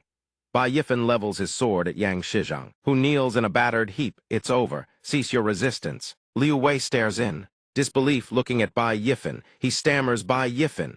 Shen Xinwu covers her mouth, heavens. How did Bai Yifan pull that off? Yang Shizhong speaks, genuinely surprised to think a mere yellow-grade sword technique could wound me this severely. You truly are worthy of being a Holy Land disciple. Yang Shizhong's fury ignites, his eyes burning blood-red. But today is definitely the day you die. Bai Yifan's expression shifts. This is bad, the final demon puppet has been unlocked. Everyone shouts, Bai Yifan, look out. Yang Shizhong has actually refined a peak stage aperture opening realm demon. Bai Yifan shouts, we're finished. Everyone run. The demon puppet charges at them instantly. They scream in terror, this demon is far too powerful. We stand absolutely no chance against it. Liu Wei at this moment calls out desperately, Yang Shizhong, hey. Yang Shizhong, snap out of it, make it stop. Liu Wei exclaims, it's over. The demon puppet, it suddenly goes berserk, clawing at its own body in agony. Yang Shizhong screams, no. The demon has lost control. The demon puppet charges toward the group. They shout, it's coming for us. They desperately dodge its attacks. He shouts a warning, it tracks by sound. Get inside and stay silent. The group hides behind a stone pillar. Shen Xinwu whispers, Senior Brother. What do we do now? Liang Ao whispers back, we retreat. The 5 of us can't possibly defeat it. Bai Yifan speaks in a low, firm voice, no. If we don't eliminate this demonic creature here, and know when it escapes, it will only bring death to innocent lives. We finish it here. Liang Ao suppresses his voice into an angry hiss. Shut your mouth. What can you possibly do alone? We need to leave immediately and find a way to call for reinforcements. Liu Wei steps forward and says, who says Brother Bai stands alone? He still has me. Liang Ao asks in surprise, Liu Wei, what exactly do you mean? Liu Wei explains, Senior Brother Liang, ask yourself this. Even if we rush out and call for the Holy Land's aid immediately, when would the fastest reinforcements arrive? Liang Ao is rendered utterly speechless. Liu Wei continues, at the earliest, a single watch. And in that one watch, this blood-sucking fiend will massacre every living soul within 100 li. Although my martial arts are ordinary, I am certainly no coward who clings to life and fears death. I would rather perish alongside the demonic path than sacrifice others' lives to save my own. Shen Tianyu speaks up, well said, I'm in. Zhang Tai pounds his chest, we'll take this demon puppet head-on. He clenches his fist with iron resolve. Liang Ao furrows his brow, you're all just rushing to your deaths. Bai Yifan speaks gravely, a great calamity stands right before our eyes. If no one is willing to charge forward and fight against adversity, then what is a nation? What is a home? This world exists because there are people who know full well they will die, yet still charge headlong forward. That is what defines these turbulent times, is it not? Liang Ao can no longer restrain himself and shouts, among all of you, who the hell is actually the team leader? On this mission, at that moment the demon puppet detects the commotion and turns its blood-red eyes toward them. Everyone screams, it's over. The demon puppet launches into the air. Those hiding behind the pillars cry out, it's charging straight at us. Liu Wei draws his sword, charge. Bai Yifan rushes forward, deploying the phantom trace steps. Liang Ao unleashes a wide, sweeping strike. You fool, a mere marrow-cleansing realm cultivator trying to engage an aperture-opening realm demon in close combat. You're beyond saving. Your attacks can't even scratch it. Bai Yifan retorts, then open your eyes and watch. Lightning crackles across his palm. Bai Yifan unleashes the cloud lightning ring, blasting it straight toward the demon puppet. He declares coldly, now tell Muho's the real fool here. A torrent of thunderous might, heavy as 10,000 jun, slams into the demon puppet. The surrounding earth and stone erupt with a deafening roar, scattering everywhere. Then its body dissolves into black mist and fades into nothingness. The group shouts with joy, the demon is dead. Liu Wei gasps, that was the power of supreme yang lightning. Pure yang hardness happens to be the natural bane of blood slaughter entities. Bai Yifan says with a murderous aura, whether to show mercy to an opponent, that is my decision to make, not yours. The demon puppet cries out, General, I have no regrets. Bai Yifan frowns, HMPH. This demon still possesses human emotion. The demon puppet's body vanishes completely. He thinks to himself, ordinarily, a sorcerer strips demons of their humanity to make them easier to control. A demon that retains its humanity, yet still obeys its master so faithfully, could only mean it became a demon willingly. How is such a thing even possible? Liu Wei exclaims, it's really over. The demon has truly been destroyed. Liang Ao demands loudly, no. How? This is an artifact. Where did you get this artifact? Bai Yifan replies calmly, if it's a trump card, how could I let others see it so easily? He crouches down to inspect the pool of blood before him. HMPH, this blood, something isn't right. Shen Tianyu steps forward. Bai Yifan, what is it? His expression grows contemplative. He lowers his hand near the blood pool and says, this sacrificial blood pool doesn't appear to use human blood. It's beast blood. Liu Wei asks, but the intelligence clearly stated that Yang Shizhong is a demon lord. How could he be using beast blood? Suddenly, the earth begins to crumble. Shen Tianyu screams, this is bad, the underground palace is collapsing. He shouts, fall back. Get out of here, no. A stone pillar topples. Shen Tianyu yells, Liu Wei, watch out. Behind you. A hand surges with spiritual power, appearing just in time. A command rings out, rise. Everyone is enveloped in a protective barrier, slowly lifted toward the surface. Liu Wei gasps in amazement, what in Thethai's shield energy? What is this? Just in time, Yi Zayaacho of the wood hall stands treading upon the void, exhaling with relief. Fortunately, I wasn't too late. Is everyone all right? Liu Wei recognizes the newcomer and calls out excitedly, it's senior sister Yi Zayaacho from the wood hall. He gapes, this spiritual power. Yi Zayaacho remarks, you lot encountered a peak aperture opening realm blood slaughter demon, yet you all somehow survived. Truly a miracle. When we return to the Holy Land, I'll make sure to publicize your exploits. As she speaks, another stone pillar collapses. She doesn't notice the danger and continues enough to bolster your reputation. The others see it and shout, senior sister, watch out. She responds calmly, HMPH. She flicks her finger lightly, and the stone pillar instantly shatters to dust. She continues nonchalantly, don't worry, I sensed it ages ago. Liu Wei breaks into a cold sweat. He marvels the supernatural power realm is incredible. Everyone clasps their fists in salute. Greetings, senior sister. Thank you for saving our lives. She turns to Bai Yifen and asks, your name is Bai Yifen, correct? Mid-stage marrow cleansing realm, yet you managed to slay an aperture opening realm demon in an instant. Impressive. Bai Yifen replies, neither pleased nor displeased, just a stroke of luck. I heard everything you said earlier. An outer disciple with such conviction truly admirable. She pats his shoulder. Meanwhile, Liang Ao sits in a corner brooding. HMPH he clearly has. Such a powerful artifact hidden away the whole time.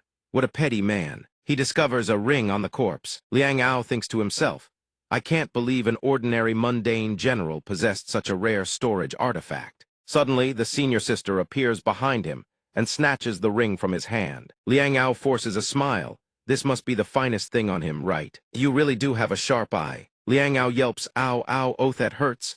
The senior sister then hands the ring to Bai Yifen. She says, you killed him. The spoils of war naturally belong to you. He accepts the ring and replies with a smile then, many thanks, senior sister. A storage artifact is a rare treasure in this world. With this, when I submit natural treasures to the contribution hall, I'll have a proper explanation. Liang Ao's face flushes crimson with fury, damn you. Bai Yifen, just you wait. Then Yizaiacho sighs with pity. Yang Shizhang, what a wretched fate he met. Yang Shizhang was a loyal general who guarded the border for the Wei Kingdom's royal family, protecting the common people. He was a rare and virtuous commander. His only daughter, Yang Susu, fell in love with a general under his command, but the king of Wei forcibly married her off to the barbarians as a peace bride.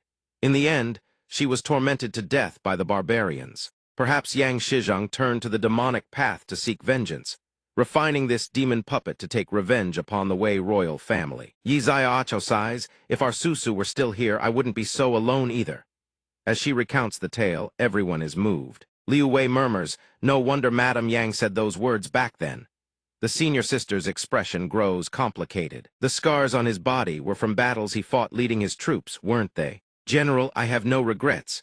He falls silent, recalling the demon puppet's final words, and says with deep sympathy, no wonder that demon still had a trace of humanity.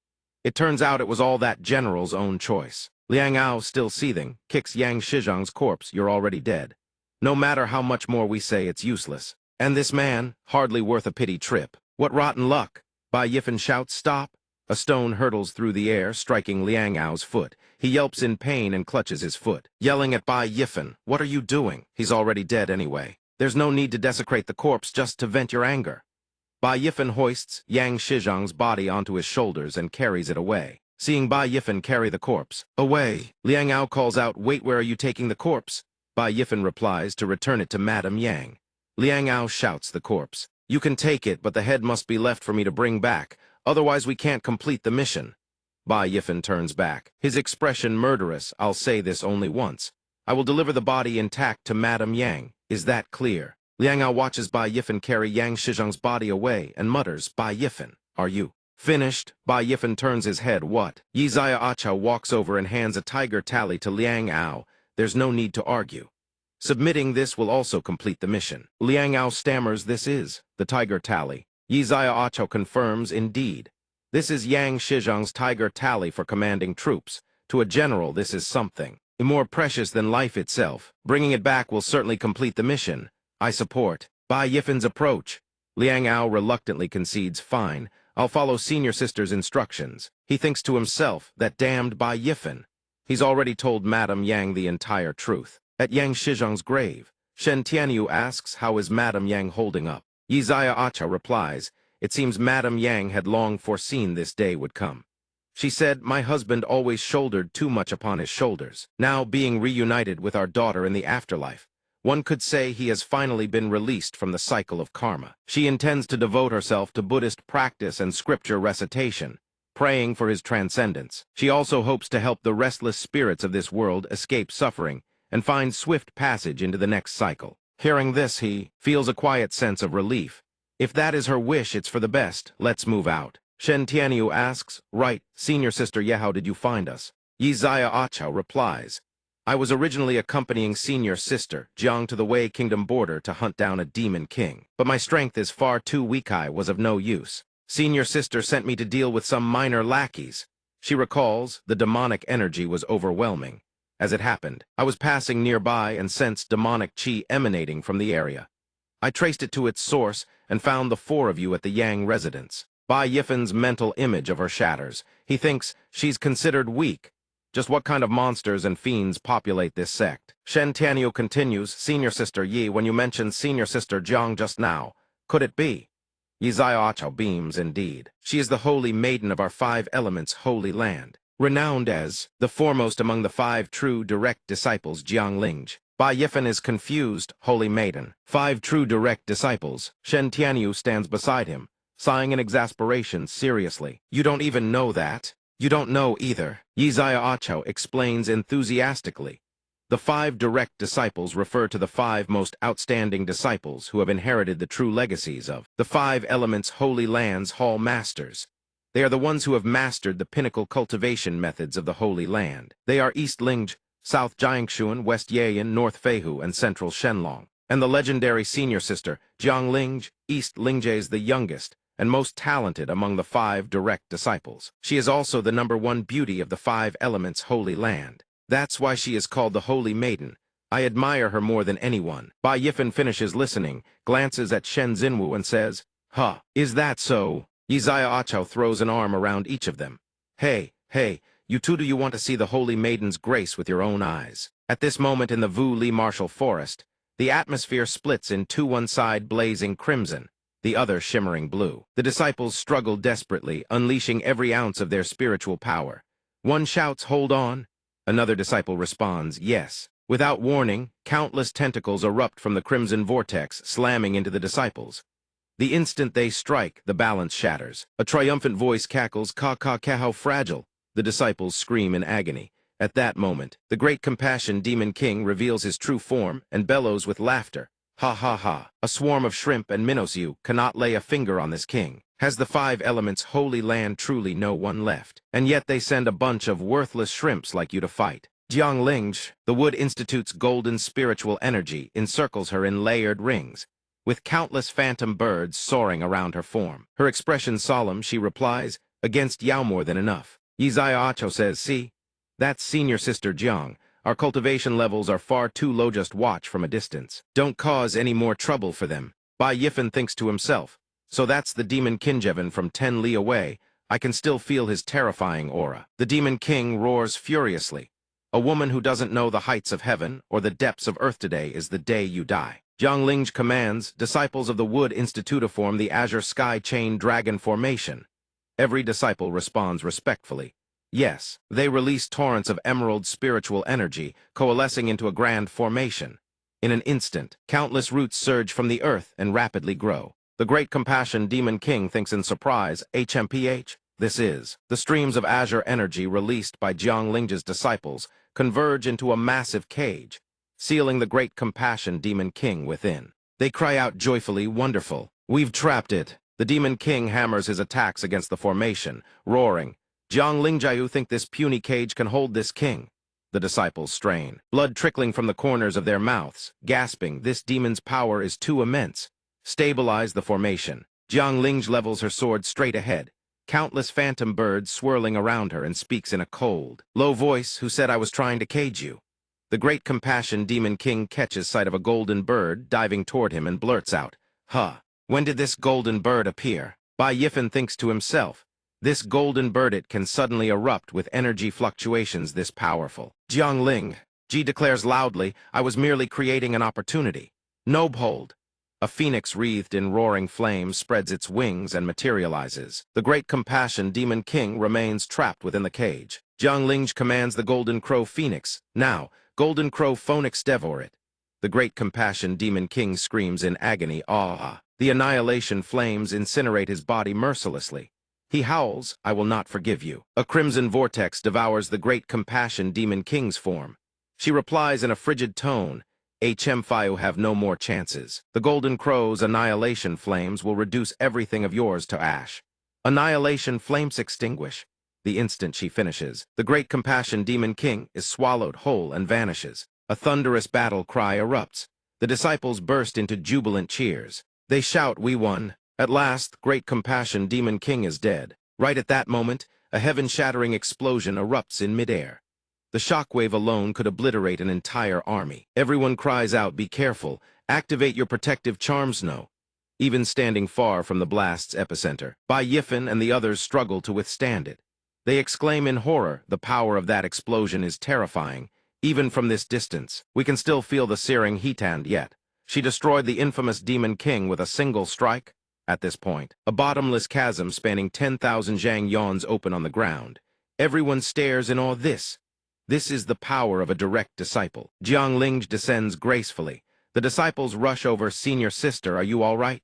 She responds, "I'm fine, go clean up the battlefield." They respond respectfully, "Yes." Yi Zaya Achao then explains, "What you just witnessed was a Dharma image of heaven and earth, a divine ability that can only be cultivated at the 7th layer of the Dharma image realm." Well, impressive, isn't it? Liu Wei sighs in awe. Not just impressivates, no different from immortals descending from the heavens. Bai Yifen thinks to himself, "Will I ever be able to reach that realm?" Jiang Ling gazes toward their hiding spot. Everyone hiding over there come out. Yizayacha exclaims, "You have been spotted." Yizayacha walks over, forcing a sheepish grin. "Hee, when did you spot us, senior sister?" Jiang Ling asks, "What are you doing bringing out our sect disciples here? What if something dangerous had happened?" Yizayacha sticks out her tongue mischievously. "Isn't it so they could broaden their horizons and catch a glimpse of the 4th senior brother, of course? Besides, I've discovered a real gemthighs Bai Yifen is only at the marrow cleansing realm. Yet he defeated someone at the peak of the aperture opening realm. He's truly extraordinary." Bai Yifen is stunned. Jiang Ling asks in a surprised, low voice, "Marrow cleansing realm defeating the peak of the aperture opening realm." Jiang Ling steps forward, looking Bai Yifen straight in the eyes. "Little brother, is that true?"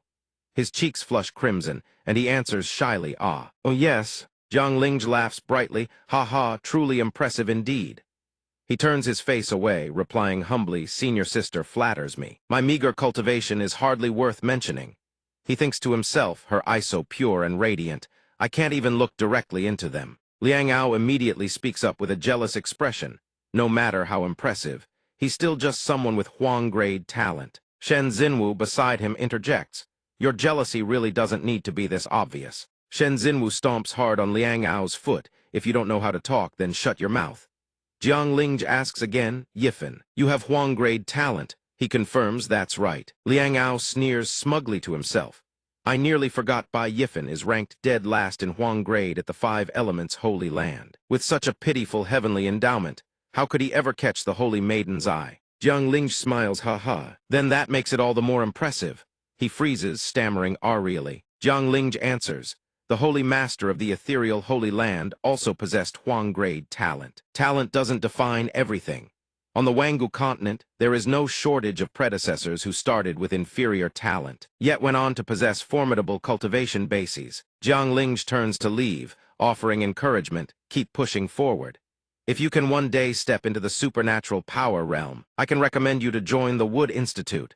He replies politely, "Thank you, senior sister. I will do my best." Liang Ao exclaims in shock, "What? A personal recommendation from the Holy Maiden?" Anyone who receives a recommendation from one of the 5 great direct disciples is held in the highest regard by the elders of the 5 institutes. They are even showered with abundant cultivation resources. How can this brat Bai Yifen be so blessed with fortune? Liu Wei reminds, "It's getting late. Let's head back and exchange our contribution points." He replies, "All right." At the contribution hall, Bai Yifen's voice rings out, "Elder Qi, we've come to turn in the mission to capture Yang Shizhang." Elder Qi evaluates for a moment, then praises, "The mission you all have completed is not bad at all. Here are your contribution points." Bai Yifen accepts the contribution point token and thanks Elder Qi. He thinks to himself, a low-level mission yielding 60 contribution points, no small feat for a new disciple. Shen Xinwu says, "Wonderful. With these contribution points, we can go exchange for martial techniques." Liu Wei replies excitedly, I've had my eye on a martial technique for ages." "Ha ha ha." Suddenly, Liang Ao blocks their path. Bai Yifen halt right there. He turns back in surprise. Shen Xinwu murmurs, "Liang Ao." Bai Yifen looks at Liang Ao. "What do you want?" Liang Ao demands, Judging by your expression, you intend to keep everything in Yang Shizhang's storage ring for yourself, don't you? Bai Yifan replies calmly, and what if I do? Liang Ao clenches his fists and roars. I won't allow it. As team leader, I have the right to divide the spoils. Hand over that storage ring, no. Liu Wei speaks up. Liang Ao, I've put up with you for far too long. You didn't dare utter a word while senior sister Yi was here. Now that she's gone, you're going to rob them in broad daylight. Have you no shame? Liang Ao furiously curses. You damned fatty, what did you just say? Liu Wei fires back. If it weren't for Bai Yifan, we'd all be dead. How do you have the gall to say such things? Liang Ao sneers contemptuously. HMPH business is business. I contributed too, and I was even injured. The items in the storage ring I deserve a share. He smirks. Besides, I was the one who led this mission. Bai Yifan made decisions on his own. He must apologize to me, or else, right at that moment, Bai Yifan lunges forward and delivers a thunderous slap across Liang Ao's face. Liang Ao, don't push your luck. Liu Wei and the others are stunned, quickly urging, don't be impulsive, Yifan. Bai Yifan grabs Liang Ao by the collar and snarls. I haven't even settled the score with you for everything you pulled in the secret chamber. Liang Ao cries out in agony, his knees buckling to the ground. Bai Yifan speaks in a deep, menacing voice. You want me to apologize? Very well, get on your knees first. Liang Ao, seething with rage, snarls, Bai Yifan.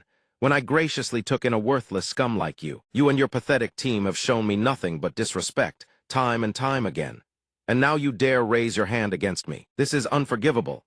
Liang Ao hides behind Shen Xinwu and sneers, HMPH. Only because I am magnanimous today will I let this slide and spare your wretched life. From now on, you'd better show proper respect to your senior brother. Shen Xinwu exclaims, huh. Liang Ao departs clutching his swollen face, shouting threats. Next time I won't be so merciful. He thinks to himself, I'll spare you this once. Bai Yifan, just you wait. Bai Yifan calls out, Brother Liang, wait. His face red with fury, Liang Ao growls, HMPH, come to your senses, have you? Actually, what brother wants isn't all that much. Before he can finish, Bai Yifan delivers another devastating slap, sending him flying like a cannonball. Liang Ao screams in agony, UGHAHH. He crashes to the ground. Shen Xinwu shouts, Bai Yifan, stop. Liu Wei stammers, ah, good heavens. Bai Yifan rests his hand on his chin, feigning a thoughtful pose, and grins. The more I think about it, the more uneasy I feel. A symmetrical face just looks better, don't you think? Shen Xinwu urges, let's go. This is no place for brawling. Liang Ao lies sprawled on the ground, groaning, both cheeks grotesquely swollen. He whips his head around and curses, you little beast, I'll fight you to the death. Bai Yifan presses his blade to Liang Ao's neck and sneers. You cur, I've been putting up with you for far too long as well. Cold sweat drenches Liang Ao. He doesn't dare move a muscle. Bai Yifan stares down at him with killing intent and warns, don't ever let me catch you on the road. If I do, I'll beat you down every single time. Now scram. Bai Yifan turns to leave, let's go. The group answers in unison, yes. Meanwhile, Liang Ao's hatred festers to its peak. He thinks Bai Yifanthes isn't over between us. The disciples who witnessed the scene begin discussing loudly, isn't that Bai Yifan, the newly admitted disciple? For him to be this audacious, his boldness is insane. Doesn't he know that fighting between disciples violates sect rules? Liu Wei says anxiously, Junior brother Bai, you were too reckless. At the very least, you should have left the contribution hall first before hitting him. If he reports this to the enforcement division, the elders will punish you for sure. Bai Yifan replies nonchalantly, it's fine. He then pulls out 3 vials of essence blood. Oh, right. Split these among yourselves. Liu Wei exclaims in shock, aren't these essence blood from a 4th-tier spirit beast, the Jingaming bird? He confirms that's right. Mu Tai says, a 4th-tier spirit beast is equivalent to a human cultivator at the supernatural power realm. A single one of these vials can be exchanged for 10,000 contribution points. You are really giving them to us. Liu Wei holds up a small vial. These were in Yang Shizhang's storage ring. Bai Yifan nods. Don't stand on ceremony. This mission was completed by all of us. Everyone gets a share. Take them to exchange for contribution points, or use them to aid your cultivation. The choice is yours. Bai Yifan thinks to himself, actually, the treasures I brought from Earth for the last breakthrough. There's still some remaining. Liu Wei exclaims, wow, I've never seen 4th-tier spirit beast blood before. Mu Tai chimes in. Shen Xinwu adds, I feel the same way. Bai Yifan, you're too good to us. Bai Yifan watches them, and thinks after going through the Yang Shizhang ordeal together, these 3 have truly been through life and death alongside him. Good people, all of them. Bai Yifan pulls out 3 hearts. Liu Wei, your innate talent is unique with these will benefit your future cultivation. If you ever need anything, I'll help. The 3 are astonished at what Bai Yifan produces. What the? This is incredible. Beyond the blood there are hearts too. These are even more precious. A single blood shield 100-fold aid to this disciple. Shen Xinwu elaborates on the dangers of hunting the jingaming bird. Jingaming birds thrive in flocks. When attacked by enemies, they alert one another immediately, making them exceedingly difficult to capture. Coupled with the ferocious combat prowess of each individual, merely extracting blood from one is already an arduous feat. Let alone Liu Wei throws himself at Yifan, sobbing uncontrollably. Yifan, no brother Bai. Starting today, you are my big brother. Even my own blood brother isn't half as incredible as you. Yifan reminds him helplessly, hey, you've wiped all your snot all over my clothes. Shen Xinwu and Zhang Tai burst into laughter, ha-ha-ha. Liang Ao goes to file his report. At the enforcement hall, the enforcement elder speaks up to question him. Is what you say true? Liang Ao, his face swollen and battered, weeps as he recounts. Revered elder, during this mission, Bai Yifan not only refused to follow orders, but also acted as though he were the team leader himself. After the mission concluded, he monopolized the treasures. When I confronted him to reason things out, he dared to strike me before everyone's eyes. If this matter is not dealt with severely, the dignity of the enforcement hall's contribution branch will be undermined. The enforcement elder ponders for a moment, then speaks. I did not expect such a thing to occur. The elder tosses out a command token and orders in a booming voice, Wulong, Feng Xuo, the 2 of Yaogo, and bring Bai Yifan here. I shall personally interrogate him. Wulong and Feng Xuo step forward to accept the order, responding with a respectful bow. Yes, your subordinates heed the command. Liang Ao leads the way for Wulong and Feng Xuo. Halfway there, he hastily calls out 2 senior brothers. Wait a moment, this junior has a small request. Liang Ao hands Wulong and Feng Xuo a pouch of spirit stones, then pleads, senior brothers, do me a small favor, teach that little brat surnamed by a lesson. Just a minor punishment, nothing significant. He. Wulong and Feng Xuo reply, with just this much, it's rather difficult for us to act. Moreover, for matters of litigation, a truth serum must be administered according to protocol. To be frank, that sort of thing is beyond our control. Liang Ao catches the hint and hurriedly produces another pouch of spirit stones. Ah, this. With the vast capabilities of you 2 senior brothers, you surely know what to do. This is everything I have on me. I'll gather more when I return and bring it over. You 2 must find a way. Wulong grins smugly, that's quite the weight. Are you truly willing to part with all of it? Liang Ao grins sinisterly, lowering his voice. Willing, of course I'm willing. As long as that little brat remembers the lesson well, it's worth every stone. Then this money is well spent. Liang Ao ponders. If you can't bear to abandon the child, you'll never catch the wolf. I'm certain there are far more valuable treasures inside that storage ring of his. Wulong picks up a vial of medicine and says, no problem. When the time comes, we'll simply swap the pills, replace the truth serum with something else. Whatever he says before the elder won't matter. Wulong and Liang Ao share a sinister laugh. In the end, this crime against Bai Yifan is as good as sealed. HMPH, then I'll trouble the senior brothers. That evening they arrive at Bai Yifan's residence. He sits beneath a tree in meditation, eyes closed in stillness. Seated in lotus position, his mind tranquil and settled in deep samadhi. Both hands cradle the kunlun, cultivating ceaselessly with unwavering diligence. All ailments dissolve into mere dust. At that precise moment, a gust of wind sweeps through, and the trees sway. Leaves spiral through the air, carried aloft by the breeze. Yifan's eyes snap open, his irises blazing crimson. He exclaims, no, activate the blood shield. A blood-red barrier materializes, slowly enveloping Yifan. The blood shield, a peak human-tier defensive cultivation technique.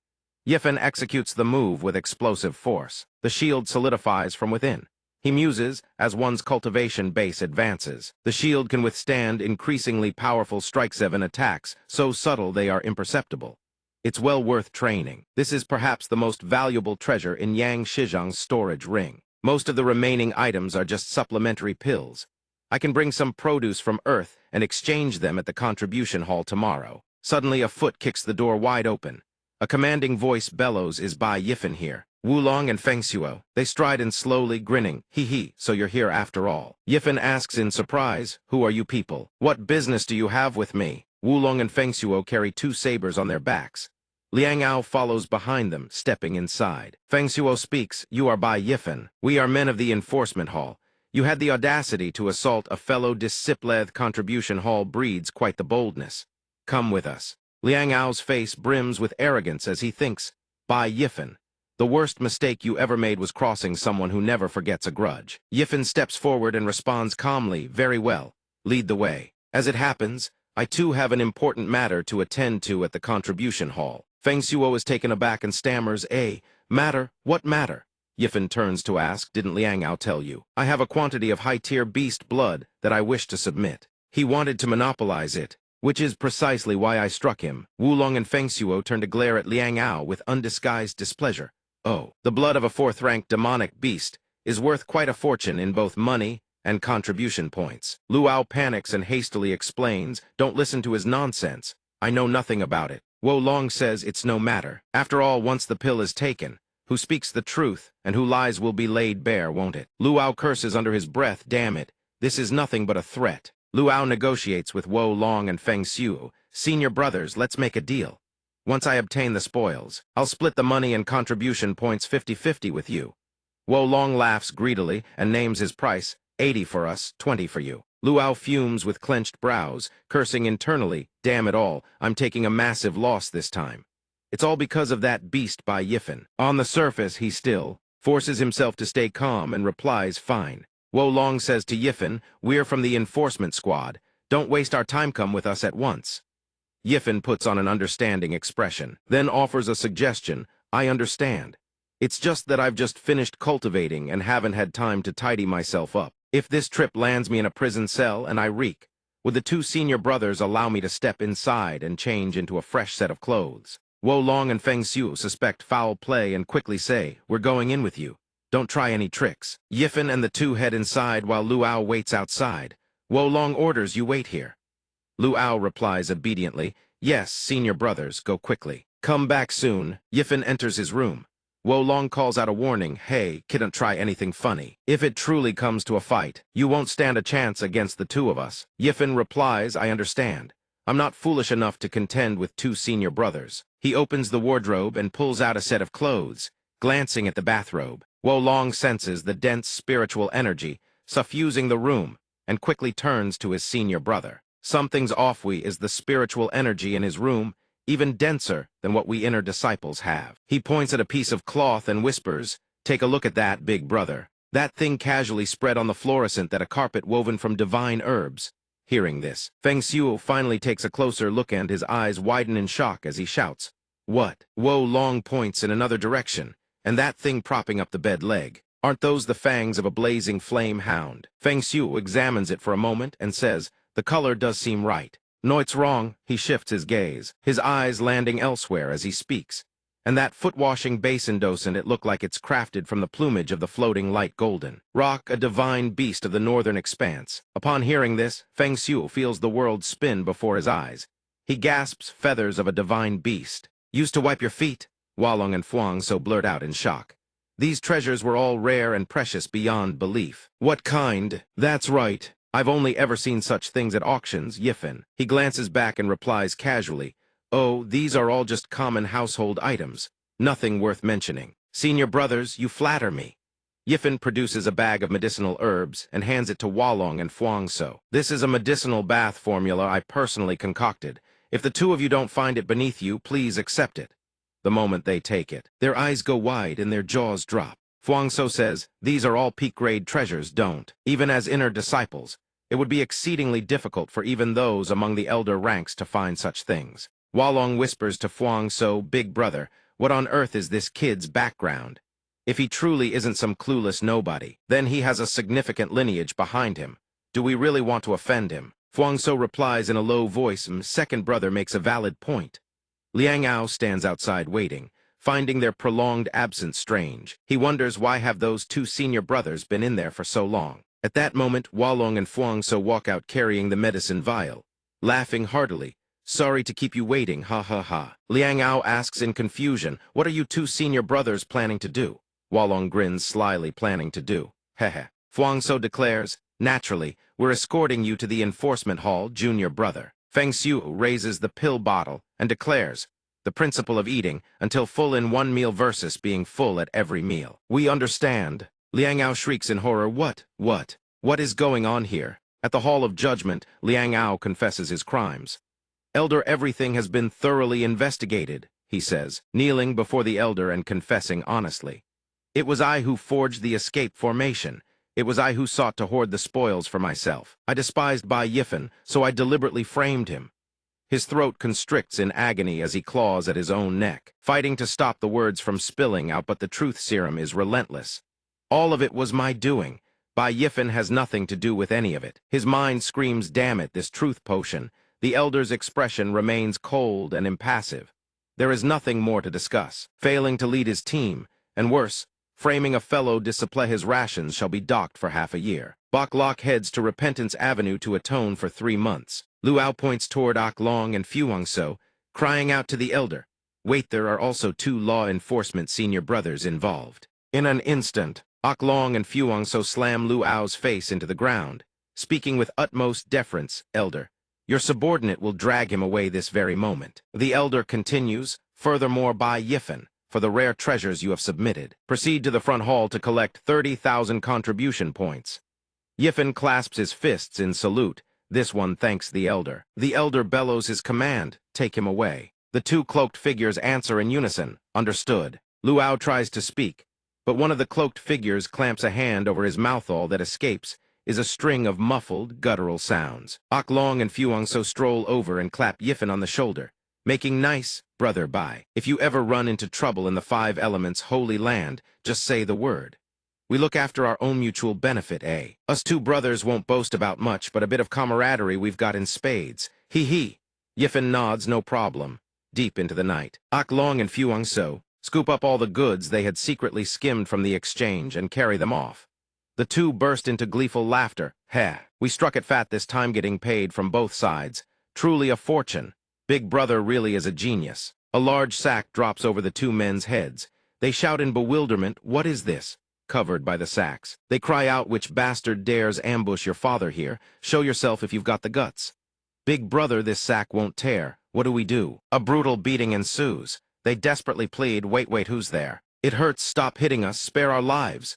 The 2 are beaten black and blue, stripped of everything in their hands. They roar, hey, give us back our stuff, that's ours. Yao, who the hell are you? The masked figure leaps across the rooftops and vanishes into the night. Feng Xiu immediately asks, second brother, are you all right? Honestly, that attacker's power was a bit much. Only then does Ok Long come to his senses. He cries out in a panic, never mind that, where are the goods? The black-robed figure speaks in an icy tone, HMPH, we'll meet again. That black-robed figure is none other than Bai Yifen. He grins with a sinister smile. This is how Bai Yifen takes care of people you lot simply can't handle it. At the 5 Elements Holy Lands Cultivation Technique Hall, Yifen arrives to meet the resident elder. The elder asks in astonishment, you're saying you want to exchange for a human-grade Techniqueth Bull Demon Great Strength Law. Have you truly thought this through? Yifen answers confidently, I have. Elder, just hand it over. The old man shakes his head. I advise you not to waste your efforts. Not only does this technique cost a tremendous amount of contribution points, but it is also cryptic, difficult to comprehend, and extraordinarily profound. The elder thinks to himself, with your current realm, how could you possibly comprehend even the outermost layer? Yifen smiles, that is not something elder needs to worry about. The elder hands over the book, adding a parting warning, take it. But remember, those who ignore the counsel of their elders suffer, for it's sooner than they think. Bull Demon Great Strength Law. Yifen examines the manual, his face breaking into a satisfied grin. My realm has already advanced, and now I have a new technique to match. With that settled, Yifen heads to the Talisman Hall of the 5 Elements Holy Land. He points at technique after technique on the bookshelf. This one, and this one too. Yifen hands his contribution point token to the shopkeeper and speaks in a deep voice. These I don't need, everything else. I'll take it all. The Talisman Hall elder's heart trembles. Where did this brat get so many contribution points? At the 5 Elements Holy Land's Spirit Armory, Yifen calls out loudly, Elder, every weapon on this half of the wall. Pack them all up for me. The elder exclaims in shock, what? Yifen picks up a sword and examines it. This weapon isn't bad at all. He thinks to himself, about time for an equipment upgrade. Yifen walks out with a mountain of goods on his shoulder. The surrounding disciples erupt in discussion. Am I seeing this right?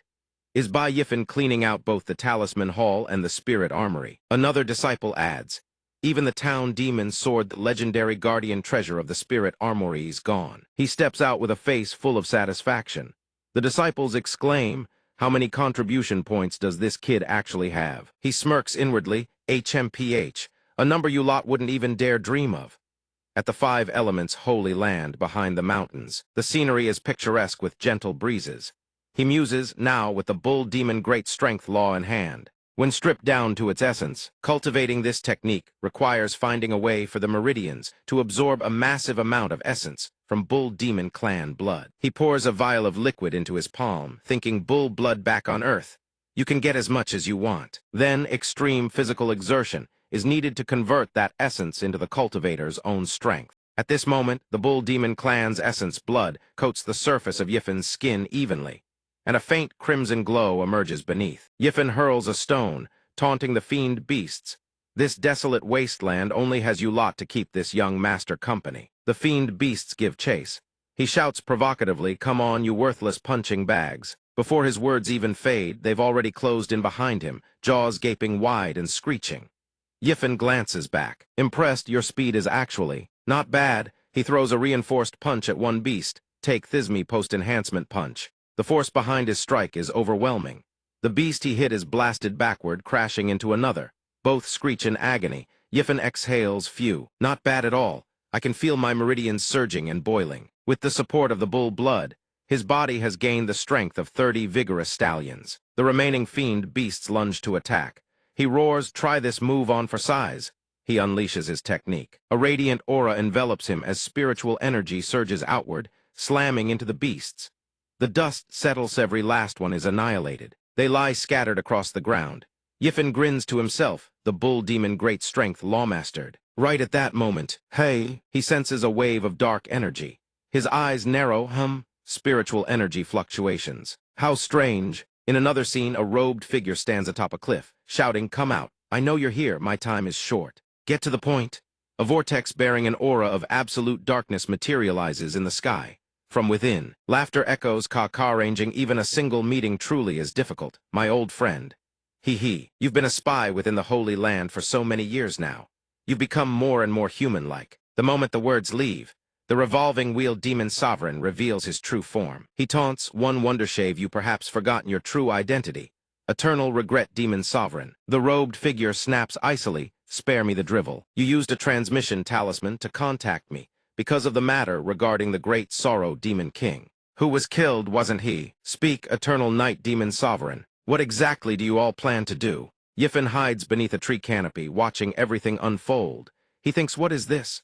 Inside the Five Elements' holy land, a demon race spy. The revolving wheel demon sovereign speaks with fury. "That wretch Jiang Lingjiver, since becoming a core disciple. She has been smashing our demon treasures, no fewer than 100 of them. Now even the great sorrow demon king has fallen at her hands. Naturally, I intend to eliminate her swiftly, bring the demon god joy." Yifen is startled, "The demon god?" The robed figure questions, "You want to kill her? You truly intend to kill her?" Jiang Linge is the jewel of the Five Elements' holy lord's foremost core disciple, the pride of the Wood Hall. Aren't you afraid this will ignite a full-scale war between the two races? The revolving wheel demon sovereign responds with a vicious expression. "That is precisely why I need youth, one they trust. Surely you can devise a way to handle this matter more cleanly." The robed figure speaks gravely. 3 days from now, the Outer Disciples' Spirit Herb Garden trial begins. In previous years, it was always overseen by Yan Yunsong. This year, the responsibility has been handed to Jiang Linge. If she makes a mistake, she'll be punished, resigned to guard Spectral Grief Cliff. Security there is lax. Making her disappear would be far easier. The revolving wheel demon sovereign grins wickedly. "Ha, not a bad plan at all." The revolving wheel demon sovereign lays out his scheme. "I'll prepare several spirit herbs. You find a way to plant them in the valley to lure in a group of elite disciples. I'll arrange a spirit beast to slaughter every last one of them. How does that sound?" The robed figure smirks. "Your mind works fast, I'll give you that." The revolving wheel demon sovereign laughs with glee. "If every outstanding talent of the Five Elements' holy land perishes, Jiang Linge will never escape the blame."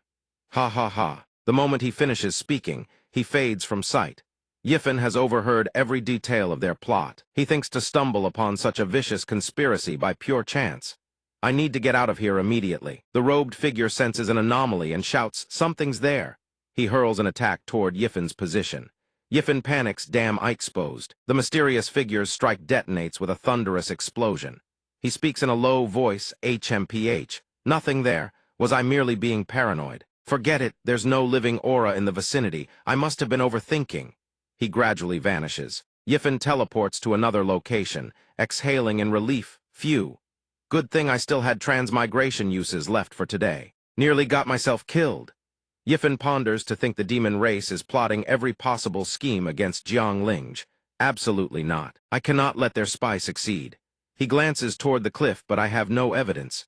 If I rashly report this, it will only alert the enemy. A mere outer disciple eavesdropping on two great demon sovereigns and escaping with his life. No one would believe it, but I can't just turn a blind eye to this. It seems the only option is to personally investigate the Spirit Herb Garden. Moonlight cascades across the land. 3 days later, at the Spirit Herb Garden, a massive crowd has gathered. A disciple calls out, "Hey, Brother Zhao, long time no see. Your strength has improved again." Brother Zhao answers proudly, naturally. "The champion title of this Spirit Herb Garden trialth is time, it's mine." The other disciple mocks, "Ha ha, one compliment and you take it to heart." Looking at the bustling scene before them, Yifen marvels, so many people are they all here for the trial. It really is lively. Shen Xinyu explains, of course. If you perform well, there's a chance a Chinese letter will take notice, and you could be promoted to inner disciple. Naturally, everyone fights tooth and nail to participate.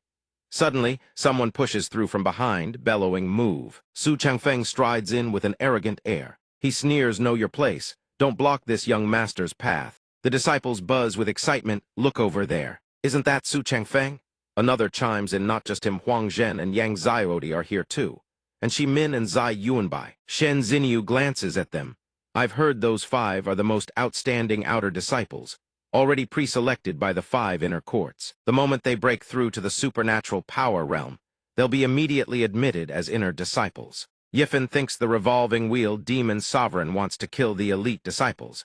These people are surely among the targets. He asks Shen Xinyu, "By the way, Xinyu, what do you know about the demon race? Can you tell me?" Shen Xinyu is surprised. "That's strange. Why are you suddenly so interested in the demon race?" She then recounts enthusiastically.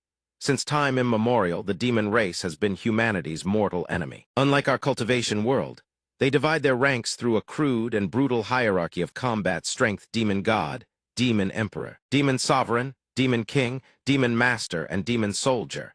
The demon god is the supreme overlord of the demon race. There is only one. Legend says his power is so overwhelming that no one has ever survived his hand. No one has ever seen his true face. Beneath the demon god serve 7 great demon sovereigns: Eternal Night, Sun and Moon, Eternal Regret, White Bone, Usura, Scarlet Desire, and Dark Shadow. They are slaughter incarnate. There is no evil they won't commit. They are the greatest threat to humanity, second only to the demon beast clans. Yifen muses, "So that's how it is. This matter is far more dangerous than I imagined." A commanding voice booms. Silence. Jiang Linge appears, standing upon a radiant ring of spiritual energy that pulses with light. She speaks, "Dear junior brothers and sisters, the Spirit Herb Garden trial is about to begin. This year's trial falls under my full authority. I expect everyone to abide by the following rules." Everyone is struck dumb by her devastating beauty. A disciple murmurs, "So that's senior sister Jiang, the one they call the Eastern Beauty. She's absolutely stunning." Another adds, "Is this my first time seeing her in person? A true fairy, just as the legends say." Jiang Linge continues, "First, combat is encouraged during the trial, but killing is strictly forbidden. Purple Mansion Realm disciples in particular are not to freely attack disciples of lower realms such as the Marrow Cleansing and Aperture Opening realms. Second, the trial duration is 7 days. After the trial concludes, no one is permitted to remain. Third, any spirit herbs harvested must be placed in your storage pouch. After registering upon completion, you may keep them. Violations of these 3 rules will be punished according to sect law. Very well. This year's Spirit Herb Garden trial begins now. The crowd surges toward the teleportation gate. Someone ahead screams, "Charge! I have to be the first to find the spirit herbs." Yifen and Liu Wei rush to follow the crowd. "Let's go," he says. Liu Wei nods him. He is teleported into a dense forest. The moment he steps inside, he is utterly astonished. The spiritual energy is incredibly dense. So this is the Spirit Herb Garden. He looks around. Liu Wei is nowhere to be seen. He thinks we entered together, yet now I'm alone. We must have been randomly separated to different locations. According to Ah Wei, the spirit herb garden was created by an ancient ancestor of the five elements holy land, using supreme divine abilities. It spans roughly 100 li. The deeper one ventures, the greater the chance of finding spirit herbs, but the demonic beasts grow more dangerous as well. Suddenly he hears sounds from ahead. There's movement over there, let me check it out. 3 giant serpents burst forth, their gaping maws as wide as blood basins. They lunge to swallow him whole. He gulps, steadies himself, and a sword materializes in his hand. He speaks coldly, HMPH. A trifling beast dares act insolently before me. He unleashes the 7-character wind-breaking slash. In just a few strokes, the giant serpents are annihilated. Completely. At this moment, the giant python corpses lie in severed segments across the ground, scattered all around him. He thinks to himself, Tier 4 rock python troublesome for ordinary disciples, perhaps, but to him right now, they pose no threat whatsoever. He wonders where the spirit beast the revolving demon sovereign arranged is hiding. Forget it, just press on and lure it out. He hears a terrified scream from ahead, help. He is startled and thinks someone's approaching. 2 disciples are slowly closing in on Su-chun. She screams in terror, don't come any closer. You stole my spirit herbs and committed acts worse than beasts are. You afraid the elders will learn of your crimes and punish you. The more she speaks, the closer he advances. Elder punishment. Your discipline hall elder is my 7th uncle. In this outer sect, who dares touch me? Besides, junior sister, though, you even have proof. Su-chun trembles, tears streaming down her face. You don't come any closer, Su Changfeng urges impatiently. Senior brother Gao. Stop wasting words on this girl. Hurry up before someone else comes along. Gao Yang tears at her sash, laughing perversely. No rush. Why don't we both have a turn?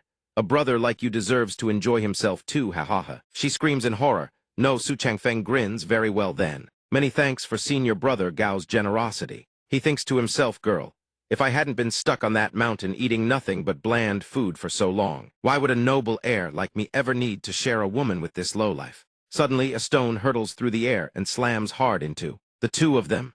They cry out in agony, clutching their wounds as they bellow, who goes there? Which lowly, death-courting scoundrel dared to ambush us? Bai Yifen strides out, stone in hand, and declares, this spirit garden may not have much else, but beasts certainly abound. Gao Yang and his companion cry out in shock, Bai Yifen.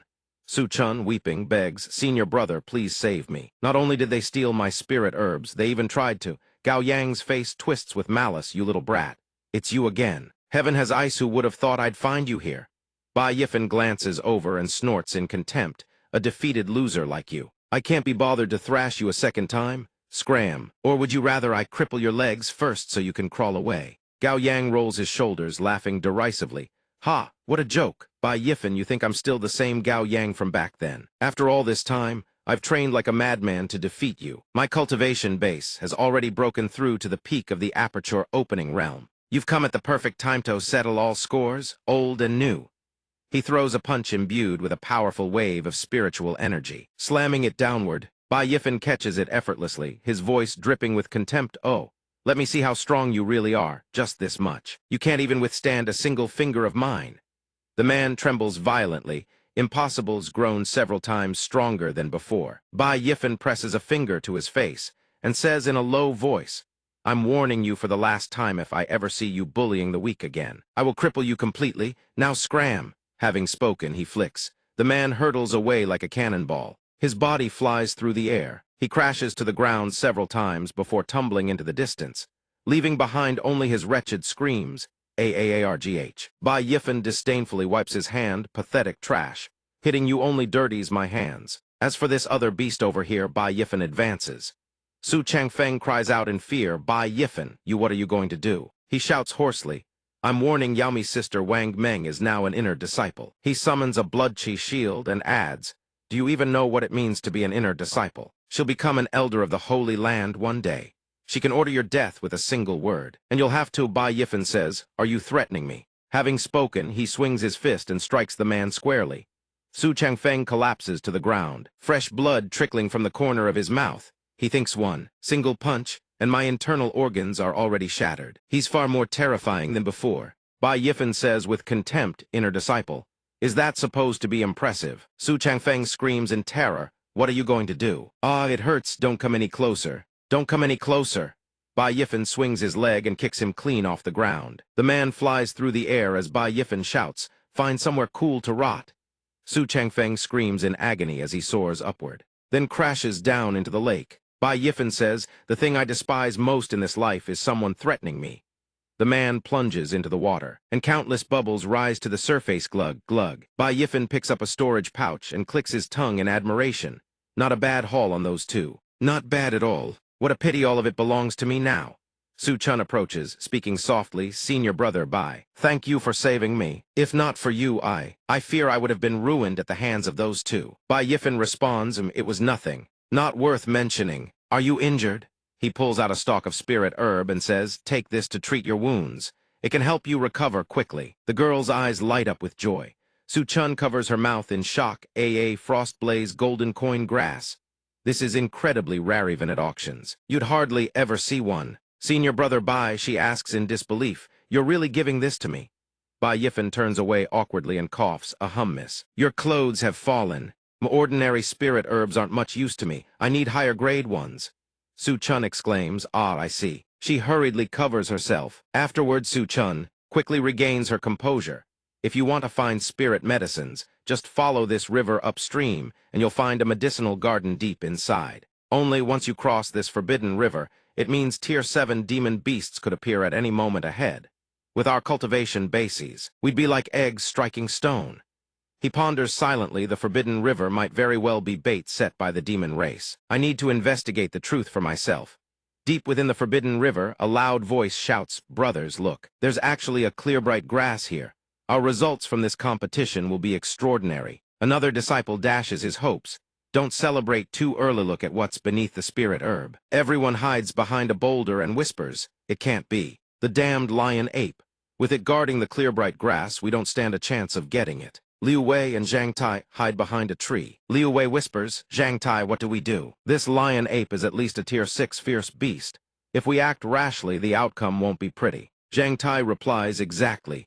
Let's wait. Besides, more and more higher-ranking disciples are gathering here. Our strength isn't enough. We shouldn't ride the crest of the wave." Liu Wei laughs, "Ha, that's right. The senior disciples will definitely make their move soon. Just being able to watch a battle like that is already worth it for us."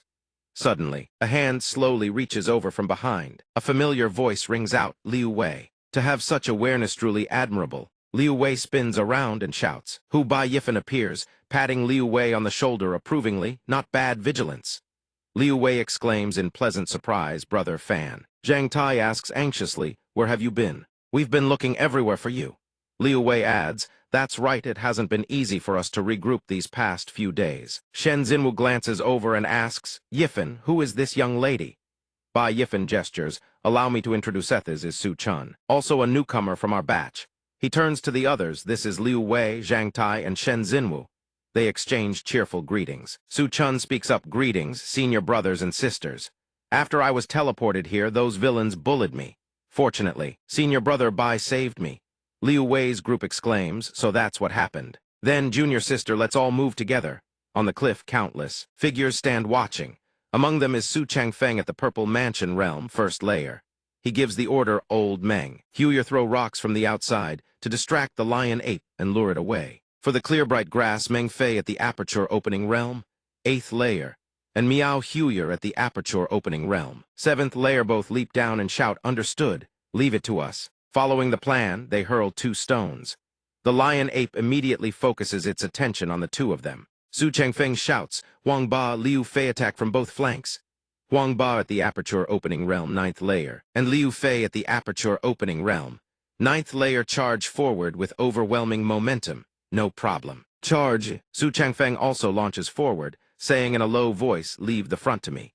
Maintain formation. Breaking ranks. 5-pronged assault." The bellow in unison, "Die lion ape." Watching from the sidelines, the surrounding sigh. Ples marvel, Su Changfeng truly lives up to being a Purple Mansion realm disciple. Powerful indeed. His assault leaves no gaps. Leading 4 Aperture opening realm disciples in such seamless coordination, they'll grind the lion ape down for sure. The lion ape roars, unleashing a devastating sound wave. Su Changfeng's entire group is blasted away. He cries out, "A sonic attack, no good. We've been scattered." He is driven back by the sound wave, barely managing to drive his sword into the ground to steady himself. Damn it. How is the lion ape this powerful? The other four are not so fortunate. They are hurled into the air, crying out in despair. We couldn't even withstand a single attack. At this rate, we're all going to die at the hands of this lion ape. Its eyes flash with killing intent as it lets out a bloodthirsty howl. The lion ape charges straight at Meng Fei. He screams in panic. It's over. The lion ape is targeting me. The lion ape smashes a devastating fist down onto Meng Fei. His outer armor shatters into pieces. He screams in agony as his body hurtles like a cannonball into the cliff face. Everyone shouts in alarm. Meng Fei and the others are all gravely injured. It's over, they say. How is this lion ape so powerful? It's far stronger than it appeared before. Miao Huyer shrieks in alarm. What? It's as if it's gone berserk. He ponders silently. This Tier 6 demon beast hasn't even awakened its spiritual intelligence. Yet it has triggered its berserker bloodline in a desperate situation. Su Chang. Feng shouts urgently, run. Get out of its attack range first. Miao Huyer immediately grabs onto Su Changfeng's leg. She begs, senior brother, take me with you. Don't leave me behind. Me leg was injured. The lion ape charges wildly toward them. He thinks in panic it's over. If we head this direction and don't leave now, it'll be too late. Su Changfeng tries to wrench his leg free, shouting, let go. Stop dragging me down. Miao Huyer clings to his leg with all her might, crying out in pain. His face darkens as he thinks, damn it. If I don't think of something, I'll end up as this monkey's meal too. Suddenly, he glances behind him and mutters, someone's hiding over there. I've got it. Bai Yifan mutters in confusion. Huh. What is he doing? Su Changfeng holds a piece of meat in his hand, thinking this meat is saturated with spiritual energy. No spirit beast could resist it. He hurls it past Bai Yifan's position. For his own survival. There is no other choice. The lion ape sees the meat and freezes for a moment. The meat flies toward where Bai Yifan is hiding. Everyone cries out, no good. The lion ape is heading straight for us. The lion ape's massive form hurtles toward them, jaws wide open in a deafening roar. Liu Wei's group shouts, Bai Yifan, watch out. Bai Yifan picks up the meat and charges directly at the lion ape. The others scream, brother Fan, don't. He reassures them, don't worry, just wait here for me. Bai Yifan waves the meat and shouts to lure the lion ape. This way into the forest, you stupid monkey. The lion ape drools and gives chase. He clicks his tongue in approval. Tesk, very good, perfect. Liu Wei's group cries out in alarm. Brother Bai sacrificed himself as bait to save us. Is Yifan really going to be all right? That's the rank 6 beast. The surrounding disciples ask in confusion, what's going on? Another disciple answers, it seems Bai Yifan lured the lion ape away. The disciple then shouts in horror, what? Bai Yifan willingly made himself bait. Liu Wei's group grows restless with worry. Liu Wei speaks up, I can't just leave him. I have to go check on him. Shen Tianyu volunteers, we'll go with you. Su Chun hastily raises her hand to stop them. Wait, Liu Wei, where are you going? It's far too dangerous ahead. Liu Wei says, Junior Sister Su, don't stand in our way. Move aside. Zhang Tai speaks up, Junior Sister Su, we can't let Bai Yifan face danger alone. If you're willing to help, come with us, but if you're afraid, don't bother following. Su Chun falls silent, her heart wavering. Su Changfeng saunters over, laughing with delight. Ha ha, Junior Sister Su, it's a good thing you're not going. By now, that Bai Yifan has probably been devoured by the lion apenot. Even his bones remain. Going would be pointless. Su Chun turns her head, startled. Senior brother Su. Yao Huyer, supported by Huang Ba, lashes out. You abandoned your own teammate and set Bai Yifan up to die. Have you no shame? Huang Ba snorts coldly, his expression full of contempt. Su Changfeng sneers, so what? I didn't force him to do it. If you keep yapping, I'll beat every last one of you into the dirt. Yao Huyer seethes, despicable, a hypocrite hiding behind a righteous facade. Su Changfeng approaches the spirit herb. Su Changfeng cackles triumphantly, he. With this spirit herb, I can have the elder refine a soul-nourishing pill to break through. Once I reach the supernatural power realm, my future will shine bright. Dirty tricks. What does it matter? Results are all that matter. Bai Yifan, oh Bai Yifan, I truly must thank you. Ha! At that exact moment, Bai Yifan arrives, treading across the water's surface. He roars, take your filthy hands off my spirit herb. He delivers a thunderous slap, sending Su Changfeng's entire body flying backward.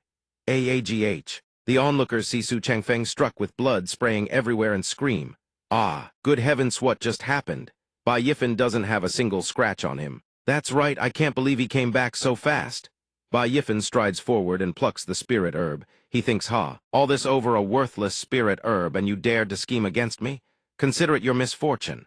Bai Yifan says with contempt this thing. Honestly, doesn't look like it's worth a single blade of grass. I could casually grab something better from Earth. These people's jealousy is truly laughable. Liu Wei's group is overjoyed that Yifan has returned safely. Liu Wei calls out, Yifan. Shen Tianyu hurries over, are you all right? Brother Yifan, are you hurt? Bai Yifan says casually, what could possibly happen to me? That wasn't even enough to warm me up. Liu Wei laughs with relief, ha ha ha. That's wonderful, that's wonderful. Su Changfeng surfaces from the water, stunned, it's you, and you're still alive. Bai Yifan strokes his chin thoughtfully, then replies, oh, you mean that beast? By now it's probably having sweet dreams. The lion ape's massive form lies unconscious at the bottom of a deep ravine, its body covered in grievous wounds. The surrounding disciples stand dumbstruck, unable to believe what they're witnessing. A stunned silence falls over the crowd. Isn't he only at the aperture opening realm? How could he have escaped that beast? Was it just sheer luck? Su Changfeng grits his teeth in fury, thinking a mere newcomer legendary trash, with nothing but yellow-grade talent dares to humiliate me. If I don't teach you a lesson today, how am I supposed to show my face in the Holy Land? He activates the Chuan Ice Claw and snarls, Bai Yifan, you yellow-grade trash. Put down that spirit herb this instant, or don't blame me for being rough. Shen Tianyu shouts, Senior brother Su, you're a purple mansion cultivator. How can you stop at nothing to rob a junior of his opportunity?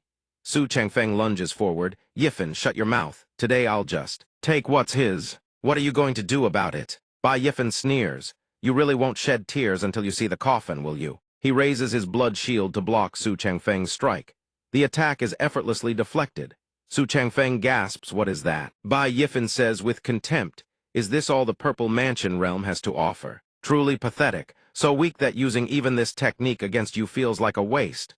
Su Changfeng stammers, what? What are you going to do to me? Bai Yifan begins channeling his power. Blood-red spiritual energy surges forth, warping the surrounding space. He intones in a deep voice, Bull Demon. He hurls a devastating punch with every ounce of his strength, slamming into Su Changfeng's body. Su Changfeng screams in terror, Bai Yifan, brother, spare me, I was wrong. Bai Yifan ignores his pleas and continues swinging. Great Tao art! Su Changfeng lets out a blood-curdling shriek as he's sent hurtling through the air. The surrounding disciples shout, Senior brother Su was sent flying with a single punch. Another disciple exclaims in shock, heavens above. What just happened? You heard that right? Su Changfeng was beaten by someone who's only been a disciple for 2 months. That's insanely powerful. Bai Yifan approaches Su Changfeng and says, Senior brother Su, didn't you call me trash before? How is it that you can't even beat a piece of trash? Doesn't that make you something even worse than trash? Su Changfeng trembles, you. What are you going to do? Don't try to hide behind the rules. It clearly states that Purple Mansion Realm disciples cannot attack Aperture Opening Realm disciples. Bai Yifan responds sternly. The rules state that Purple Mansion Realm cannot strike at a lower Aperture Opening Realm disciple. But nowhere does it say that an Aperture Opening Realm disciple cannot fight back against a Purple Mansion Realm disciple. Su Changfeng cries out, you. Don't you dare! A piercing scream from Su Changfeng echoes across the space. Bai Yifan says, I don't remember any of that. Su Changfeng groans through gritted teeth, damn it, Bai Yifan, I won't forgive you for this. Bai Yifan seizes Su Changfeng's storage pouch. Then I'll be waiting for you to try. This pouch is pretty heavy. Well then, I won't hold back. Bai Yifan walks over to Liu Wei's group, opens the pouch, and begins distributing its contents. Each person picks 2 items. Su Chun gasps waitreally. Zhang Tai says Brother Fan is generous. Liu Wei picks up a spirit herb and says happily, Thanks, Brother Fan. The group bursts into cheers. Everyone laughs with delight. Bai Yifan says, Su Chun, to be fair, you already had a spirit herb earlier, so these ones aren't for you. Her face falls with a trace of disappointment. She answers softly, Senior brother, I understand. Meanwhile, Su Changfeng draws a blade, his eyes burning with murderous intent, thinking no matter the cost, no matter what price I must pay today, I will kill you. Suddenly a blood-colored warhammer crashes down from above. He screams in agony, stop. Bai Yifan turns, surprised, a weapon condensed from chi blood energy. A figure steps forward and bellows, boy, ambushing your fellow disciples. Behavior like this is a disgrace to our outer sect. Su Changfeng shouts back, who the hell do you think you are to manage me? Bai Yifan observes thoughtfully marrow cleansing realm cultivators can use chi blood power to condense a protective robe. Aperture opening realm cultivators can condense a full set of armor, and Purple Mansion Realm cultivators. It can manifest solid weapons. These chi-blood weapons can be summoned with a mere wave of the hand, incredibly convenient hand. Their power rivals that of low-grade artifacts. But this person is a powerful cultivator at the Purple Mansion Realm. The newcomer charges forward and kicks Su Changfeng away. Sneering, I just didn't like the look of his face. Truly an insult to our outer sect disciples. The kicked disciple cries out in pain. Huang Zhen says, brother, I've already disciplined him for you. No need to hold back. Your skills are pretty impressive. How about joining our group to head up the Forbidden River? Bai Yifan asks in confusion, form a group. The high-grade spirit herb zone in the Forbidden Valley. One of them explains, Right Hareth high-grade spirit herb zone is sealed within this barrier. Everyone needs to channel their spiritual power simultaneously to break the restriction. The group gathers their strength. Ready on 2, 3 charge, haha. Look, the barrier. It's been torn open. Yang Xiaodi, a second-level Purple Mansion cultivator, calls out, hold on just a bit longer, the restriction is about to break. Jai Min, also at the second level of Purple Mansion Realm, rushes over and says, Junior sister, we're here to help. Immediately, he and his companions begin channeling their spiritual power. He shouts, barrier shatter. Yang Xiaodi exhales in relief, phew. It's finally open. Senior brother, you finally made it. Bai Yifan thinks so that's how it is. The Purple Vine Valley requires combined strength to break the restriction. No wonder they need to form groups. The blue-haired woman says, Senior brother, I thought you weren't going to make it in time. Huang Zhen laughs, ha ha ha, it took me a little time to find you. Bai Yifan thinks the elite disciples of the outer sect should all be here by now. The blue-haired woman turns and asks, isn't that Bai Yifan? I recall he hasn't even been a disciple for 3 months. How does he dare come to a place like this? Huang Zhen hastily explains, you haven't heard. Even Su Changfeng was defeated at his hands. Don't underestimate him. He then turns back and says seriously, all right, the barrier has been broken. Let's go in and take a look. Inside the Purple Vine Valley, the moon glows with an ethereal purple hue, and the sky shimmers in shades of violet. Everyone steps inside and gasps in awe, wow. The spiritual energy here is incredibly dense. The blue-haired woman asks in confusion, why is it so quiet? I don't see a single beast. Huang Zhen answers, the Purple Vine Valley is the territory of the moon-howling wolfun of the most powerful beasts in the entire spirit herb gardens. Ordinary beasts wouldn't dare set foot in here. At that moment, a disciple shouts excitedly, look, this purple shadow flower can be used to refine high-grade advancement pills. The roots and leaves can also be made into healing medicine. If sold, it would be worth at least 50,000 spirit stones. This one's mine. Suddenly, a moon-howling wolf appears. A crescent moon emblem glows on its forehead, its eyes crackling with lightning, its gaping maw dripping with malice. The disciple stammers, this is... Bai Yifan shouts a warning, watch out, it's an ambush. One disciple is struck and killed instantly. Everyone screams, what's happening? Look, what's that lurking in the darkness? Everyone cries out in terror. How is this possible? We just entered and we've already run into it. A howl tears through the Ira howling moon wolf appears. It's here. A level 7 demonic beast. Everyone run for your lives. A young man wielding a hammer rises to his feet and shouts, what's there to be afraid of? The strength of a level 7 beast only matches our human race's Purple Mansion realm. With this many people, are we afraid we can't deal with it? The howling moon wolf closes in. Everyone, the hammer-wielding youth charges forward. That's right. A howling moon wolf's pelt can sell for 10 to 20,000 spirit stones. I want to gouge out its eyes to cultivate a certain pupil techniquedant. Anyone dare compete with me? Yifan thinks it's not that simple. The aura of this demonic beast is extremely strange. The howling moon wolf bears a vicious grin. Bai Yifan says with a grave expression, demonic beasts are not spirit beasts. They haven't awakened spiritual intelligence. How can they display human expressions? The hammer youth boasts, ha ha ha, another attack is it? Just now, I'm a whole major realm stronger than that disciple was. The blade-wielding youth stares blankly. What are you saying? How is that possible? Huang Zhen, at the 3rd level of the internal strengthening realm, was slain in the blink of an eye by the howling moon wolf. The howling moon wolf unleashes a deafening howl, sending a shockwave that scatters everyone. AWO? Terror grips the group. This is bad. If this keeps up, we'll lose our lives. Run, flee now. This beast's combat power is above the Purple Mansion realm. Yifan says an elite-tier spirit beast, the spirit herb garden.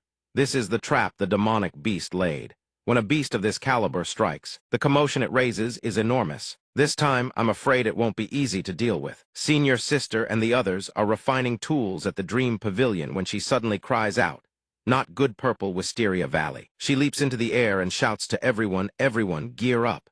Move out to Purple Wisteria Valley." Purple Wisteria Valley. Everyone is bewildered, unable to grasp what's happening. Senior sister Jiang, what happened? Wait for us too. At Purple Wisteria Valley, everyone huddles behind a massive boulder. Someone says, "What do we do? Even if all of us attack together, we might not survive a single swipe of that spirit beast's claw." A girl cowers beneath the rock, trembling if this goes on. "Sooner or later we'll all die here. I don't want to die yet." A young man snarls, "Damn it. That beast herded us here but refuses to strike. Is it toying with us on purpose?" The howling moon wolf stands outside, howling into the wind. The girl asks, "Do you hear that? What's it doing?" The young man says, "That howl. It sounds like it's calling for companions." The girl gasps, "What? One howling moon wolf is already this hard to deal with. If several more show up, won't our chances of survival drop to nothing?" Yiffin thinks no. That howl isn't calling for companions, it's summoning the beast horde. It's over. Everyone, look, all the wild beasts in Purple Wisteria Valley have been summoned. The howling moon wolf's claws are razor sharp. What exactly is this beast trying to do? Could it be ordering that beast horde to slaughter us? That's right. According to legend, spirit beasts on par with the supernatural power realm possess extraordinary intelligence. They can even command ordinary demonic beasts to fight in their stead. Damn it, the howling moon wolf has already stationed demonic beasts to guard the exit. If we don't come up with something soon, I'm afraid that within a single watch, we'll all be captured in one fell swoop. Everyone cries out in panic. How could the spirit herb garden have a spirit beast? Wasn't it supposed to only have level 7 demonic beasts? We're finished. We've been tricked. A terrified girl bolts from cover. "No, I don't want to die here. I have to get out." "Shimin, don't run." Thud. The howling moon wolf lunges and sinks its fangs into the girl. Ah! Everyone watches in horror. What do we do? I don't want to die here. Zioyi, calm down. Yiffin thinks even the elite disciples have lost their composure. If this continues, it's over.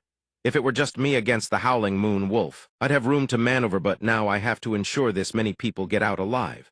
And yet that beast just sits there with its eyes closed, arrogant as a meditating master. That's right, the roles of hunter and prey have already been reversed. It seems like it's trying to lure a bigger fish through us. There's not much time left.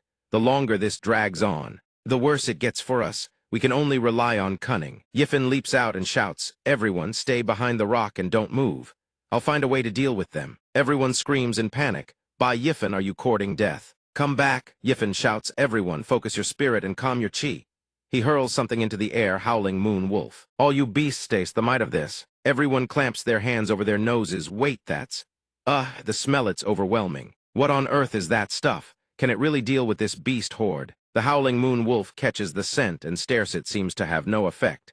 "Wait, look! The beasts behind the howling moon wolf are collapsing." Everyone exclaims, "It's working, we're saved." They're toppling and retreating. The wild beasts outside the perimeter are all being pushed back. "This stuff is incredible." Su Chun says, "I know what that is. 10,000 corpse rotgrass. That's a top-tier lethal poison." A young man says, "I've heard that even a single stalk can emit the rotting stench of tens of thousands of corpses. Within 100 li, no living creature dares come near." How did Bai Yiffin get his hands on that? Yiffin, perched in a tree, thinks to himself, 10,000 corpse rotgrass. I never expected the stinking grass from my world to have such a grand-sounding name here. Good heavens, that thing reeks. Don't be rude, stinking grass really is a bit pungent. Yiffin thinks, knowing I'd be taking the spirit herb garden trial. I collected these beforehand as a precaution. The ancients used stinking grass to repel wild beasts. Against these creatures, even if the effect is minor, it's still better than nothing. Zhang Tai, covering his nose, praises Yiffin. "Bai Yiffin, you are absolutely brilliant. Senior brother Bai is incredible. The wild beasts have all keeled over. Every beast in the encirclement has collapsed." Yiffin lands on the ground and says, "The minor threats are dealt with. Next it's your turn, howling moon wolf."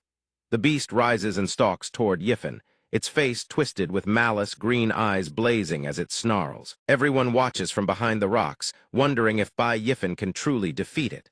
The howling moon wolf lunges. Yiffin draws his sword and clashes head-on with the beast. Who knows, but he's our only hope of survival. Blazing flame slash.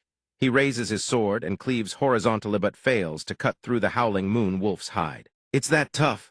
Yifen exclaims in shock, a full power strike and all I managed was to make it flinch. The howling moon wolf lets out a mocking laugh.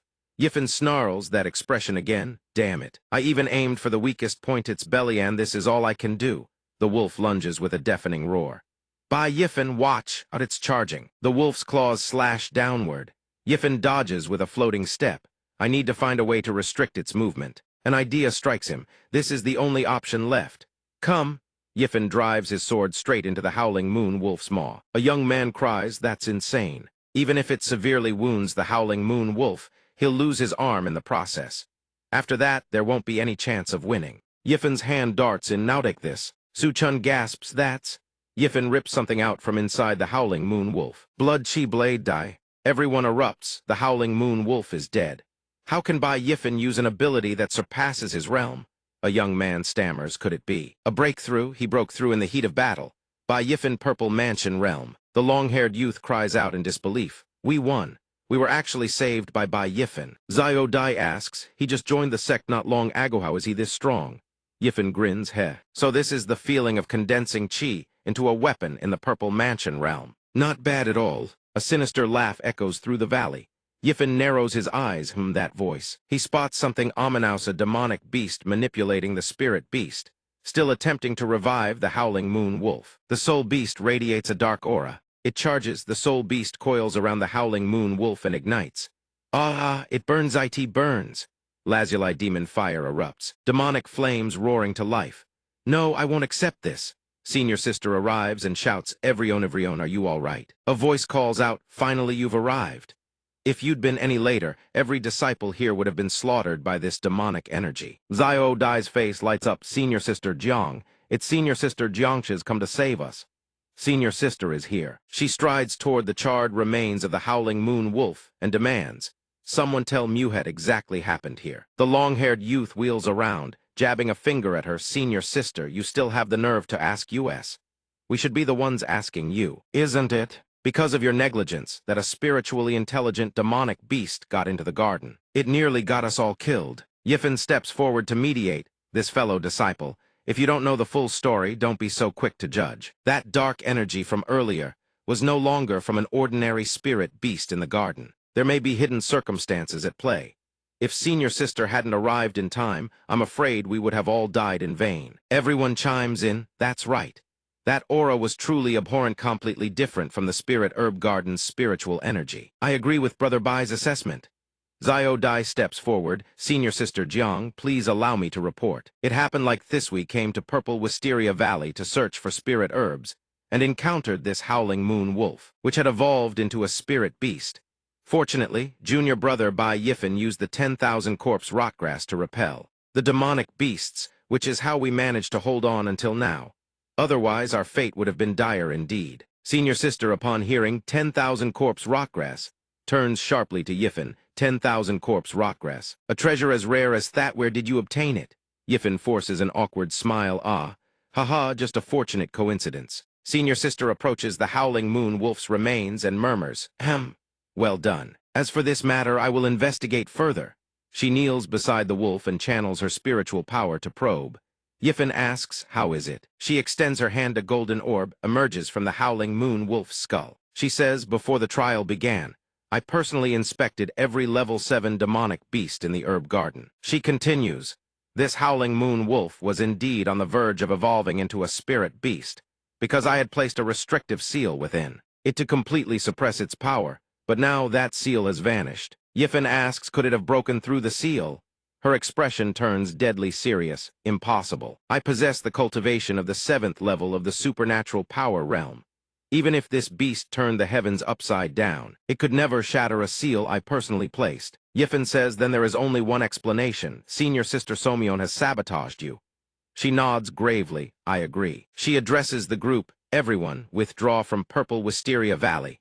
I will get to the bottom of this and give you all an answer. The long-haired youth turns away with a scoff. HMPH, let's go, nearly became cannon fodder. A girl approaches Yifen. Bai Yifen, thank you. If you hadn't intervened just now, the disciples would all have been slaughtered by the demonic beast. You could say you saved me as well, indirectly.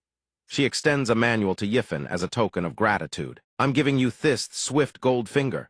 She adds cheerfully, I don't have many martial techniques on hand. This high-grade technique suits you the best of them all. I hope you won't find it lacking. Yiffin responds with a respectful bow. I wouldn't dare. I gratefully accept. Then I thank senior sister. She produces a pill bottle. Oh, and this too. What is this? She says. You've just broken through to the purple mansion realm. I'm giving you 3 mansion-stabilizing pills. I'm certain they'll prove of great benefit to your cultivation. Yiffin accepts them. Ah, understood. Thank you, senior sister. She eyes him curiously, but I'm still quite curious. You don't possess a yellow-grade aptitude, do you? And yet your cultivation speed is this fast. There's no 10,000 corpse rotgrass in the spirit herb garden. Where on earth did you get it, Yiffin? He scratches his head. Ha ha.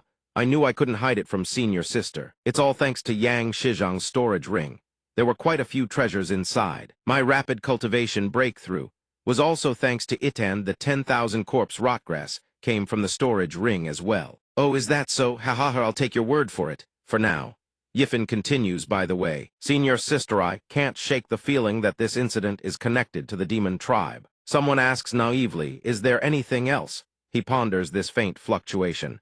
Could someone be watching in secret? Why did you say there's nothing? We must be careful. There may be a traitor within the 5 elements holy land. And the strength involved surpasses even senior sister Jiang's. This matter is extremely grave. The fewer who know before the investigation concludes, the better. Jiang Ling's people arrive. Senior sister Jiang, you're far too late. Jiang Ling speaks, follow me. All spirit garden trial activities are to be suspended immediately. This will be investigated thoroughly. Jiang Ling walks over to the 5 elements holy lands representative. Du Shanrong immediately interjects. Esteemed hall masters, do not rush to conclusions. In my view, there is certainly something being concealed here. With Ling's cultivation base, how could a 7th-ranked demonic beast possibly breach the restrictions she laid down? Xia Jingcheng speaks coolly. HMPH. What could possibly be concealed? Jiang Ling was negligent and careless, and that is what caused this incident. Yan Tianxi chimes in cheerfully. Oh, senior brother, you're making this sound far too serious. In the hundreds of years of spirit herb garden trials, there have always been deaths. Several dozen disciples participate each year, and this year's death toll hasn't even exceeded 10. It hardly counts as a catastrophe, does it? Xia Jingcheng says, HMPH. But according to this old man's knowledge, had Jiang Ling arrived even one step later, even more of our outer sect elite disciples would have been slaughtered. She nearly committed a crime deserving of heavenly punishment. Du Shanrong steps forward and turns to Xia Jingcheng. Even so, not long ago, Ling slew the great sorrow, demon king of the eternal night demon sect. That is a great merit. In my view, leniency is warranted. Xia Jingcheng roars, merit is merit, crime is crime. How can the two possibly be set against each other? Mu Luo immediately speaks enough. Ling, your performance in this spirit herb garden trial was unsatisfactory. As your master, I sentence you to 3 months forfeiture of your stipend. You shall teach at the transmission hall for outer sect disciples. For 3 months, do you accept this punishment? Jiang Ling lowers her head. Yes, this disciple accepts the punishment. Mu Luo turns to Xia Jingcheng's senior brother. Since this incident resulted from the negligence of my Mu Hall's disciple, it is only right that I handle the punishment. As Ling's master, I voluntarily forfeit half a year of my own stipend. Does senior brother have any objections? He replies, HMPH, I have no objections. Yan Tianxi asks, Jiang Ling, from what I've heard, this crisis was resolved by a disciple named Bai Yiffin. Is that correct? She says, reporting to Hall Master Yan, that is indeed the case. Du Shanrong praises Bai Yiffin, then turns to Yan Tianxi. He's only been here a short while, yet he's already achieved so many feats. His cultivation base has advanced as fast as lightning. It seems this person possesses extraordinary innate talent. I wonder how he'll develop in the future. It truly piques one's curiosity. A pity senior sister isn't Harish would certainly be the most intrigued. Bai Yiffin sits in his room, muttering, just who's been talking about me behind my back, he ponders. As soon as I returned to the courtyard, I tried the stabilizing mansion pill that senior sister gave me, but it didn't produce the expected effect. It seems the quality of this pill still falls short. The purple mansion is also known as the sea of consciousness, origin of all spiritual power and divine abilities. It can birth the primordial spirit, generate spiritual power, store supernatural powers, and nourish the Neuen Palace. But upon first breaking through to the purple mansion realm, one still cannot fully control this tremendous force. The brain, in other words, the Neuen Palace must be nourished to a certain level before a complete transformation is possible. As for how to nourish the Newen palace, the methods involved, if one is even slightly careless, lead to chi deviation. But then he thinks further since they say, like nourishes like. Then I have an idea. Brilliant, boss, give me a gin and a half of the lamb and mountain walnuts, big ones. He picks up a walnut and examines it. On Earth, walnuts are the ultimate brain supplement. He can only hope that, as he suspects, walnuts in this world can also exert that effect. He closes his eyes. His head begins to emit wisps of smoke. Spiritual chi sinks into his dantian, enveloping the primordial spirit. He feels it power is gathering within the Newen palace. An hour later, he opens his eyes. Spiritual chi swirls around him, wreathed in smoke. He senses it great success. The power within his body now fully obeys his divine sense. He picks up the gold-shattering scripture to review. Next comes the secret manual senior sister gave him to simplify back on Earth. Back to the present. He sits in his room and yawns, man, it's been ages since I've been back. Now that I've got this much money, I should find some time to kick back and enjoy myself here for a few days. He picks up his phone, better not miss any important messages. He opens his phone and sees a message from his mother, son, the scenery in Manchester is gorgeous. Next time, our whole family absolutely has to come here together. How's mom's health? Very good, don't worry. His parents smile warmly at the photos, and their sister Gyu, too. It seems everyone is doing well. Well, then I can rest easy. Another message arrives from Tang Rong. Are you free on November 1st? November 2nd, I have something I want to ask you. November 11th, it's been several days. Why haven't you replied to my messages? November 15th, what's going on? He still doesn't understand. How strange, Miss Tang. Why has she sent me so many messages? He replies to Tang Rong, sorry about that. I've been swamped lately. I just saw the messages. Is there some kind of problem? Suddenly a knock comes from outside. Bai Yifan thinks, who is it? I just got back to Earth in the dead of night, and someone's already looking for me. What a coincidence. Bai Yifan opens the door and sees Sheng Hui standing there. Bai Yifan says, long time no see. He stares in shock, Sheng Hui. Sheng Hui, what are you doing here? The two head out to a bar in Hangcheng and clink glasses. Bai Yifan and Sheng Hui sit down, drinking and talking. I came to Hangcheng on business, so I looked you up. Pretty loyal, right? Since when did you start driving a big rig? This ride is my dream car. Mind, kid, don't tell me you've latched onto some sugar mama. Bai Yifan says, haven't seen you in years, Sheng Hui, and you still know how to get under people's skin. Sheng Hui laughs heartily. That's not me teasing you. That's a compliment. With my looks, even if I wanted a sugar mama, she wouldn't give me the time of day. Come on, let's drink. Bai Yifan hears a voice and turns around, don't touch me. That voice, it's so familiar. A man is pressuring a girl to drink. I really can't drink anymore. Heh, wrong, do me a favor, just one more glass. Tang Rong. Sheng Hui asks, you two know each other? Bai Yifan stands up, walks toward Rong, and says, yeah, wait here for me a sec. The bespectacled man thinks to himself, it wasn't easy getting this young miss to come to the bar. As her classmate cum bodyguard, he's still standing guard outside. Later, I'll drag her into the restroom and make it happen. Once the rice is cooked, what's she gonna doorfuse to marry? He urges Rong to drink. Rong, have one more glass. Rong says, oh, I really can't drink anymore. My head is killing me. Come on, just one last glass, down it all. Bai Yifan steps forward and grabs the bespectacled man's wrist. She said she can't drink anymore. Can't you hear her? I'll let go. The bespectacled man swings his fist at Bai Yifan, you little bastard. Who the hell do you think you are? Get lost, don't stick your nose in my business. Bai Yifan slams his fist into the man's gut. I'm your granddaddy. Bai Yifan says, get the hell out of here. If I ever catch you harassing Tang Rong again, I'll beat you into a cripple.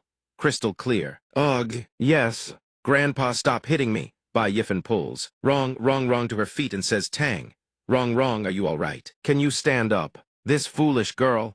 How did you end up in a situation like this? Rong slowly opens her eyes. Bai Yifan, is that you? Bai Yifan extends his hand. Rong, can you see me? Where's your bodyguard? How could he leave you alone here? Why am I here? She recalls 2 hours ago. Bai Yifan finally replied to my message. Are you free today? I have something to ask. I just went ahead and asked him directly. If he's free, could we meet up? Sorry, I've got some things going on. Another day. He rejected me again. Rong suddenly hugs Bai Yifan and bursts into tears. You jerk, why won't you pay attention to me? Bai Yifan is bewildered. She lifts her face, gazing at him shyly. I just wanted to see you once. Why is it so difficult? Where have you been all these days? Have you been seeing another woman? She continues, is she prettier than me? Richer than me. Why am I so unappealing? You said you had things to do, so here you are drinking at a bar.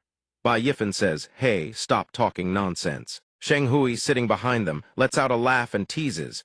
Tusk, kid, you really did latch onto a rich woman, didn't you? Bai Yifen shouts, stop talking rubbish. Aren't you going to come help me out here? Two bodyguards walk in.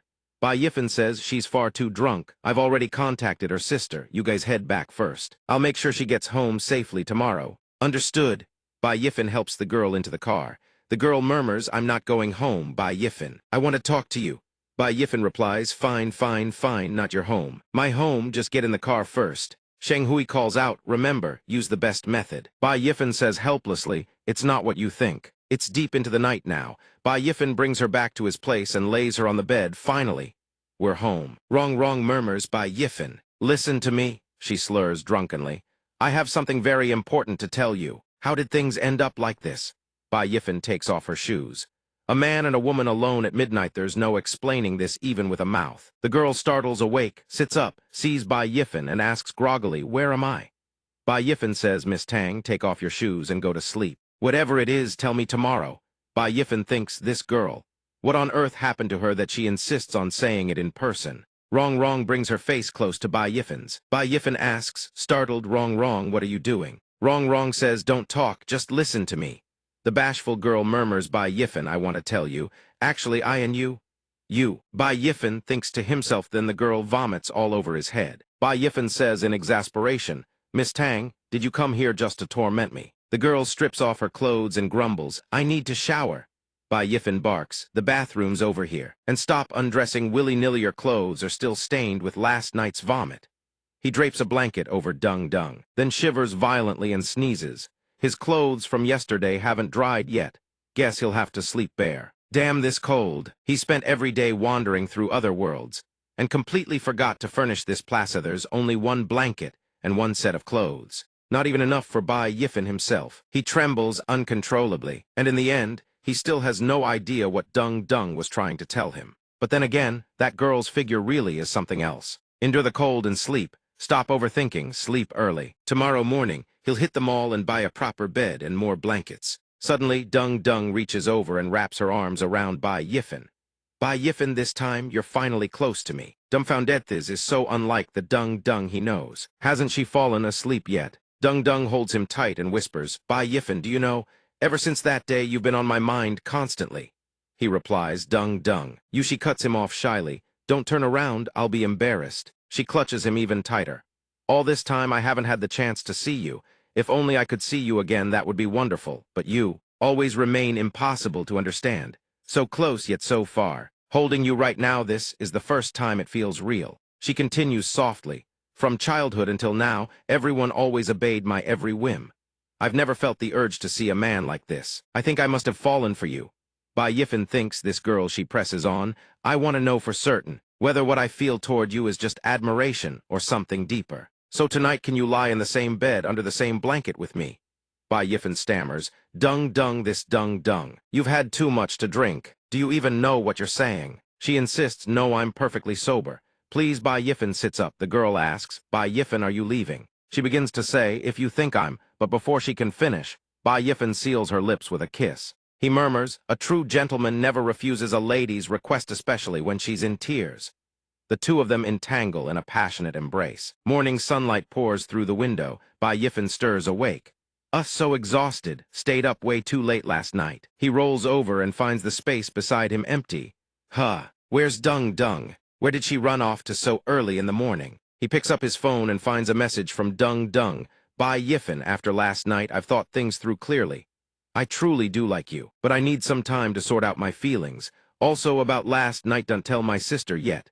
He exhales sharply. They say a man puts on his pants and forgets who came to his bed. But here it's the complete opposite. Tesha's the one who bolted. I was starting to think this was some kind of romance novel. Bai Yifen's thoughts spiral. Damn, he's in trouble. If Miss Tang, that overprotective older sister of hers, finds out what happened between him and Dung last night, he'll be skinned alive. No, worse. He'll be stripped bare and thrown to the wolves. He completely forgot about the gap between their families. He snaps back to the other world, his residence on the Wangu continent. Bai Yifen channels his chi, and fires the shattering gold finger. The needle-like projectile streaks through the air and strikes a bird soaring high above. The bird plummets from the sky. Bai Yifen muses. Ever since the shattering gold finger was deconstructed and optimized through Earth's analytical methods, it has become extraordinarily effective for long-range strikes. He examines the bird's beak. The wound is precisely targeted. Furthermore, the force can be adjusted with pinpoint control, he realizes. He releases the bird and lets it fly away. The next time I face a powerful enemy, I'll have one more ace up my sleeve. Suddenly, a beam of emerald light descends from the mountaintop. Bai Yifen spots it instantly. That's the heavenly sound signal from Five Elements Mountain. A man sprints toward them. He shouts, Elder Fan has summoned all outer disciples. Something big must be about to happen, Bai Yifen says. Let's go see. Everyone gathers. The elder's voice booms across the assembly. All outer disciples hear me. We have just received intelligence that Hoyun, the demon lord of the Usura demon sect, has razed a border town of the Yan kingdom to the ground and captured 180,000 civilians, all to fuel his demonic cultivation, a crime that shakes the heavens. After deliberation between our 5 elements holy land, the true martial holy land, and the myriad treasures holy land, we have resolved to carry out heaven's justice by entering the Wangu demon pit and eliminating this demon lord. The crowd erupts. What? The Wangu demon pit? The elder continues. For this training expedition, the first 3 outer disciples to volunteer shall each receive 1 wind dust pill, a supreme-grade artifact, the Scarlet Abyss Swordend, a peak-tier mortal-grade martial art, the Supreme Origin Art. Those who wish to participate may register at the Sect Affairs Hall. We depart in 1 day. A disciple stammers, a wind dust pill. Heavens above, am I hearing this right? The crowd buzzes. You didn't mishear. The wind dust pill is a mid-grade spirit pill. It's said that cultivators at the peak of the Purple Mansion realm who consume it have a real chance of breaking through to the supernatural power realm. On top of that, a supreme-grade artifact and a peak mortal-grade martial art. For the outer sect to offer such lavish rewards, this expedition is anything but simple. Liu Wei turns to Bai Yifen. Brother Bai, what's your take? Bai Yifen narrows his eyes. 3 holy lands deploying together. I suspect the higher-ups want us outer disciples to perform well and bring glory to the holy land. Otherwise, why else would they put so many treasures on the line? Shen Xinwu interjects. That may be so, but the Wangu demon pit is the demon race's stronghold. Anyone who enters for training faces 9 deaths and 1 life. By Shixing, do we truly need to go? Liu Wei grins with unshakable confidence. We go no matter what, even if we don't claim the top 3 prizes. Slaying a few demons and tempering ourselves, that alone is worth it. Bai Yifen addresses the group. Then let's go together. I've been meaning to find a place to train as well. But inwardly, a dark thought gnaws at him. Could this expedition be the work of a mole embedded deep within the Holy Land's leadership? If that's truly the case, then this mission is far more dangerous than anyone realizes. Zhang Tai speaks up. Since we've decided to go, we can't just walk in empty-handed. We need to stock up on combat gear. Bai Yifen asks, combat gear? Then Zhang Tai's expression turns grave. The Wangu demon pit has 99 layers. Each layer is a world unto itself. Combined, all the spaces within are over 100 times larger than the entire mainland. He continues, the demon pit is shrouded in eternal darkness, teeming with countless demonic creatures, yakshas, rakshasa demons, giant demons, twin demon usuras, and worse. Within the pit lie innumerable rare treasures, especially spirit herbs and exotic ores. The deeper you go, the more abundant they become, but the demons grow correspondingly more terrifying. However, because they have dwelled underground for eons, every demon in the pit shares one fatal weakness: they are deathly afraid of sunlight. Shen Xinwu tells Bai Yifen, so we'll need plenty of luminous pearls or light-emitting artifacts and talismans. Bai Yifen's eyes flash with sudden insight. Oh, afraid of sunlight, you say? Then this should be easy enough to handle. 3 days later, the group arrives at Black Radiant City. Outside the city gates, an elder addresses them. This is Black Radiant City, a hub where cultivators and martial artists converge.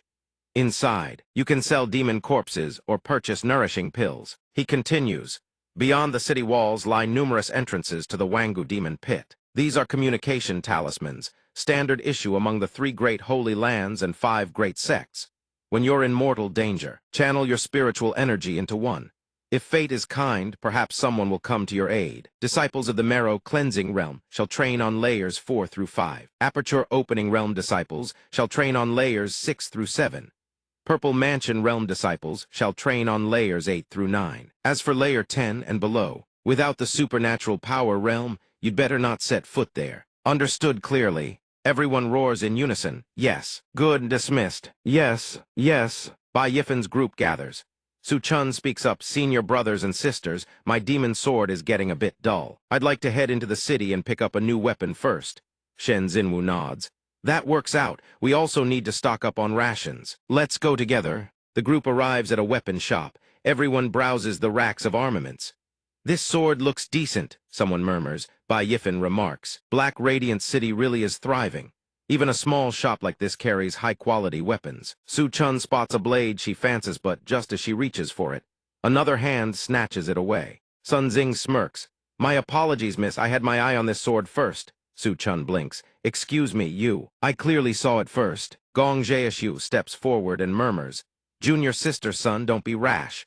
They appear to be from the 5 Elements Holy Land. Sun Xing scoffs. HMPH, 5 Elements Holy Land, so what? They're nothing but stepping stones for the Holy Land's glory. Are you scared? Bai Yifen observes and mutters. Where did this ignorant fool crawl out from? Another one here to farm experience. Liu Wei points at the girl and says coolly, Miss, you'd best watch your tongue. Even as stepping stones, we belong to a Holy Land already leagues stronger than whatever third-rate sect you crawled out of. Sun Xing's face twists with rage. What did you just call us? Open your dog eyes and look carefully. The Elephant Armor Sect is a second-rate sect officially recognized by the continent. Liu Wei lets out a mocking laugh. Second-rate? Isn't that practically the same as third-rate? After all, in the eyes of Holy Land disciples, you're all chaff. Sun Xing snarls and draws her sword, lunging forward. Who are you calling chaff? You're courting death. In a blur, Bai Yifen extends his blade and rests the edge against her throat. Stop! His voice is cold steel. I, Bai Yifen, have never struck a woman, but I also don't tolerate women who cause trouble without reason. Sun Xing's eyes go wide with terror. She eased too fast. I couldn't even see his movement. Bai Yifen presses the blade closer. Drop the sword, then get lost. They depart without another word. Sun Xing glares at their retreating backs and spits. HMPH, just some worthless scrap of metal. What's so special about it? Let's go. Junior sister Su. Su Chun seizes the sword eagerly. Hurry, take it, she beams. Thank you, senior sister Bai Yifen. Seeing how timid Su Chun still is, Bai Yifen says bluntly. Junior sister Su, you need to train harder. If you don't, people will keep bullying you indefinitely. Once we enter the demon pit, not everyone will be able to follow and protect you at every moment. Su Chun nods meekly. I understand now. Shen Xinwu comforts her gently. Aya, Bai Yifen is just worried about Yao doesn't mean to scold you. Even raw iron must temper itself to become steel. Just train hard from now on. Yes, senior sister, I understand. Meanwhile, Sun Xing returns to Campan the moment she kneels before her superior. A vicious slap sends her sprawling. Trash, you've humiliated the entire sect. She clutches her swollen cheek. I'm sorry. Elder Xiang, I brought shame upon us. The Elephant Armor Sect elder's voice is thunderous. Have I not warned all of you? In Black Radiant City, do not act rashly without absolute certainty, especially against the 5 Elements Holy Land. He sinks into his chair, massaging his temples. The 5 Elements Holy Land has been declining for years. There's a real chance they'll be demoted to a first-rate sect at the upcoming Grand Assembly. And when that happens, one of the 10 great Holy Land positions will be up for grabs. Although our Elephant Armor Sect is second-rate, with the true martial Holy Land backing us, that seat is not beyond our reach. He slams his fist on the table. And yet at this critical juncture, you go and disgrace the sectlosing to a mere outer disciple of the 5 Elements Holy Land. He fixes her with a lethal glare. I don't care what method you use. You will reclaim our honor. Fail me, and I will hold you personally accountable. On the outskirts of Black Radiant City, Bai Yifen traces a circle on the ground with spiritual energy. This is the spot. An entrance to the Wangu Demon Pit lies just outside the sithe closest one to our position. Everyone, get behind me. Is everything ready? All set, everyone move out. The 6th layer of the demon pit is eerily quiet. The demonic creatures in this area have thinned out. After we finish off these, we'll take a short rest. Every monster that dares to show itself is swiftly cut down by the group. Not a single one escapes. Soaring wind slash, Zhang Tai's fist connects with a thunderous impact. The demonic beast hurtles backward and crashes into the ground. Go die. Liu Ye laughs, ha ha. These past few days we've reached the 6th level. The number of demon beasts we've killed is at least 800, if not 1,000. This place truly lives up to its name as a gathering ground for the demon race. Zhang Tai snorts, HMPH, even if more come, they're no match for us. Shen Xinwu spots something and exclaims, look, I found a demon spirit tree. Zhang Tai glances at the tree and says, not bad. You can tell at a glance it's extremely precious. Shen Xinwu replies, this thing can sell for a sky-high price. Since you've all gotten yours, I certainly can't fall behind. Bai Yifan steps forward and says, everyone, it's about time we divided the spoils. Let's part ways here. I'm heading down to the 7th level to have a look. Your cultivation bases haven't stabilized yet. Stay here. Liu Wei asks Brother Fan, you're heading down. Bai Yifan strides forward. Liu Wei pats his shoulder and says, I came to the demon pit to train too. I can't just stay in the safe zone doing nothing. Bai Yifan says, away. Your strength is the greatest right now. Take good care of Xinwu and the others. Liu Ye happily agrees, don't worry. Su Chun approaches and whispers to Bai Yifan, Senior Brother Bai, could you stay a few more days? I haven't gotten a single demon herb. Bai Yifan replies, have a way lead everyone to search. The demon pit is vast, there are surely plenty more treasures. Oh, Liu Ye immediately says, relax Su Chun. We all have spirit herbs already. The next one's yours. Su Chun replies softly, all right. Meanwhile, at the 7th level of the demon pit, Thai's level is hell itself. Can't beat it. I truly can't beat this level 6 demon beast. This Yasha is absolutely terrifying. A man hiding behind a boulder observes in horror and says, the senior brothers who came before me couldn't even withstand 3 moves from this. Yasha, they lost their lives here. The young man mutters in a panic, what trial, what reward? I should just sneak away while they're not looking. I need to get out of here fast. Suddenly, a head descends from above right in front of him. It spots the young man and lets out a sinister cackle, ka. The young man screams and bolts, help me. The Yasha raises its trident. I'm dead for sure. The trident hurtles toward him, his face twisted in terror this time. I'm really done for. I don't want to die yet. Just as the trident is about to pierce the young man, something streaks through the air and shatters it to pieces. The projectile continues onward without slowing. Bai Yifan says, who would have thought that the very first beast I encounter on the 7th level would be an unawakened Yasha? Took an arrow just like that. The Yasha crashes to the ground. The other Yashas, previously feasting, hear the commotion and whip around. Bai Yifan grins, perfect, I can use you lot as flying mounts to test my new ability. The young man, still trembling with relief, stammers, I was saved. Bai Yifan steps on the fallen Yasha's head and smirks, come on then, let me play with you all. Ha. The Yashas charge at Bai Yifan from behind. He glances over him, only this many. The young man collapses to the ground, this is bad. They've all been drawn over here. Young friend, do you have any luminous treasure on you? Bai Yifan replies, no, I don't need such things. The young man trembles, what are you even saying? Senior brother's stronger than you have already died here. It's over. With this many, there's no way we can escape. Without another word, Bai Yifan activates his drifting misstep. Flames begin to bloom around him. He says calmly, relax, it's only a few of them. The flames surge forward and engulf the Yashas. Barely enough to warm up. Bai Yifan charges into their midst, his blade flashing. Heads topple to the ground one after another. The young man's jaw drops, what?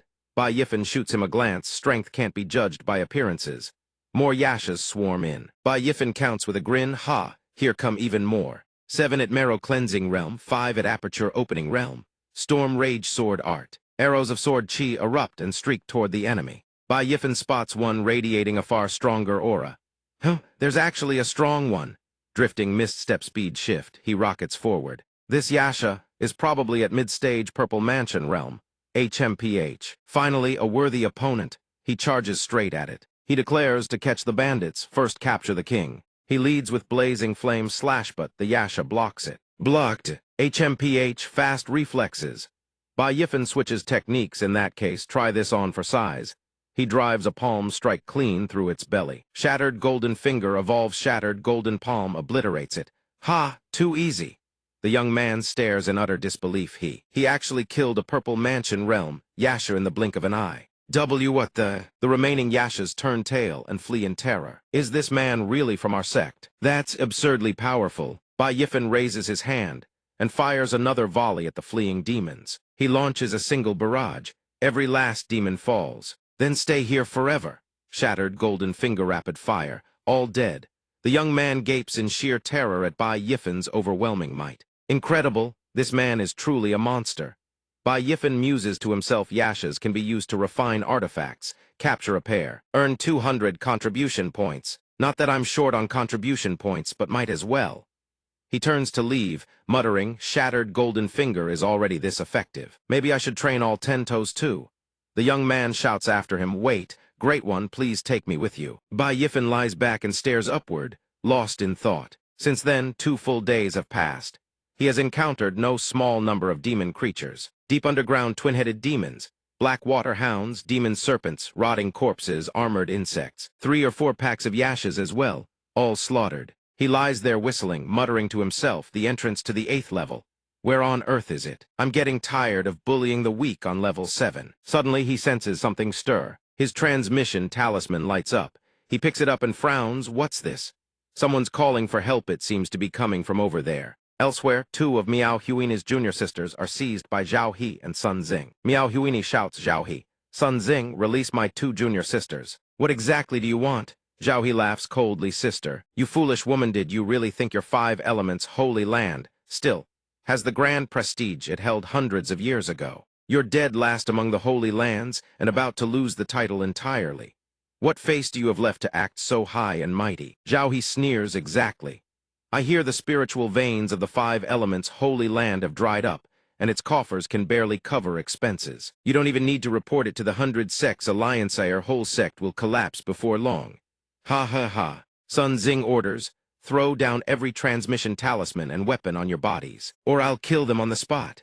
One of the girls bursts into tears. Aya. Sister Huini, save us. Miao Huini discards her transmission talisman and weapons. Fine, don't hurt them. Sun Xing cackles, ha ha ha, burn them. Now let's see how you call for help. Sun Xing's lackeys close in, surrounding them completely. Miao Huini demands, what do you want from us? We've done everything you said. When will you release us? Zhao He replies with a sinister grin. What do we want? Listen carefully, Strip. Don't make me say it twice.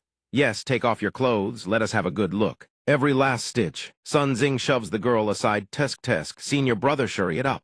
He leers. We'll step aside first. The fat one laughs gleefully. Ha ha ha. You holy land female disciples always so proud and aloof. Today, let me see for myself how you're any different from common brothel women.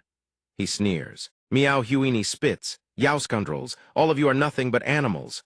The 2 girls behind her cry out, Sister Huini, let's fight them to the death. Carve a path of blood.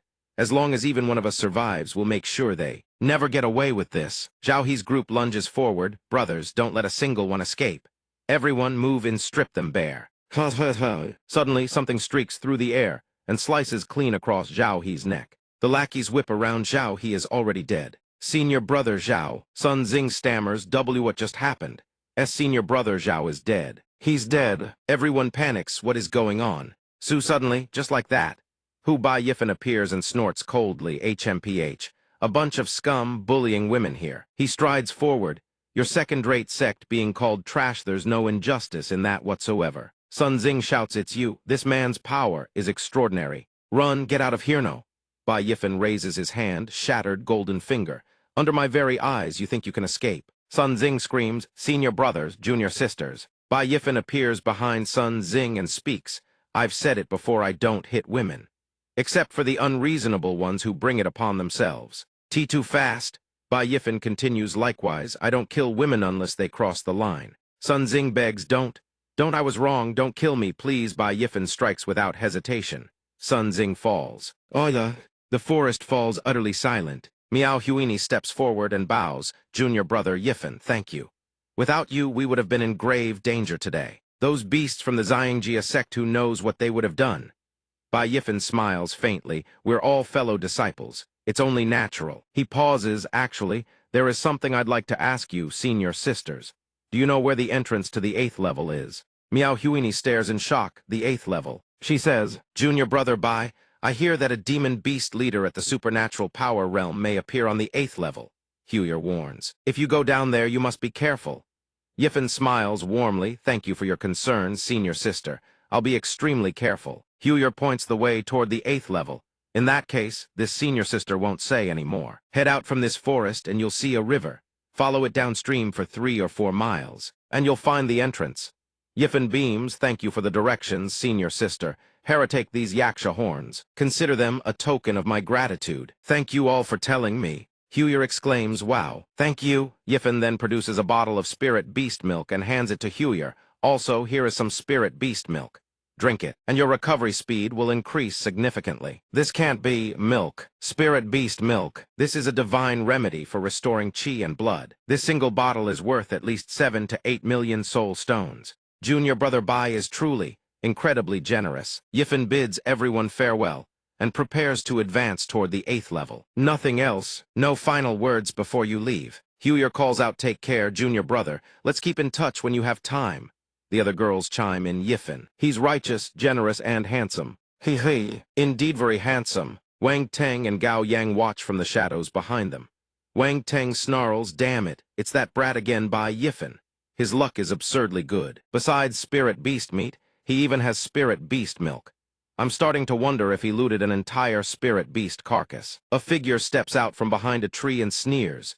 I knew I couldn't count on you for anything, brother. Wang Meng scoffs, brother, you truly are useless. Wang Teng asks, Menger, what are you doing here? Gao Yang takes one look and grins. Wang Teng, you have such a beautiful sister and you never mentioned it. This young miss has certainly caught my... His eyes suddenly go wide with shock. Menger's sword flashes free from its sheath and presses against Gao Yang's neck in one fluid motion. Gao Yang panics, spare me, young miss. She snaps, shut your mouth. Her eyes blaze with killing intent. You rabid muttache, one more step toward this young lady, and I'll carve your head clean off your shoulders. Gao Yang trembles violently. Why, yes, I wouldn't dare. Get lost. Wang Teng then turns to his sister Menger. Aren't you an inner disciple? Then why are you still down here? Also, your cultivation has advanced. Menger replies coolly, I just came out of seclusion. I've reached the late-stage Purple Mansion realm now. This time, I'm following the elders to the 9th level of the Demon Pit for tempering. Menger glares, didn't you promise to teach that brat Bai Yiffin a lesson for me? Yet when you saw him, you didn't dare make a move. Wang Teng scratches his head sheepishly. Menger, let me explain. Gao Yang grinds his teeth. Wang Teng argues, with our current strength, even if we find Bai Yiffin, we might not be able to eliminate him. You have no idea how strong he really is, never takes a loss. Menger sneers coldly. HMPH, who said anything about killing him yourselves? I have a foolproof plan that will leave him with nowhere to bury his bones. Meanwhile, Yiffin has reached the passage to the 8th level. He gazes into the distance. That lake center over there, that must be the entrance to the 8th level, right? Suddenly, the token at his waist begins to glow. He mutters, you've got to be kidding me. Someone's sending a distress signal. Without hesitation, he surges forward. No time to waste, Somyo needs saving. Forget it, saving lives comes first. He rockets toward the signal's source. A desperate scream pierces the air, help, save me. He lands instantly and sees Su-chun being swarmed by night specters. He frowns, what is she doing here? Su-chun shrieks, don't come closer. AAHH, get them away from me, help. He unleashes the shattered gold finger, obliterating the night specters in a single strike. He thinks, Su-chun weren't they supposed to be training on the 6th level? How did she end up on the 7th? The night specters crumble to dust under his technique. Su-chun cries, I'm saved. She rushes forward and throws her arms around him. Senior brother, Bai, it's you. What are you doing here? I should be asking you the same thing. Where are Liu Wei and Xinwu? Why aren't they with you? Su-chun bursts into tears, sob. Senior brother Bai, please, you have to hurry and save them. Liu Wei has go. We ran into a Yaksha pack leader. It chased us without relent. Zhang Tai, senior brother, and senior sister Xinwu are all dead. Liu Wei is holed up in a mountain cave right now. Sob, sob. Senior brother Bai, please hurry and save him. Yiffin's face drains of color. Zhang Tai and Xinwu are dead. How did you end up on the 7th level? Su-chun stammers, the 7th. This is the 7th level. Heavens, I was in such a blind panic. I wasn't watching where I was going and somehow ran all the way to the 7th level. Yiffin roars, enough talk. Where is Liu Wei? Lead me there now. All right. Su-chun leads Yiffin into a cave. Senior brother Bai, he's right in there. He's trapped deep inside this blood cave. As Su-chun guides Yiffin deeper into the cave, she murmurs, why is there no sound coming from inside this cave at all? Could it be that Liu Wei has already Yiffin cuts in? Don't worry, let's go in and take a look. The two venture deeper into the cavern. It's pitch black in here. No matter, just stay behind me. Yiffin catches a whiff of something foul wafting from the depths. He frowns, what is this reeking stench? Su-chun, trailing behind him, trembles. Senior brother Bai, slow down. It's so dark in here, I'm scared. She seizes the moment to make her move, but Yiffin spins around in a flash and clamps down on her wrist. He snarls, HMPHSO, your true colors finally show. She yelps, ah, W, what are you doing? Yiffin holds up the talisman between his fingers, let me see. A body-fixing talisman? Were you trying to trap me? Su-chun forces a trembling smile. Senior brother Bai, what are you talking about? It was so dark that I just pulled out an illumination talisman to light the way. I must have grabbed the wrong one by mistake. Yiffin seizes her by the throat. Do you take me for a 3-year-old child? Speak. What is really going on here? Su-chun chokes, cough, I don't know. Senior brother Bai, I truly don't know. Yiffin's fury erupts. You dare deceive me. I sensed something was off from the very start. A mere mid-stage, marrow-cleansing cultivator like Yaohao. Could you possibly have reached the 7th level without a scratch? Quite the miraculous luck, wouldn't you say? His grip tightens like a vice. Talk, now. Where are Liu Wei and the others? Su-chun screams, save me. An explosion rocks the cavern. Yiffin shouts, the entrance seats collapsed. Boulders crash down and seal the exit shut, choking off all light. In the suffocating darkness, a chorus of high-pitched shrieks erupts. Scree, scree, scree, scree. Yiffin hisses, what is that sound? The screeching intensifies. A swarm of demon bats bursts from the shadows. He hurls Su-chun aside and roars, demon bats. Blood-sucking, cough, cough, cough. So this was your scheme all along, to drag me to my death with you. Su-chun trembles in terror. No, let me go. How could this? You promised me. You said if I helped you, you'd set me free. Outside the sealed cave, Menger laughs triumphantly, ha ha ha. This Su-chun truly is an utter fool. Zhang Tai, Liu Wei, and Shen Xinwu lie bound on the ground. Menger sneers. She actually believed every word we said. Pathetic. 2 hours earlier. Zhang Tai and the others are bound, all 4 of them forced to kneel before Menger. She snarls, on your knees, speak truthfully. Zhang Tai spits defiantly, HMPH. What exactly do you want? Slaughtering fellow disciples is a grave violation of sect rules. Don't you fear we'll report this to the elders? Xiang Ting laughs, ha ha ha. In truth, I bear no grudge against any of you. But who told you to be on good terms with Bai Yiffin? I'm merely using you as bait to deal with him. Shen Xinwu snarls, HMPH. Despicable scum like you, resorting to such contemptible schemes. We will never let you have your way. Wang Teng steps forward and addresses Shen Xinwu. Whether you comply or not is your choice. But I can offer you one chance. Whichever one of you volunteers to lure Bai Yiffin here, I spare their life. Shen Xinwu roars, get lost. Don't make things worse for yourself. Liu Wei bellows, go to hell. Even if I die, I will never betray my brothers. Wang Teng kicks Liu Wei, sending him skidding across the ground. Good, some backbone, do you? Then die. You are GHARGH. Liu Wei. He's still alive. Wang Teng then presses his sword against Zhang Tai's neck. What about you lot? You want to die too? Zhang Tai answers without flinching. Kill me if you dare. Do your worst. Exactly, you think we're afraid of the likes of you. Go ahead. Menger then turns her gaze to Su-chun. HM Fiu lot aren't afraid of death. Junior sister Su-chun, what about you? Menger steps closer and speaks in a honeyed voice. Junior sister Su-chun, all you have to do is agree to lure Bai Yiffin here. We'll let you go free and gift you a demon grass herb on top of that. What do you say? Think about it. How long have you been following those people around? And until now you haven't found a single spirit herb, have you? Do they truly treat you as one of their own? Whereas if you help us, you don't need to carry any guilt. Once Liu Wei and the rest are all dead, no one will ever know. And you'll return safely to the Holy Land. Moreover, after this, you'll be one of us. Did you know that I'm an inner disciple? As long as I have your back, no one at the Holy Land will ever dare bully you again. Zhang Tai roars, I spit on you, woman. Stop wasting your breath. Junior sister Su-chun is absolutely not that kind of person. Su-chun whispers to herself, her voice trembling, what? What should I do? Wang Teng smirks to himself in the shadows. It's all thanks to our Menger's brilliance. Who else could have devised such a cunning plan? This time, Bai Yiffin has nowhere to run. Not even the heavens can save him, Menger says. No need to elaborate. Very well, I must return to my elder identity to avoid arousing his suspicion. The rest is in your hands. As Menger turns to leave, Wang Teng speaks up naturally.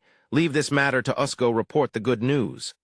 Meanwhile, Bai Yiffin and Su-chun are trapped inside the cave, under siege by a swarm of blood bats. The individual attack power of the blood bats isn't particularly strong, but with this sheer number, even a late-stage purple mansion realm cultivator would struggle to deal with them. Bai Yiffin picks up a talisman and says coldly, but if you think this alone is enough to take my life, aim for you severely underestimate me. He raises the talisman and declares, this shield spirit talisman is the most powerful defensive talisman in my possession. For a short time, it can block all incoming damage. Su-chun begs Bai Yiffin desperately, cough, cough, cough. By senior brother, please, I'm begging you, let me in. I don't want to die. Ba Yifan asks her coldly, tell Muho sent you to frame me. The girl stammers it was Wang Teng and Gao Yang, and a woman I don't recognize. I've told you everything, please let me in. Ba Yifan says, oh, when exactly did I ever agree to save you? What? Su Chun panics. What do you mean, senior brother? Let me in. You're not the kind of person who would watch someone die. Ba Yifan shoves her away. Get lost. Get lost. AHHH. She clings to him and begs. By senior brother, I was wrong. Please. Save me. I don't want to die. I really don't want to die. The blood bats descend upon her in a frenzy. Oh yeah. HMPH. She who schemes against others ultimately reaps what she sows. Ba Yifan says with a smug grin, when heaven creates sin, there is still room for survival. When you create your own sin, there is no escape. That is the final lesson senior brother teaches you. AAAHHH. Wang Teng hears the screams and sneers. Did you hear those miserable shrieks? Ha ha ha.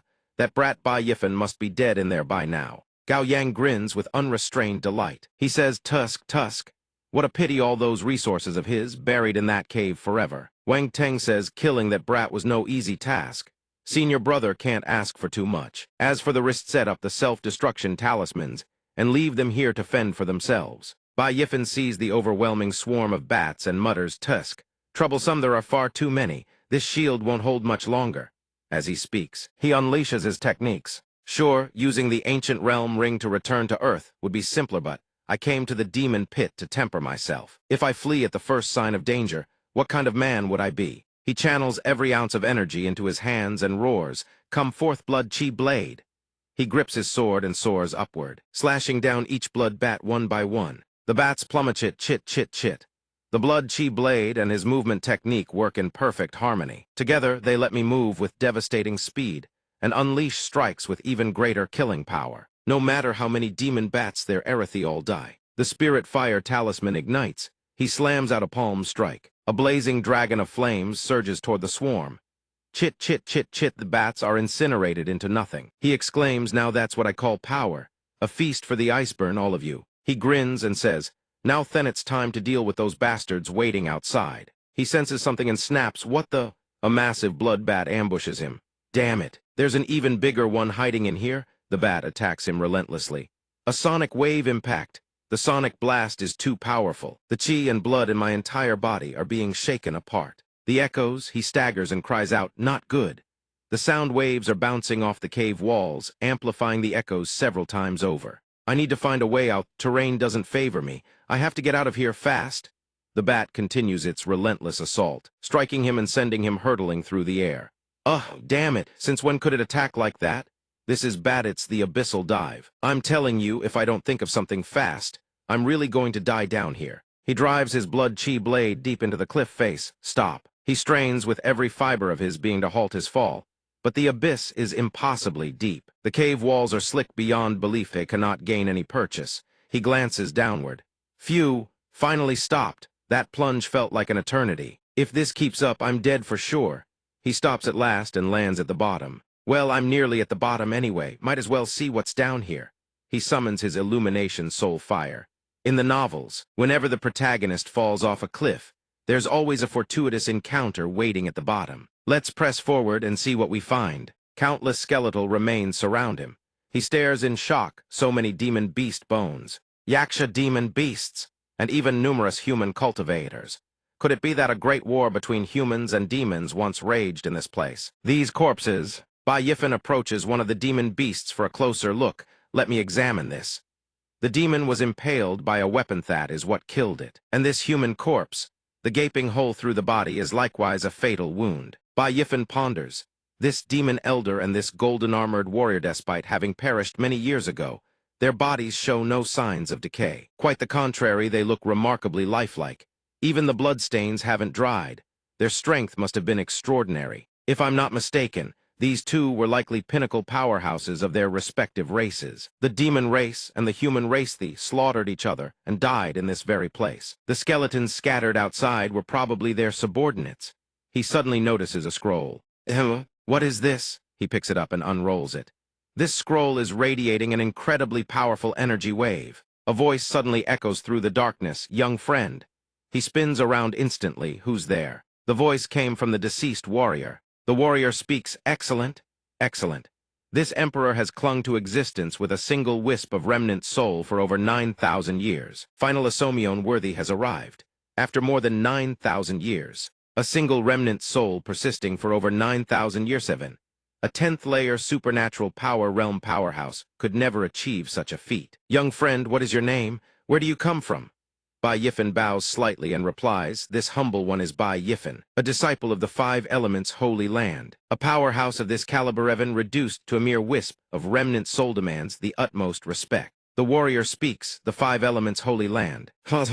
You are actually a disciple of the holy land. Excellent. Do you know who I am? Bai Yifen thinks carefully and asks, may I ask Senior's esteemed name? Let's hear what this person has to say. If anything feels off, I'll return to Earth immediately. I am the ancestor of the Huanji Holy Land human Emperor Xuan Yuan.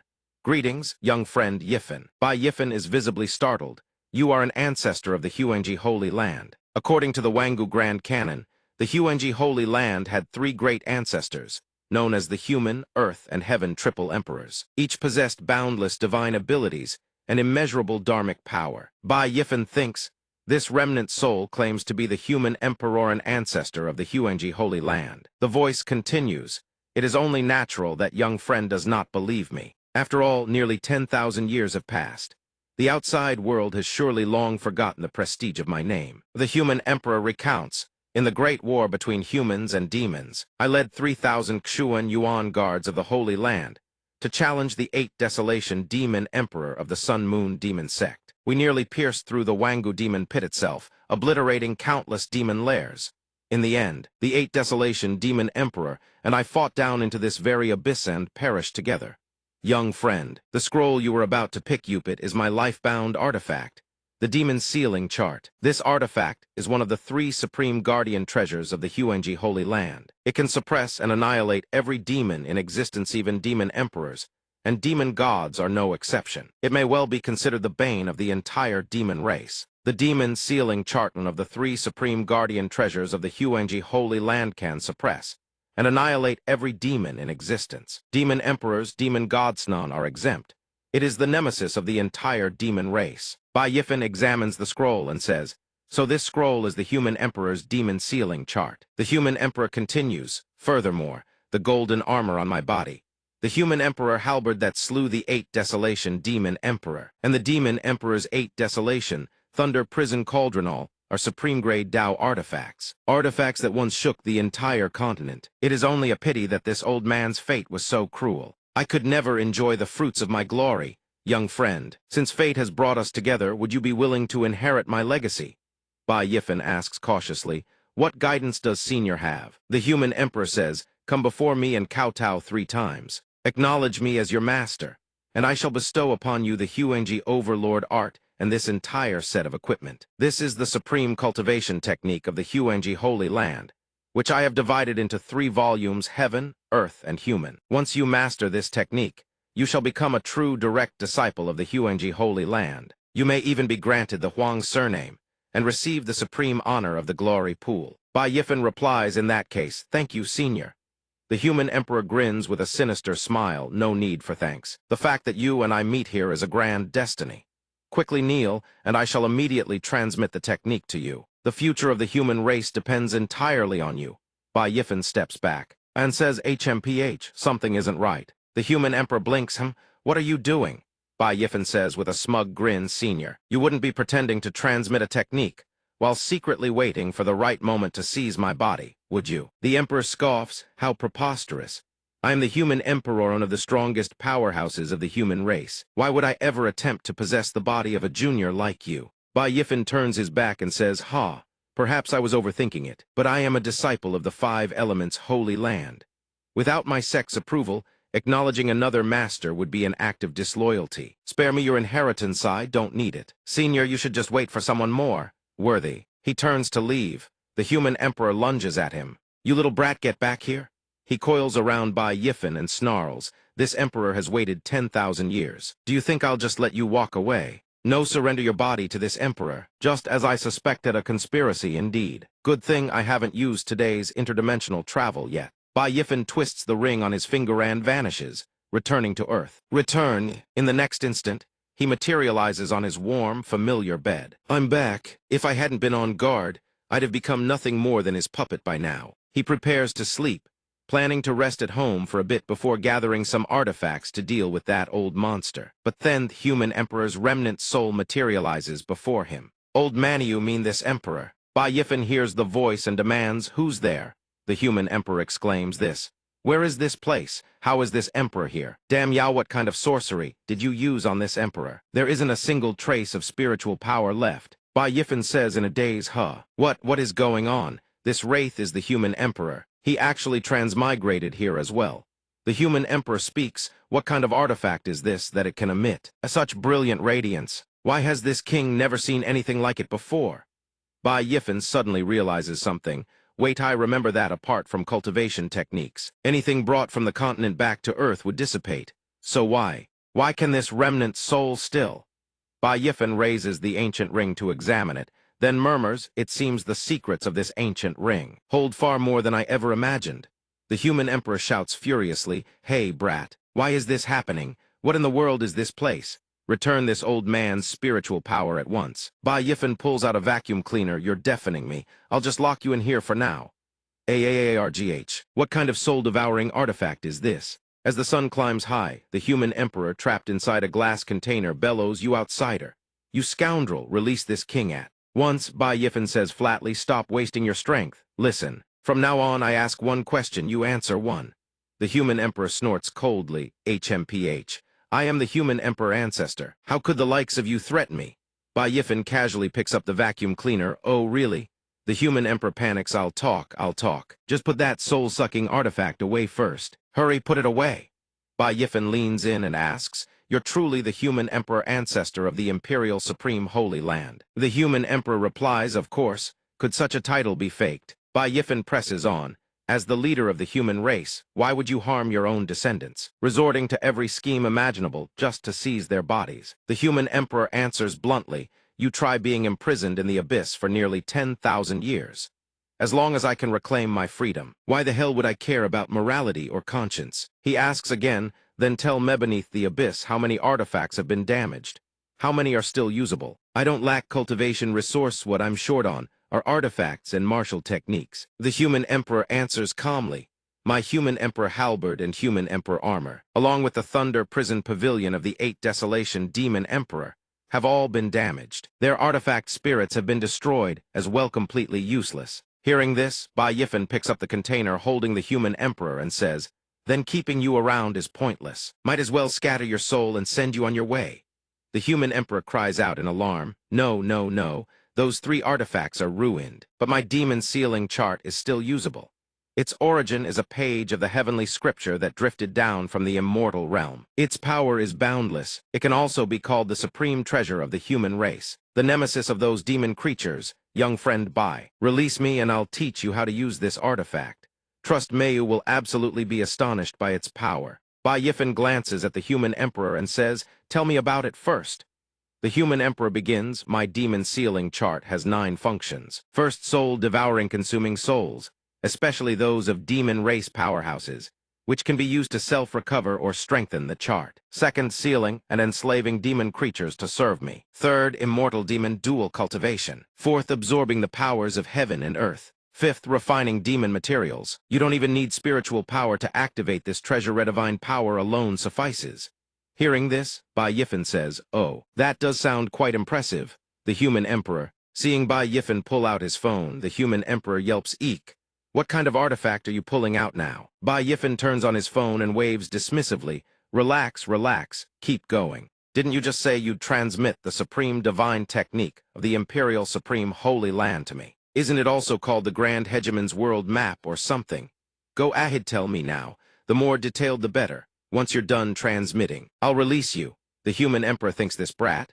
Fine, a true hero knows when to bide his time. Once this emperor regains freedom, I'll make this punk pay. In the vast open space, the human emperor begins transmitting the technique. The Imperial Supreme Hegemon chart is divided into 3 sections: Celestial Emperor, Earthly Emperor, and Human Emperor. I am the human emperor, so I only possess the human emperor's portion. Second, in summary, whoever cultivates this technique will become impervious to blades and spears, immune to water and fire, unaffected by poison, and resistant to all physical transformations. This is the profound mystery of this cultivation method. Bai Yifen listens with growing interest. This cultivation technique is truly incredible. The transmission continues, not bad at all. The human emperor, utterly exhausted, finally done. This emperor is drained, Bai Yifen says casually. All right, now that you've finished, you're of no more use. Don't worry, though, since our meeting was fate. I'll perform a proper send-off for your soul. The human emperor shouts, what? You plan to burn the bridge after crossing? Without my guidance, how could you possibly memorize such a complex divine technique? You can forget about ever mastering it. Bai Yifen holds up the recording for the human emperor to see and says, you need to circulate qi to the intersection of the 4 major meridians. Therefore, the most critical step is opening that meridian convergence acupoint. He chuckles, my lord, times have changed. The human emperor, helpless, this mortal world is truly terrifying. Bai Yifen places the human emperor into the furnace and says, if I release you, there's no guarantee you won't harm the remaining disciples of the human race. Now enter the path of death and reincarnate swiftly. The human emperor screams, release me at once. Young friend, don't argh. The human emperor is burned alive. Rest in peace, human emperor. Bai Yifen presses his palms together and says, a calamity left uneliminated by my side that would be the real danger. Only this way can I rest easy. He picks up the scroll and says, next the demon sealing chart. He drips a few drops of blood onto the scroll. According to the human emperor's remnant soul, one simply needs to drip blood upon it to bind it. He is immediately swept into a strange spatial vortex. He realizes, oh, so this is the chaotic space within the demon sealing chart. It actually drew me directly into a soul world. Does this mean I've successfully bound it as its master? It even records the history of the immortal realm's dominion over the demon race, along with counter techniques against demons. Truly miraculous, it can transmit techniques directly, imprinting them deep into my mind like a miniature world. That saves me a ton of trouble. He receives tremendous power. Haha, this tremendous power is now mine. Looks like I need to find some demonic creatures to test it on. The 8th level of the Wangu demon pit. Everyone is being swarmed by demon wolves. Aya, arg, oof. Everyone can barely hold on senior brother. There are far too many shadow blood demon wolves. We won't last much longer. Hold your ground. Do you want to die here? Everyone is pushed back to the cliff's edge. But senior brother, there's a sheer drop behind us. We have no way out. One of them wails, O ancestors of the Holy Land, please manifest your divine grace. Your disciple has yet to take a wife, has not fathered children, memorized every rule of the Holy Land by heart greed, lust, gambling, not a single transgression. Not one. Please save me, I don't want to die. Everyone hears something and turns. What's that rumbling? Thud, thud, pseudo-no. The old wolf pack hasn't even been cleared, and a new wave of demon wolves is here. They tremble with fear, damn it. Could today truly be the day we die here? This is all our fault for being too greedy, coming to the 8th level far too soon. In the end, we'll die here. Suddenly, the demon wolves turn on each other. Oh yeah, growling and howling, these stumble and fall. Brother, stop crying. Something isn't right here. The two of them ask in confusion, what do you make of this? The demon wolves are slaughtering each other. Everyone looks, something's off here. The shadow blood demon wolves that arrived latterly have golden pupils. Bai Yifen appears and says, heh, Xunyu and human emperor, you didn't lie to me. With the demon sealing chart, these demonic creatures can indeed be easily subdued and thoroughly turned into demon slaves. Last time, after using the ancient ring to return from Earth, I quickly dealt with that wolf pack leader. But after emerging from the cave, Wang Teng, Gao Yang, and the others had all vanished without a trace. So next, golden characters begin appearing on his neck. Strange golden script. His eyes flash with blinding golden light. The red-eyed demon wolves are swiftly cut down by Bai Yifen's controlled wolves. Someone shouts, everyone, look. The original pack has been wiped out. They're hooray. How did they all get killed? What happened? Go. The two others stammer, wait, are they? Staring right at us. It looks like they're targeting us. The demon wolves charge straight toward the cliff edge, howling, wait. They're not coming for us, they are all leaping off the cliff to their deaths. Bai Yifen heads down to the next level. Phew, all clear. Let's descend one more floor. The others still can't believe their eyes. Am I seeing things? Come on, let's go up and see. What on earth just happened? Divine intervention. The holy ancestor surely couldn't bear to let a fine disciple like me perish.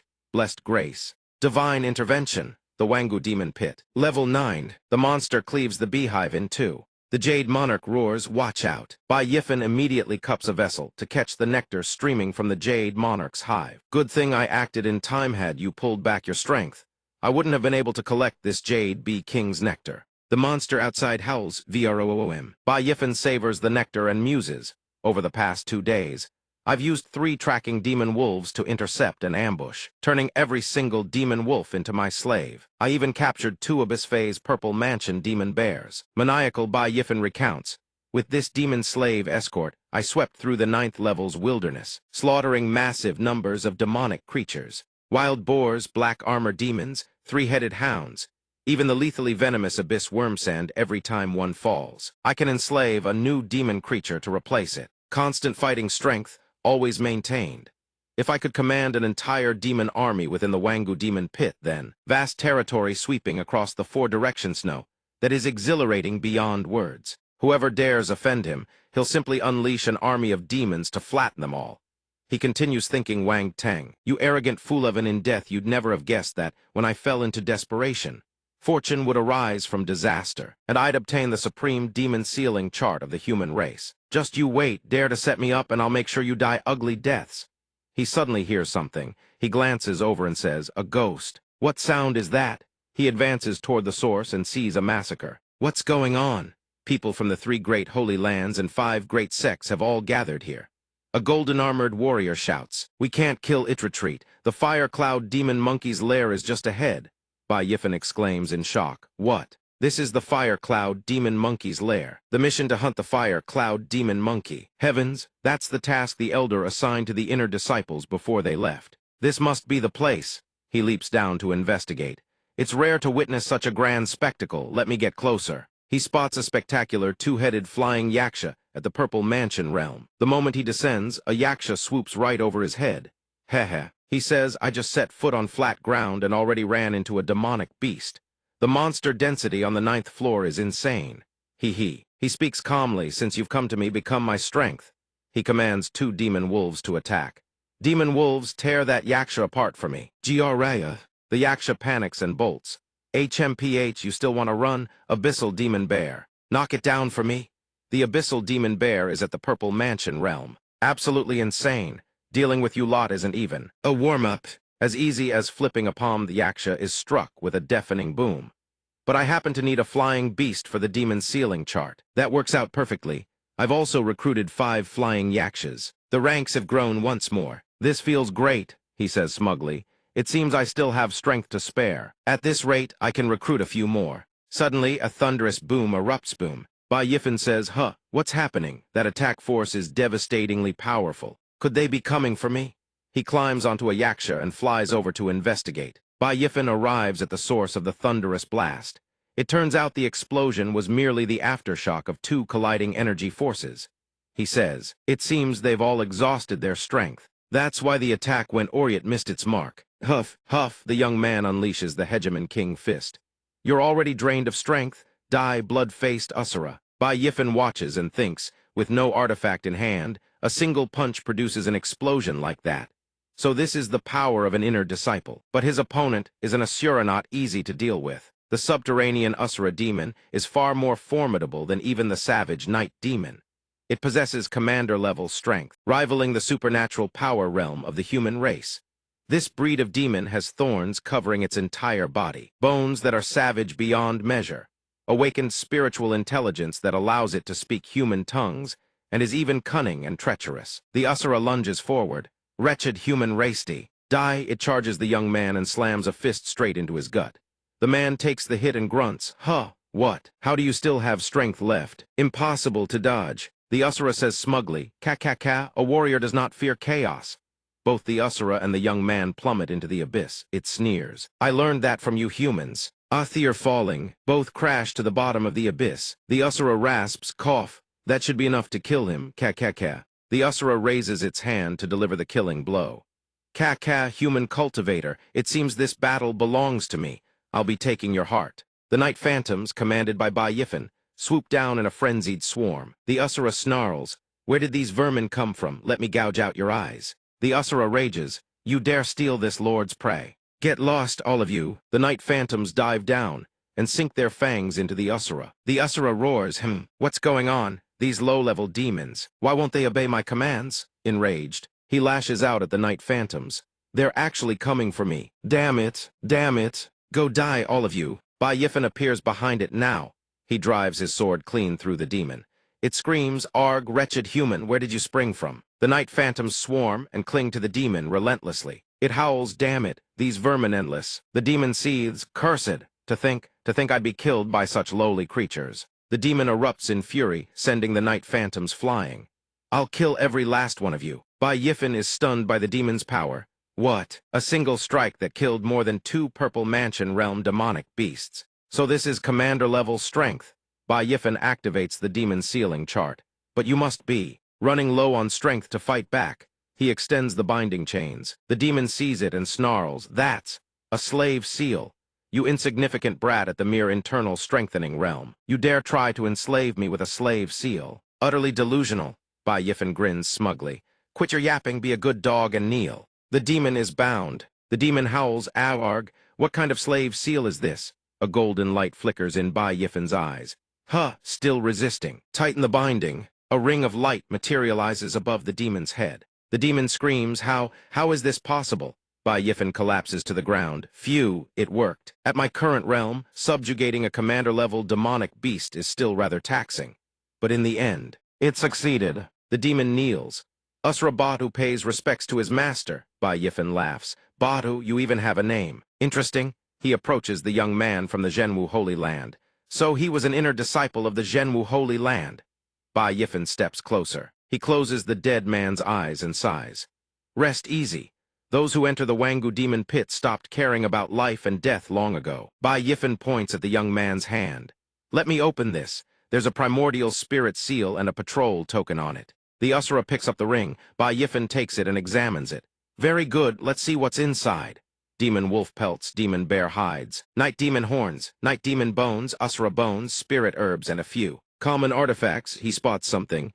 Found it. I can't believe it's really in here." He holds a book radiating brilliant golden light. "Giant spirit fist, spirit-grade martial technique. This must be the fearsome fist technique that yellow-robed man was cultivating. Back on Earth, he practices while muttering. The giant spirit fist is divided into 5 forms: mountain splitter, earth-rending, ocean subduer, heaven suppressor, and god frightener. Each successive form is fiercer than the last. Executing this technique requires fusing spiritual power with fist intent. I don't have spiritual power, but I've long since broken through to the Purple Mansion. Starting from the Purple Palace, my soul force nurtures my entire body, whether it's willpower or spiritual perception. Both far surpass what they were before. Using soul force can barely substitute for spiritual power. As for fist intent, that can't be mastered overnight. Diligent practice is required. This giant spirit fist technique is abstruse and difficult to comprehend. If not for the earth simplification, I truly wouldn't understand a thing." Just as he finishes practicing, a call comes through. Sister Guo is calling. Why is Sister Guo looking for me now?" He answers, "Hello, Sister Guo." "What's up?" "Something wrong," Sister Guo yells. "Your online packages are piled into a mountain at my place. When are you coming to pick them up, "Oh right, I completely forgot about that." He tells Sister Guo, "Yes, I'll come pick them up today. It's my mom's first time traveling abroad. She said she wanted to buy some things and send them back for me." His father messages him, "Yifen, your mother has been completely enchanted by foreign customs. She keeps dragging me to the same places over and over, and now she's saying she wants to visit the neighboring cities again." "Oh right, your mother also bought a lot of stuff, says she wants to give it all to you." He replies, "As long as mom's happy, that's all that matters. Stay by mom's side more. A patient needs good spirits to recover quickly. I'll transfer another 30 million later, so mom can shop without worry." Because he was busy purging demons at the Wangu demon pit, he had no choice but to ask Sister Guo to receive his online package sand, then forgot all about it. He recalls the conversation. "Sister Guo, there's something I'd like to ask you. If any online packages arrive, could I have them sent to your place? Would you mind holding them for me?" "Sure thing, you single guy. How many orders could you possibly have?" Yifen goes to see Sister Guo. He says, "Long time no see, Sister Guo. I didn't expect this many packages. I owe you an apology." Sister Guo says, all right. It's not like I'm petty." "Well, it seems like you also. It wasn't on purpose. Forgive me this once." She leads Yifen home and says, "We're here." Gyu Nyang's mother steps out to greet them. "Nuor, you're home. Mother's been waiting for you." Gyu Nyang's mother immediately eyes Yifen and demands, "Hold on, who is this?" Yifen bows politely. "Greetings, Auntie. I'm one of Sister Gyu's tenants. I'm by Yifen, sorry for the intrusion." Gyu Nyang's mother raises an eyebrow. "A tenant. Just a tenant, and yet he's this close to our Nuor. His looks are passable, I suppose, but not a single designer label on him. One glance and you can tell he's a poor nobody." Sister Gyu protests. "Mom, don't be like that. He's practically a friend of mine." Her mother scoffs. "A friend? Don't go making friends with people like that." She drags another young man inside and announces, "Never mind all that. Nuor, let mother introduce you to a fine young man. This is Zai Donking. You two get acquainted." Zai Donking bows slightly. "How do you do?" "A pleasure to meet you." Sister Gyu blinks in bewilderment. "Ha. Hello." Sister Gyu turns to her mother and lowers her voice. "Mom, didn't we already agree on this? Don't keep bringing some random guy home every other day. Why are you doing this again?" Her mother waves her off. "Look at yourself, you're already 30, no longer a child. If your mother doesn't worry about you, who will?" "Don't worry. I've thoroughly vetted this young man. His character is absolutely more reliable than the last one." Yifen watches from a distance, muttering helplessly, with those lecherous eyes of his. "Reliable, my foot." All four of them settle into their seats. Gyu Nyang's mother launches into her pitch.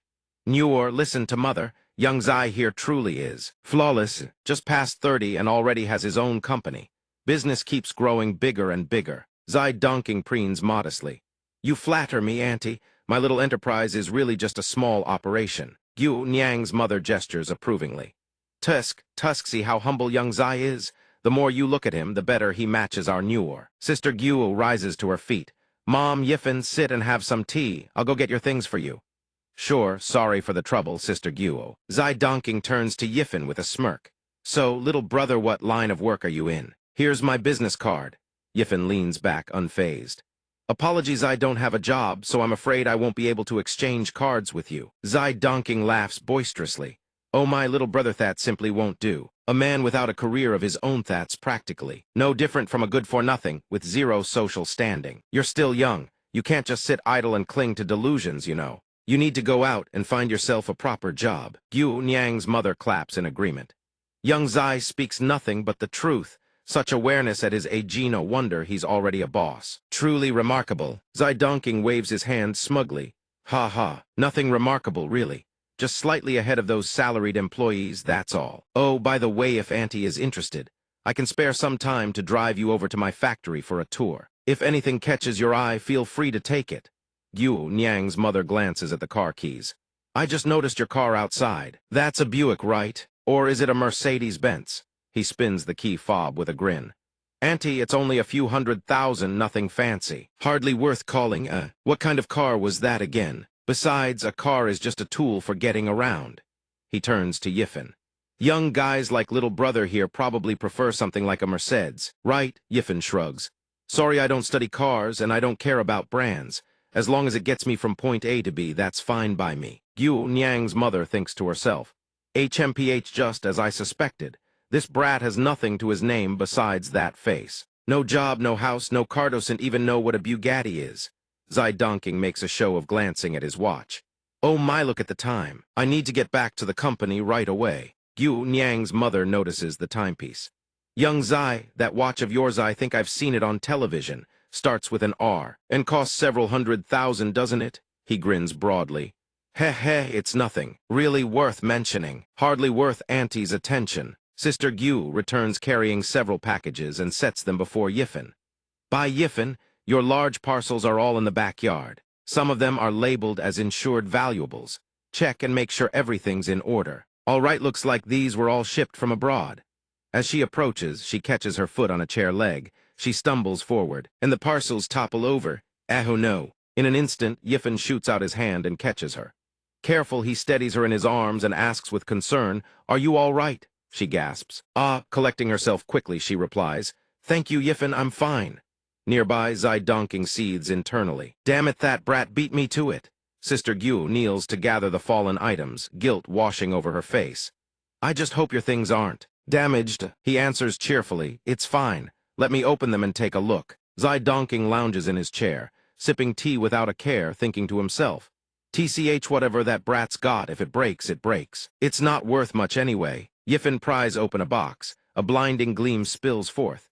He says casually, "Oh, it's just an ordinary watch. I don't really wear these things much." Zai Donking does a double take, spitting out his tea. His eyes bulge as if ready to pop from their sockets. He shrieks, "That's a Patek Philippe." Gu Nyang's mother wrinkles her nose. "What brand is that?" "Never heard of it." Zai Donking nearly jumps from his seat. "It's a watch brand worth over 10 million. Sister Gu notices the cracked glass face and covers her mouth. "Oh heavens, crystal shattered. I'm so sorry, Yiffin." He replies calmly, "It's nothing. If it's broken, so be it. It's not worth much anyway. As long as you're not hurt, that's all that matters." Zai Donking stares at him, utterly dumbfounded. "Brother, do you even hear yourself? That's a Patek Philippe. Not worth much. Are you serious?" Yiffin slides a box across to Sister Guo. "Oh, right, Sister Guo, here, take this bag. My mom told me to gift it to a friend. But honestly, none of my friends have the right style for it. You've been helping me receive packages all this time. Consider it my way of thanking you." She hesitates. I shouldn't. This doesn't feel right." Zai Donking's jaw drops. Limited edition Hermes and Chanel luxury goods just giving them away to Gu Nyang's mother. Gu Nyang's mother places a hand on his shoulder. "Young Zai, are you all right?" He forces a grin. "Huh, Ofen, I'm fine. I just nearly choked on my tea, that's all." Yiffin turns to him with genuine concern. "Brother Zai, are you feeling unwell anywhere? Want me to take you to the hospital?" Zai Donking's gaze drifts to Yiffin's car key, and he whispers under his breath, "That emblem on the key, that's a Bugatti." Gu Nyang's mother overhears. She clasps her hands over her mouth. "Little Fanny, your car? Isn't that a supercar worth over 10 million? Now that's a real supercar." Zai Donking's spirits crash and burn. He thinks grimly, "It's over. I can't compete with this." Yiffin loads the parcels into his car and turns to Sister Guo sincerely. "Sister Guo, thank you so much this time." She eyes the vehicle nervously. "By Yiffin, are you sure everything will fit? Won't it ruin the seats?" Zai Donking mutters under his breath. A Bugatti turned into a cargo van. A Bugatti repurposed as a delivery truck. This is a first even for me. Yiffin waves it off. "Don't worry, it'll fit, and even if it scratches the seats, no big deal. After all, Brother Zai said it himself, a car is just a tool for getting around, right?" Zai Donking chokes. This brat using my own words against me." Yiffin starts the engine and calls out, "I'm heading off." The car rockets forward. Mud from the ground sprays up, splattering all over Zai Donking. He shrieks, "Og!" Gu Nyang's mother waves after the car. "Little Fan, come visit whenever you have time." He calls back, "Of course, everyone head inside." Meanwhile, at the 9th level of the Wangu Demon Pit, Yiffin throws a punch called the Giant Spirit Mountain-Splitting Fist. Instantly, a streak of crimson chi rockets forward. It detonates on impact, sending rocks and earth flying in every direction. He marvels inwardly, "Damn, that's some serious firepower." Crimson spiritual energy still drifts through the air like mist. He thinks to himself, "Even though I'm only using soul power to drive the fist technique, the force is already this devastating. Once I step into the supernatural power realm and cultivate divine abilities, that channel true spiritual power, the results will be even more terrifying." At that moment, Badu drops to one knee, head bowed in reverence. "Congratulations, Master. Your talent is truly extraordinarito. Master a spirit-grade fist technique." So swiftly fills this subordinate with deepest admiration. Yiffin waves his hand. "Rise." A thought strikes him. He turns back abruptly. "That's right, aren't you a demon creature of the supernatural power realm? Can you wield spiritual power?" Badu answers without hesitation. "But of course." Yiffin's eyes gleam. "Then show me." Badu lowers his head respectfully. "At once, Master." He unleashes the Usura cross slash and bellows. "Go." Two blades of sword chi spiral into each other, slicing straight ahead. Yiffin studies it analytically, so it channels spiritual energy through bare hands like blades, releasing sword chi with raw momentum. Let's see how powerful it actually is. Before he finishes the thought, the strike obliterates an entire row of trees ahead, sending them crashing down. His face pales. "Holy, that's strong." The Usura creature explains reverently, "Master, this is the divine ability of my Usura clan, the Usura cross slash. When facing an enemy, it is sufficient to annihilate a foe an entire realm above oneself." He continues, "Allow me to demonstrate another technique. Blood sphere art." Countless crimson orbs materialize around him. He thrusts both palms forward, roaring, "Go!" In an instant, the blood spheres streak forward like a volley of crimson comets. He explains, "This technique fuses blood essence with spiritual power. It can withstand the charge of 10,000 soldiers. The spheres erupt into a column of explosions 1,000 zhang high. Debris rains across the desolate landscape. Yifen's eyes widen. Damned blast radius is enormous. He watches slack-jawed as the creature unleashes technique after technique. This is the Usura instant kill art, the Berserker rush step, the heavenly abyss of torment, the Elder Usura god-slaying slash, the blood spirit mountain-splitting art, the demon god heaven-rending claw. Earth-shattering explosions tear through the wasteland. Shockwaves warp the very air itself. Badu finally pauses, slightly winded, and exhales. Phew, how was that, master? Yifen nods approvingly. Not bad at all. The supernatural power realm's divine abilities are truly formidable. If you and the yellow-robed man hadn't fought each other to mutual destruction, I could have had 10,000 lives and still never subdued you. A smirk curls across his lips. He thinks, it seems I've tamed a monster whose combat prowess far exceeds the norm. Badu immediately shakes his head.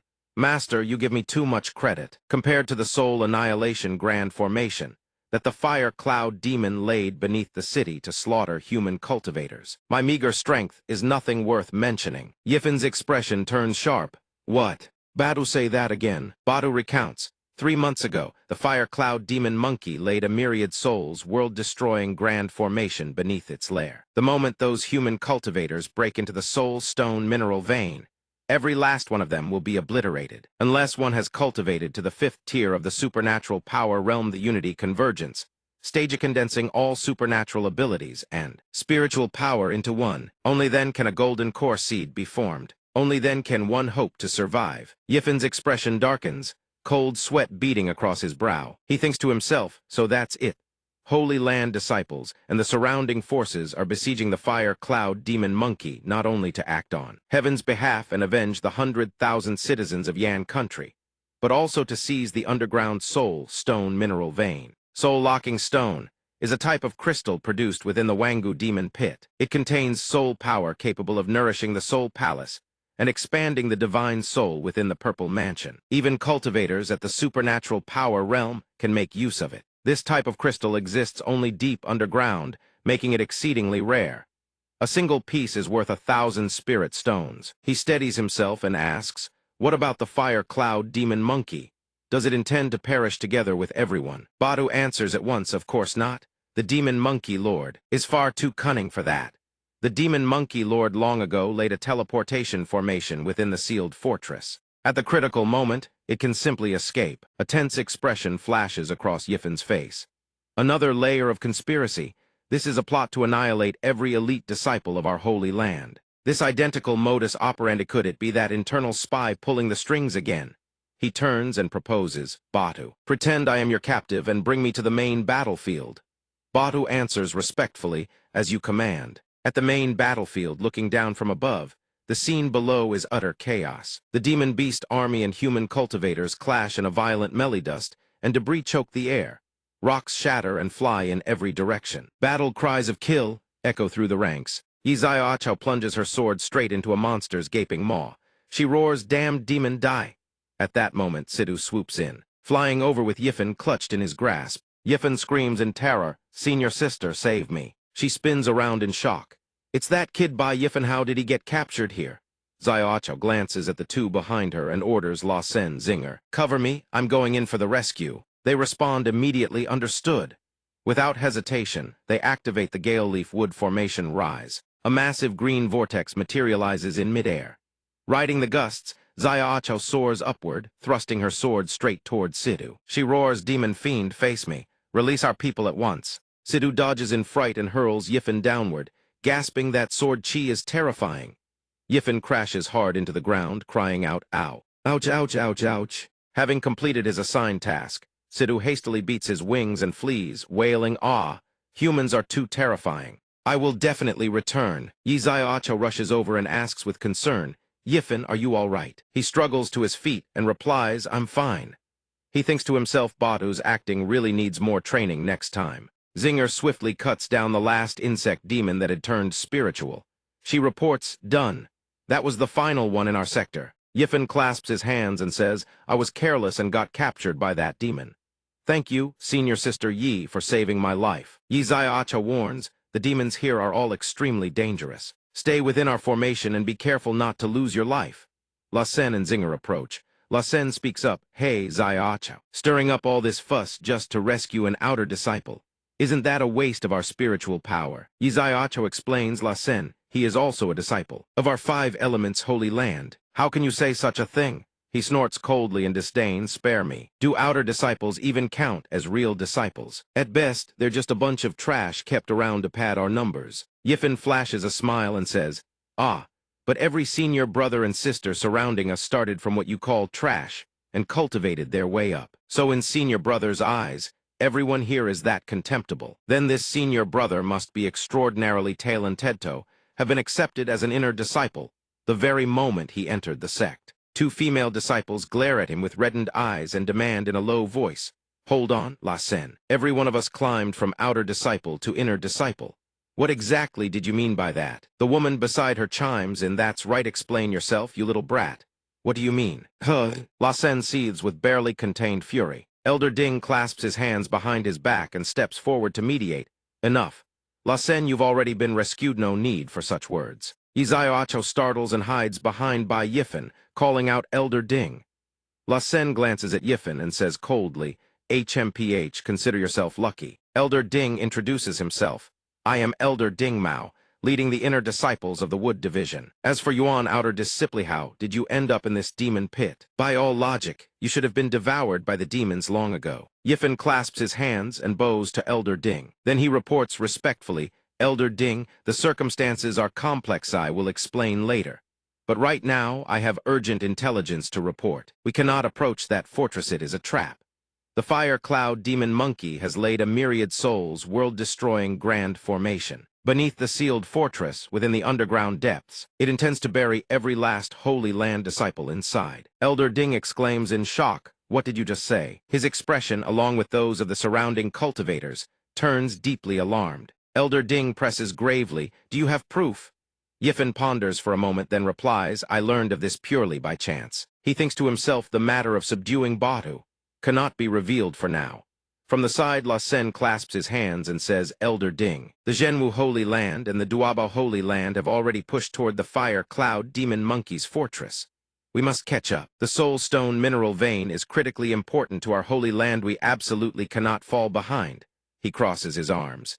"In my opinion, this brat Bai Yiffin is simply afraid to die and doesn't dare follow. While we go slay enemies, he fabricates lies to waste our time. Zaiacho, you really shouldn't have brought back such dead weight." Yiffin locks his gaze onto La Sen's stare of a lion fixed upon its prey. La Sen asks in a low voice, "What did you say?" His entire body trembles involuntarily. He thinks in terror, "Wait, what is happening?" A single glance from him, and my whole body is paralyzed with fear. This man's eyes, they're terrifying.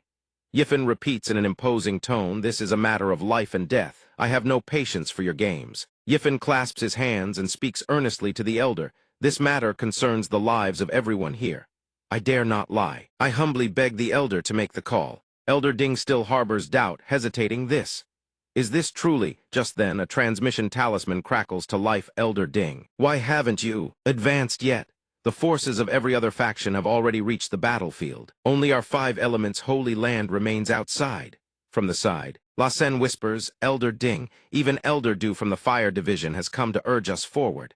If we delay any longer, there won't even be soup left to drink." An outer disciple spouting nonsense without a shred of evidence. You actually take him seriously. Elder Ding makes his decision. "Very well. No more hesitation. We advance at maximum speed. By Yiffin, your cultivation base is far too low. Staying behind is equally dangerous. So follow us but observe only. Under no circumstances are you to recklessly seek merit. Understood?" Yiffin answers with a dark expression, "Yes." He thinks to himself, these people are truly insufferable. At the fire cloud demon monkey's lair, the combined forces batter against the barrier. A figure shouts urgently, "Hurry, just a bit more, and we can breach this beast's lair." The first to crack the formation declares, "It will be us, Duabo Holy Land." A youth in blue robes shouts back, "The Zhenwu Holy Land is here. You're dreaming if you think you can claim this kill." Over on this side, Elder Du curses through gritted teeth, "Damn it. Our 5 elements formation requires 100 disciples in position before it can be activated. Where the hell is Ding Mao? Why hasn't he arrived yet?" At that moment, Elder Ding and his group rush in at full speed. He calls out Elder Du. My apologies, we are late. Elder Du berates him loudly. You fool. You've been dragging us down all this time wasted for nothing. Can't you see the sealed fortress is about to be breached by the other two holy lands? He then turns to the disciples and orders sternly, all disciples, listen up. Charge toward the demon fortress at full speed. They respond in unison, yes. Bai Yifen's expression turns exceedingly ugly. He thinks, damn it, I can't let them advance any further. They're about to enter the attack range of the myriad souls world-destroying formation. All of this is to save your wretched lives. Let me show you just how fearsome this thing truly is. He releases the seeds. Instantly, countless explosions erupt behind the group, sending rocks and debris flying in every direction. They cry out in alarm, what was that? At that moment, Elder Du frowns, not good it's the heavenly punishment 7-cord pods. Everyone halt. He warns, these plants have limited destructive power. They won't cause serious injuries. But if their pollen enters your meridians, condensing soul power and spiritual energy becomes extremely difficult for a time. Everyone, be vigilant. Stay alert. Elder Ding curses, damn it. Could this be the work of another faction, trying to slow us down? A look of quiet satisfaction flashes across Yifen's face. He thinks the heavenly punishment 7-cord pods are nothing more than impatience flower seeds. Taking advantage of the rest period, I went and gathered a large batch of wild bean fruits, testing them one by one until I found the perfect method. Something that can halt an entire squad without actually harming anyone? Heh heh. These little bombs should hold you up for a while. Once the myriad souls world-destroying formation activates, you'll understand my painstaking intentions. The explosions from the impatience flowers still haven't subsided. The group is repeatedly blasted away by the shockwaves, crying out in pain, ah. Elder Du shouts to rally them, everyone hold your ground. This is the enemy trying to stall our advance. We absolutely cannot let them succeed. At that moment, from atop the towering spire, a surge of blood-red spiritual energy of terrifying magnitude erupts outward. Elder Du whips his head around in shock. This energy is... A disciple beside him murmurs in confusion. What just then? A bone-chilling cackle tears through the void. KKK. You wretched cultivators, all of you, Geodai. Earth and rock begin to collapse. The crowd screams in panic, Oya, save us, help. The laughter grows more and more horrifying, kekekekek. Then, countless waves of energy erupt outward with the tower at their center. Every voice within the tower falls silent. The tower dissolves into nothingness. Bodies lie scattered across the ground in utter disarray. A coughing sound rings out, cough, cough. What in the world just happened? Elder Ding struggles to his feet, gasping. The fire cloud demon monkey within the city unleashed a horrifying wave of destruction energy. Surveying the battlefield, corpses of countless disciples lie strewn across the ground.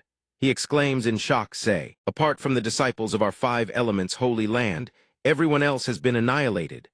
La Sen collapses to the ground in terror. Stammering this, what kind of power was that? Is it possible only we remain? Yifen lets out a breath and snorts coldly. Just in time, he thinks to himself. Today's deed is truly a boundless merit.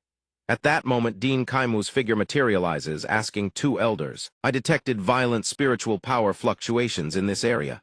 What happened here? Elder Ding answers nervously, Dean Kaimu. We were ordered to besiege the fire cloud demon monkey's lair, but apart from our 5 elements holy land, every other sect has been wiped out. Ding, the elder's face drains of color as he murmurs, it's true.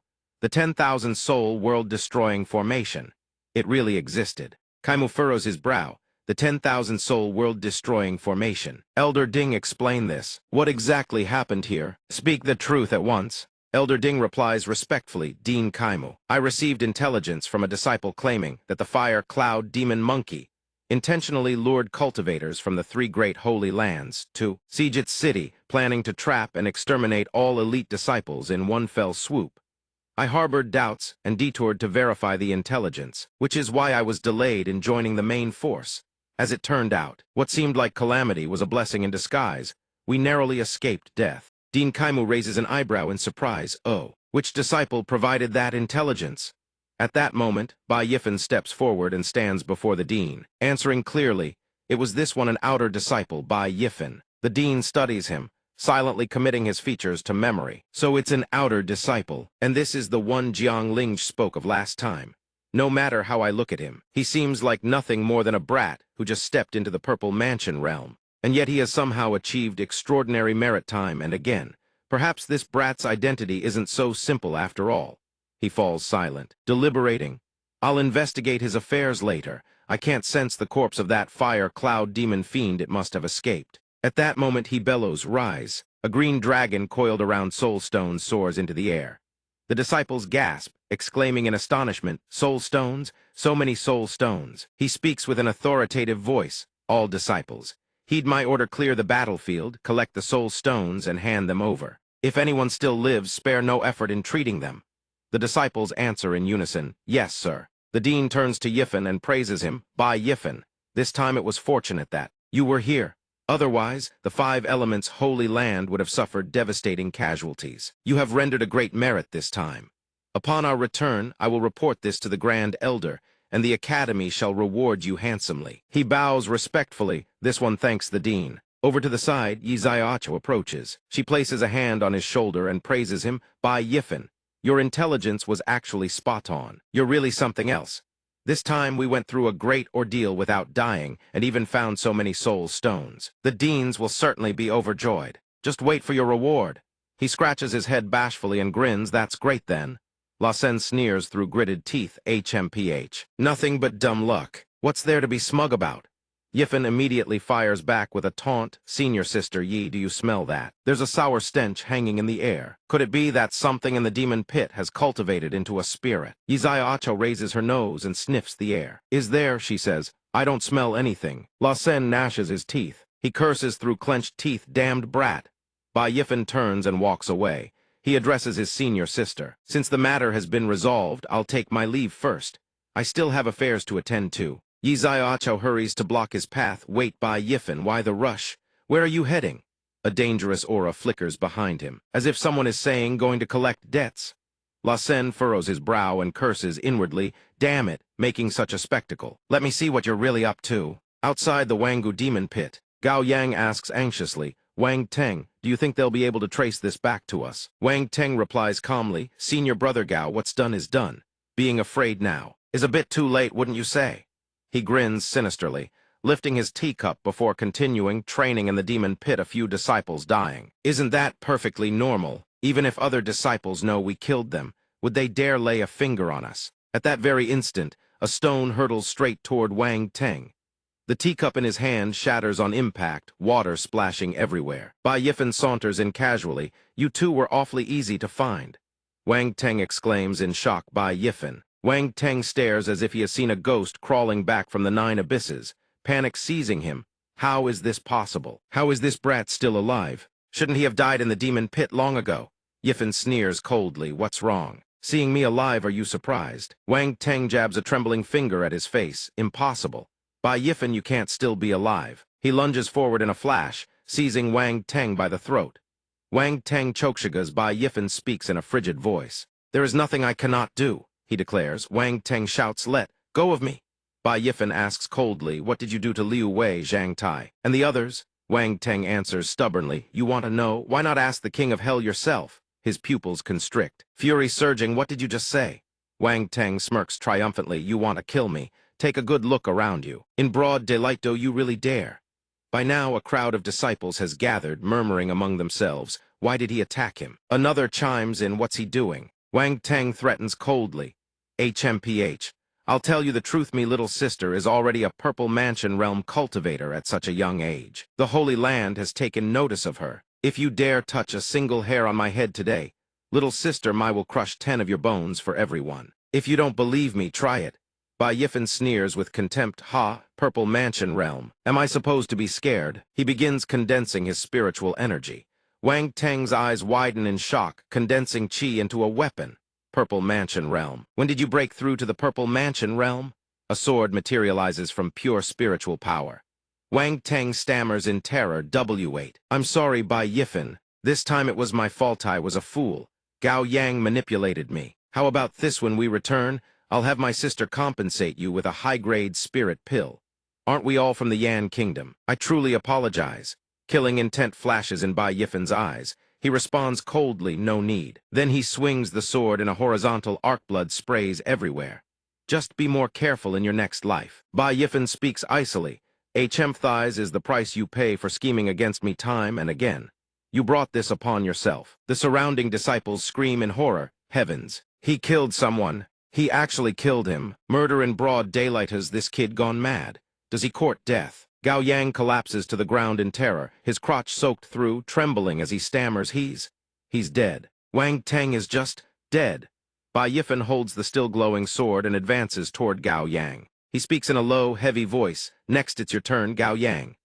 Gao Yang scrambles backward, his voice trembling. Don't come closer, I was wrong. Spare me. At that moment, Yi Zaiacho arrives from afar and shouts, Bai Yifan, have you lost your mind? What have you done? I followed you because I didn't trust Yuan to think you'd actually kill someone in Exchange City. Don't you know Exchange City is under the protection of the 10 Great Holy Lands and the 100 Sects Alliance? He replies calmly, Senior Sister Yi, I know exactly what I'm doing. Her face is wrought with anxiety as she shouts, You know nothing. Slaying fellow disciples you'll pay with your life. He seems utterly unconcerned. Is that so? Then wait until I'm done with this beast. She is stunned speechless by his calm composure, stammering, You, why must you do this? From a distance, La Sam watches as Yi Zaiacho confronts Bai Yifan. He murmurs to himself, hath his fool's gone mad. Does he think that because he earned a bit of merit, he can do whatever he pleases, treating sect rules as nothing? Just wait until the elders deal with him. What's he even going to do now? Gao Yang pleads desperately, Bai Yifan, I was wrong. I truly was wrong. For the sake of our shared discipleship, please spare me. Bai Yifan gazes down at him and asks, I'll ask you this, what did you do to Liu Wei and the others? Where are their graves? Gao Yang breaks into a cold sweat, frantically denying, We didn't. No. A shrill scream tears from his throat. Alarg HMY hand. Bai Yifan demands, They were your fellow disciples and you couldn't even dig them a proper grave. You left the 3 of them to be devoured by demonic beasts until not even their bones remained.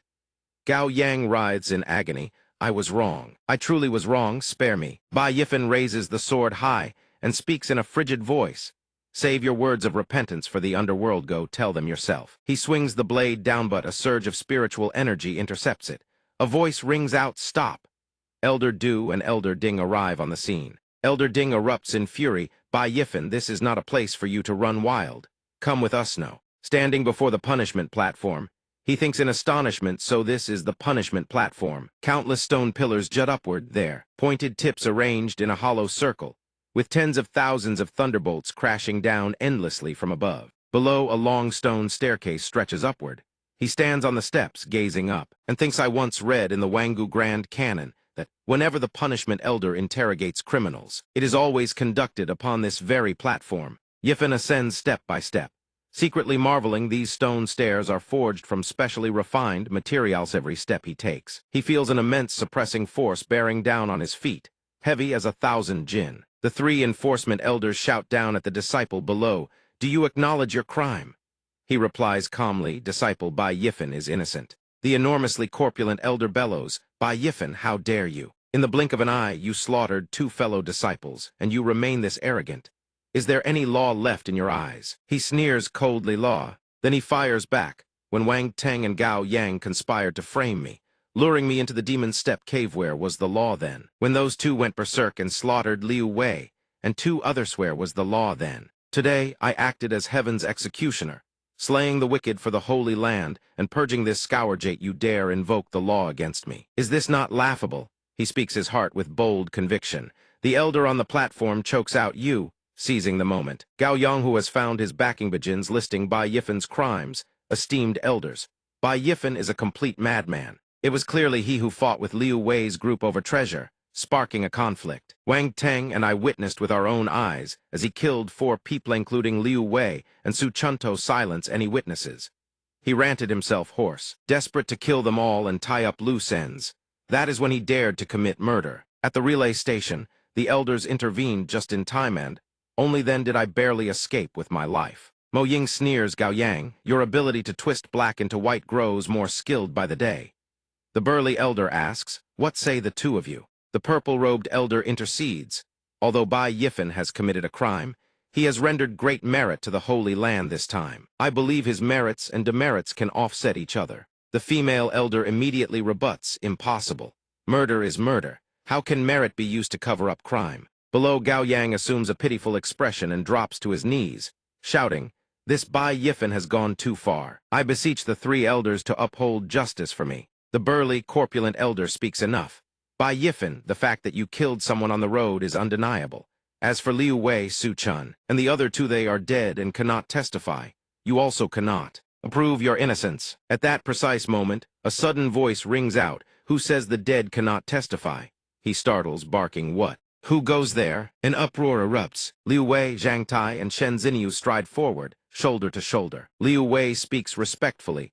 Elder Lin, the three of us have come to testify on behalf of Brother Yifan. Shen Xinyu waves her hand, calling out cheerfully, Yifan. Long time no see. Gao Yang exclaims in shock, huh? How are you not dead? How is this possible? His face drains of color, cold sweat erupting across his brow. Bai Yifan glances at the newcomers and flashes a grin. Yo, Liu Wei, you lot sure took your sweet time. The burly elder demands, Liu Wei, Zhang Tai. Shen Xinyu, you're supposed to be dead. Liu Wei replies, not only are we alive, we cultivated within the eternal demon pit and even broke through. The elder speaks Bai Yifan. What in the world happened? Allow me to explain what transpired. He snickers coldly. The truth is, several days ago within the eternal demon pit, Zhang Tai and the others were bound and held captive. Liu Wei shouts furiously, those two beasts actually dared to murder their own fellow disciples. Shen Xinyu reminds him, save your breath for cursing later. If you're too loud and attract the demon creatures, we're all dead for certain. At that moment, a rustling erupts from the underbrush. Everyone screams in terror. What was that? A white rabbit bursts out, and they all exhale in relief. Seriously, just an ordinary rabbit. Then the rabbit sprouts razor-sharp fangs, its body swelling to monstrous size, eyes glowing blood red. It charges madly toward Liu Wei's group. They shout, damn it, the rabbit's growing. Wait, there are no ordinary rabbits in the eternal demon pit. Liu Wei lets out a blood-curdling scream. We're done for. In that instant, a blast of chi rockets through the air and sends the rabbit hurtling backward. Liu Wei gasps, huh? Zhang Tai asks, equal parts worried and curious, what? What just happened? What was that thing? What just exploded over there? Bai Yifan emerges from a stone cave and says, am I late? The group's faces light up as though they've seen a deity descend, and they call out in unison, Fam Ji. Bai Yifan, he strides forward, untying their bonds while softly inquiring about what happened. Su Chun told me everything. Are any of you seriously hurt? Shen Xinyu replies, mostly surface wounds except for Wei. He refused to cooperate with them, so they beat him the worst. Liu Wei answers with a grin, as if he just won a fortune. I'm fine, Fam Ji. Glad you're all safe. His voice drops low, hard as iron. I'll handle these pieces of trash myself. Head back first, I'll scout deeper into the pit. And when the time comes, I'll settle the score with them. Shen Xinyu exclaims in shock, what? You want to go even deeper? Then we're coming with you. Zhang Tai grits his teeth. That's right, I want to follow you, to crush those beasts with my own hands. Bai Yifan advises you're all injured. Further recklessness would be foolish. Shen Xinyu interjects, and he's not wrong. They can barely walk, let alone fight. Getting back to Haiyao City alive is challenge enough. Better to heal first and plan later. Then a voice cries out, something's coming. From the underbrush, a horde of giant mutant rabbits bursts forth, charging in a frenzy. Everyone shouts, damn it, that many demon creatures. We're completely surrounded. Shen Xinyu's jaw drops. That explosion just now must have drawn them here. Why is everyone already gripping their weapons? Liu Wei says with a solemn expression, don't worry, Famji, we can still fight. We won't hold you back. Shen Xinyu says he's right. Zhang Tai echoes, that's right. We entered the demon pit, knowing we might die fighting. Bai Yifan smirks, you lot always have life and death on your lips. So unlucky. Relax with me here, even the king of hell wouldn't dare claim you. He reaches into his robe and produces something. The mutant rabbits snarl and bare their fangs, preparing to lunge. Liu Wei says, but Famji, they have the advantage in both numbers and strength. At that moment, the creatures lose patience. Rows of jagged teeth bared, eyes like twin blood moons. They stampede toward Zhang Tai's group in a deafening roar. Zhang Tai calls out, Famji, maybe we should retreat first. Bai Yifan produces a single flower it pulses with searing, blinding radiance. He reassures them, stay where you are. Then he roars, abominations, all of you die. Light erupts from the flower in an overwhelming torrent, sending the rabid rabbits into convulsions as consciousness leaves them. The group, blinded by the brilliance, screams, damn it, what is this thing? It's blinding. Zhang Tai and the others cry out in admiration, incredible, truly powerful. Over 100 demon creatures disintegrate simultaneously into ash. Bai Yifan gazes ahead and exhales, phew, that was close. It's done. The group gathers around, staring at the flower in his hand in utter amazement. Famji, you're far too powerful. What Dharma treasure is that? I've never seen anything like it. Shen Xinyu covers her mouth, eyes wide with astonishment. This is the Xuantian blazing sunflower, a supreme treasure from the primordial era long thought lost to history. Bai Yifan speaks, before we set out, didn't you all say we needed light-emitting artifacts? This is my preparation. Shen Xinwu says with full admiration, Famji, you're incredible. Demon creatures universally fear the light. This Dharma treasure radiates an overwhelming, blazing brilliance as fierce as a scorching sun. Even sweeping through the depths of the demon pit would pose no difficulty. He extends the flower toward them. Take it, you three. Find your way back to Haiyao City and heal properly. Once I've settled matters here, I'll regroup with all of you. With this in your hands, ordinary demon creatures won't dare touch you. The three stare, eyes nearly falling from their sockets, and stammer, why you're just giving this to us? Bai Yifan answers calmly, is it truly that valuable? To me, when my life was on the line, when your backs were against the wall, and yet you never sold me out, never betrayed this bond of brotherhood. That is the most precious thing of all. Zhang Tai wipes his eyes, voice thick with emotion, say no more, Famji. Following you will never regret it. Zhang Tai clenches his fist. That's right, Famji. Be careful on this journey. Bai Yifan turns to leave, tossing back one final line, I will slaughter every last one of those beasts, and I'll make them know you are under my protection. Debts of gratitude shall be repaid. Debts of vengeance shall be collected. Back in the present, he speaks with crystalline clarity. The truth of the matter is exactly as I have described. The burly elder turns to Zhang Tai's group for confirmation. This, you three, is what he says the truth. All three drop to their knees. Zhang Tai answers, it is, punishment elder. Disciple Liu Wei testifies that it was Wang Teng and Gao Yang who conspired to murder Bai Yifan. Punishment elder calls upon disciple Zhang Tai to testify. Shen Xinwu answers, punishment elder. Disciple Shen Xinwu also testifies. Bai Yifan turns to Gao Yang with a mocking grin. Gao Yang, didn't you claim you witnessed me killing Liu Wei with your own eyes? Yet here they stand, alive and well right before you. The punishment elder thunders, Gao Yang, you have the nerve. Confess the truth this instant.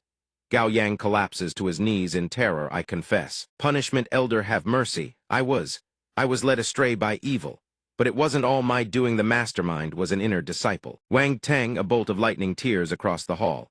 The punishment elder roars, shameless wretch, suffer the consequences. The lightning pierces clean through Gao Yang as he screams, arg.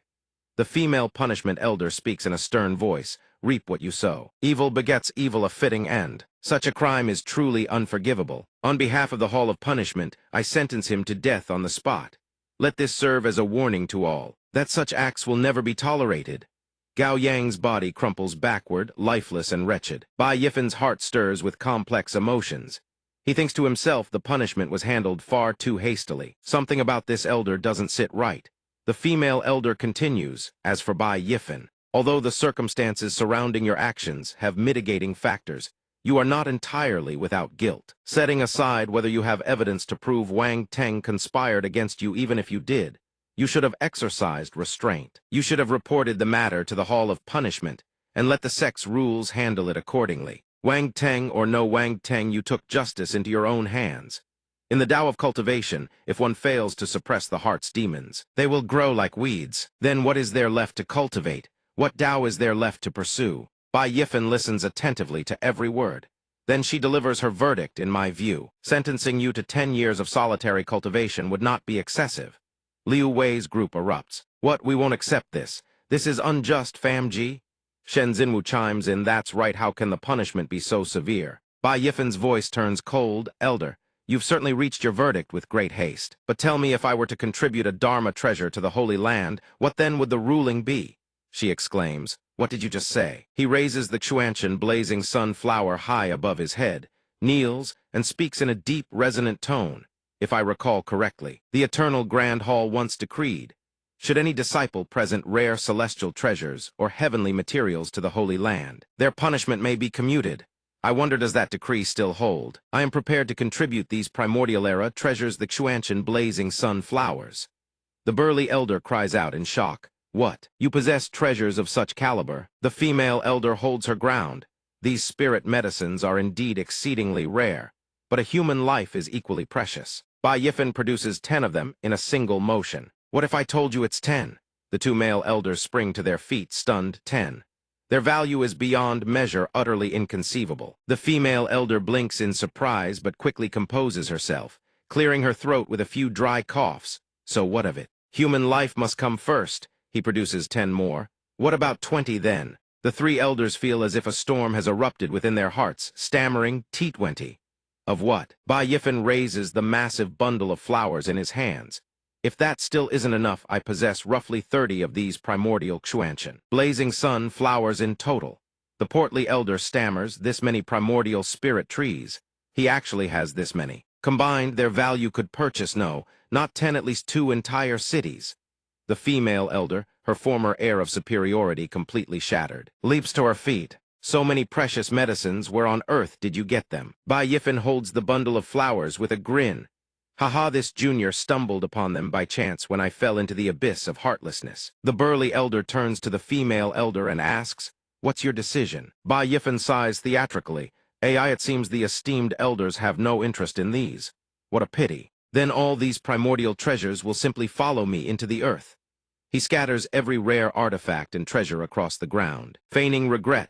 And all this equipment as well, I had originally planned to exchange it at the Sect Affairs Hall for contribution points. What a waste. I suppose it all goes to the grave with me. Wait, hold on, stop right there. Don't you dare bury them. The purple-robed elder, Vian, urgently warns Elder Hong these primordial medicinal treasures are extraordinarily rare. And besides, he has demon creature materials of this caliber as well. If he destroys them, it would be an immense loss for the Holy Land. We must stop him at once. He then glances toward Bai Yifen and whispers, "This kid Bai Yifen located 30 Xuantian blazing sun flowers for the Holy Land that alone is no small merit." The burly elder also speaks in a low voice during the Fire Cloud Demon Fortress campaign. The other sect factions were nearly wiped out, while the underground spirit stone vein beneath the pit was seized entirely by our 5 elements Holy Land. That contribution was not insignificant either. He strokes his chin when you tally it all up. Bai Yifen has rendered 3 great meritorious deeds for the Holy Land. If, after all that, we still insist on punishing him, wouldn't that dishearten all 120,000 outer disciples? The purple-robed elder proposes, in my view, not only should he go unpunished, he should be rewarded. The burly elder nods, indeed. And as Liu Wei and the others testified, that Wang Teng truly deserves death without an ounce of pity. If we allow Bai Yifen to atone through merit and contribute these treasures to the Holy Land, our standing among the other Holy Lands will naturally rise. He then turns and asks, "Elder Long, what is your opinion?" She responds helplessly, "Since the 2 of you have already made up your minds, why bother asking for mine?" The burly elder then announces in a solemn voice, "Bai Yifen, you have contributed 10 primordial Xuantian blazing sun flowers to the Holy Land. This constitutes the first great merit earned within the eternal demon pit. Your intelligence saved the disciples of all 5 courtyards from certain death. This constitutes the second great merit." Bai Yifen answers respectfully, "This disciple is grateful, elder. These 2 great merits shall be rewarded with 3 true essence pills and an additional 50,000 spirit stones." Liu Wei's group exclaims with satisfaction, "That's wonderful." Bai Yifen then speaks with deference, "This disciple is grateful for the elder's generosity. However, Bai Yifen has one additional request that I humbly ask the elders to grant."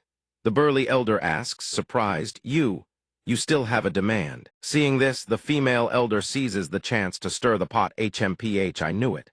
Human greed knows no bounds, and if we set this precedent, I fear many more will wield treasures as weapons to commit violence without fear of punishment. Liu Wei's group is filled with satisfaction. Wonderful news. Bai Yifen presses his palms together respectfully. Disciple, Bai Yifen, voluntarily requests 3 months of confinement at Devil's Sorrow Cliff. Everyone erupts in unison. What? Shen Xinwu warns urgently, Bai Yifen, do you even understand what you're saying? Devil's Sorrow Cliff receives no sunlight. It's a prison for the most dangerous convicts. He turns to her and replies, "Of course I know, but the punishment elder's words hold merit. Regardless of Wang Teng's crimes, I bypassed the Hall of Punishment and took matters into my own hands. In the end, I still violated sect rules." He continues, "I volunteer for 3 months of confinement as a gesture of accountability to the Holy Land." The burly elder praises him. "To acknowledge one's fault and seek to make amends, this is the conduct of a true gentleman. It seems our judgment today did not misread your character." The purple-robed elder adds his approval. "This young man possesses a magnanimous heart, truly a rare quality. He is destined for great things. Elder Long, do you concur?" She trembles with barely contained fury and answers through gritted teeth, "Yes." Well said. Bai Yifen thinks to himself, acknowledge my fault and seek to make amends. How laughable. If I had to do it all over again, I would still kill Wang Teng without hesitation. That bastard deserved to die 1,000 times over. The only reason I volunteered for confinement is because the Holy Land is a nest of vipers. With so many rare treasures on my person, it's only a matter of time before someone targets me. Better to lie low until I grow stronger. The towering tree catches the wind. A small, hidden sapling grows unopposed. Meanwhile, 2 guard disciples mutter to each other in disbelief. This Bai Yifen. Just how many treasures does he actually have on him? Yifen silently calculates. Volunteering for punishment carries 3 benefits. First, he wins the sacred ground leadership's favor and earns a reward. Second, the remote Gitchu Cliff offers a tranquil sanctuary where he can cultivate undisturbed. Third, he can secretly investigate the spies within the sacred ground and hunt down the true culprit. The female elder renders her decision. Bai Yifen, since you possess such self-awareness, very well, we shall do as you say. 3 months of confinement at Gitchu Cliff. He responds calmly, yes. Elder, 2 escort disciples step forward. Senior brother Bai, please follow us. Liu Wei calls out to him sorrowfully, Yifen. He turns to reassure his friend. Don't worry, it's the perfect chance for me to cultivate in peace. Who knows, my cultivation base might even advance another level. Then he adds with a grin, as for you lot, keep training. Don't fall behind. Liu Wei responds confidently, don't worry, we'll train twice as hard. You take care of yourself, Fan. A landscape of rolling hills and craggy ridges stretches before them. On the other side, voices echo through the pavilion towers. What? The sentence was changed to 3 months of confinement at Gitchu Cliff. Wang Meng trembles with rage. She rounds on her master, shouting, have you gone senile with age? Bai Yifen beheaded someone in front of everyone, openly defying sacred ground law, and you sentence him this lightly. Didn't you say Bai Yifen was as good as dead? How did this happen? The female elder removes her mask. Her voice drops low. Heavy as iron, wretched girl. Who could have foreseen that boy stumbling upon one fortuitous encounter after another, achieving 3 meritorious deeds in succession at the sacred ground? If this master hadn't read the situation swiftly and dealt with Gao Yang decisively, do you think you'd still be standing here unscathed? Wang Meng gnashes her teeth, eyes blazing with fury. Damn it, damn it, damn it! How is that bastard so lucky? Elder Long thunders silence. Know your place, girl. If something like this happens again, no one, not even I, will be able to protect you. Wang Meng immediately quiets, bowing her head. Yes, I understand, master. Yet the flames of her fury refuse to die. She seethes inwardly. Bai Yifen, you're dead.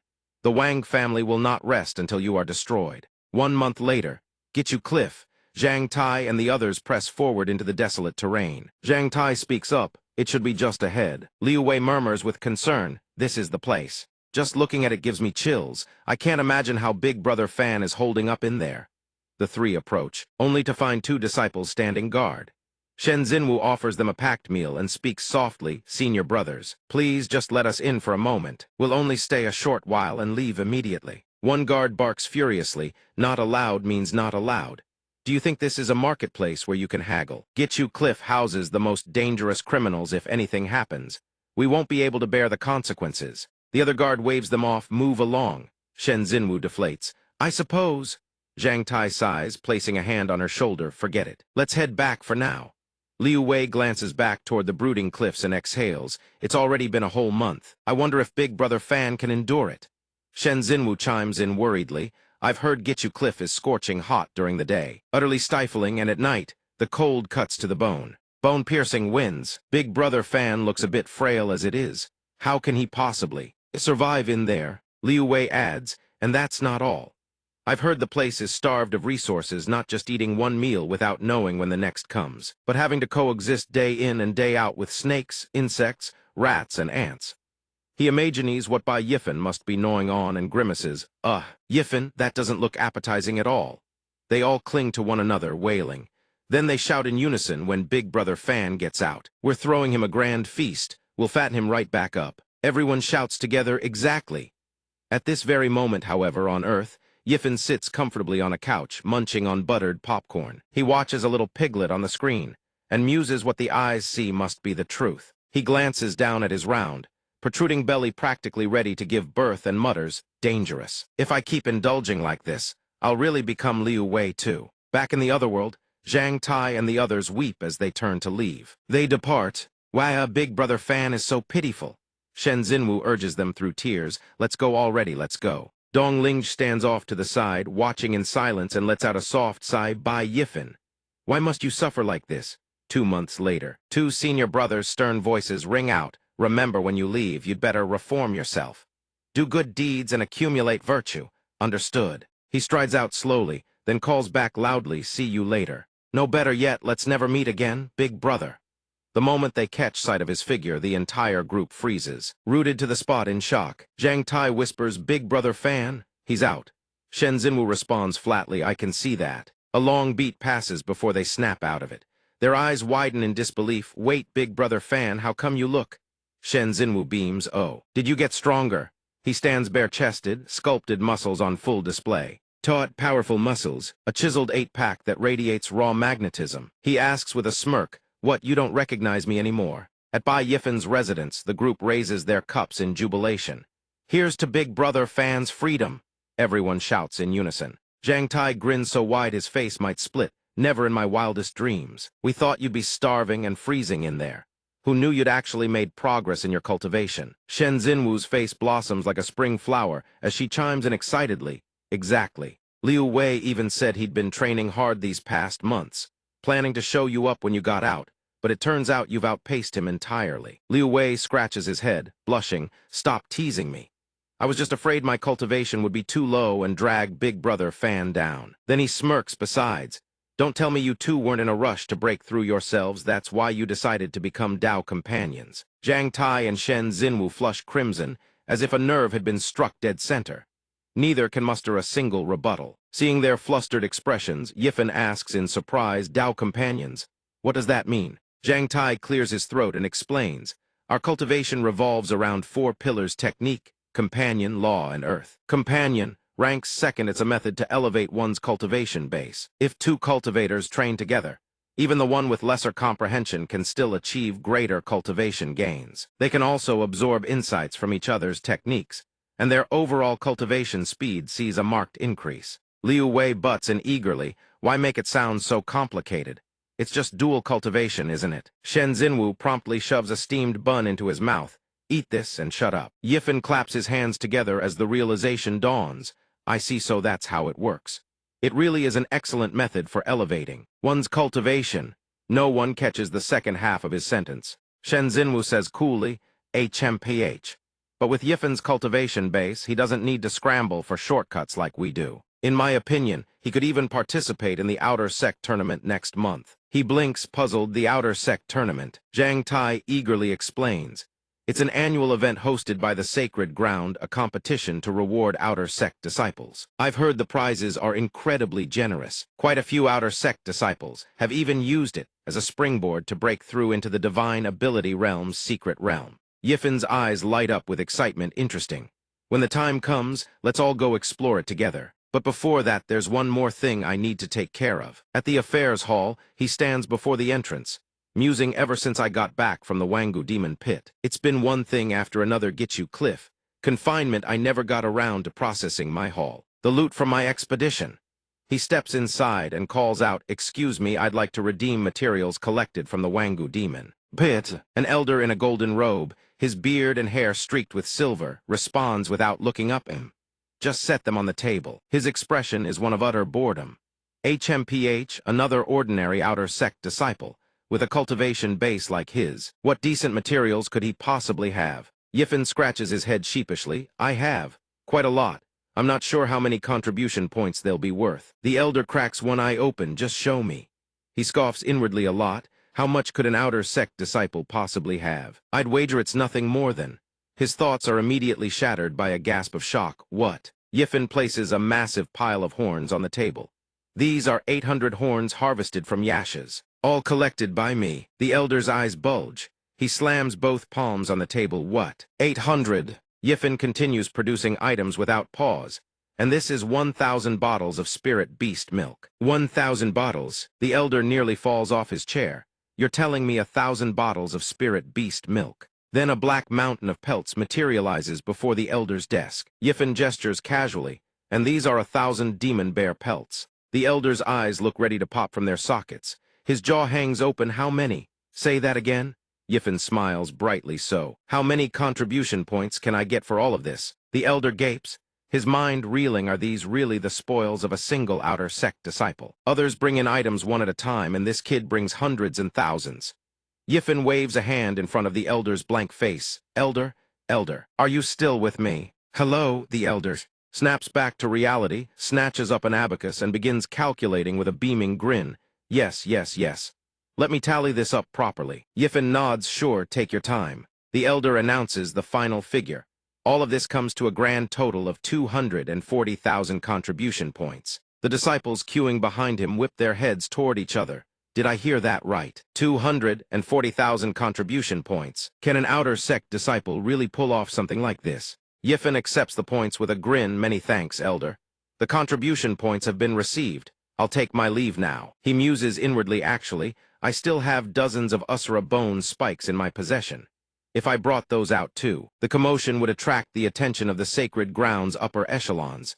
Better to keep those for later. He rests his chin in his hand, pondering. My giant spirit punch has already been trained to near completion. The time has come. It's time to search for a higher grade cultivation technique.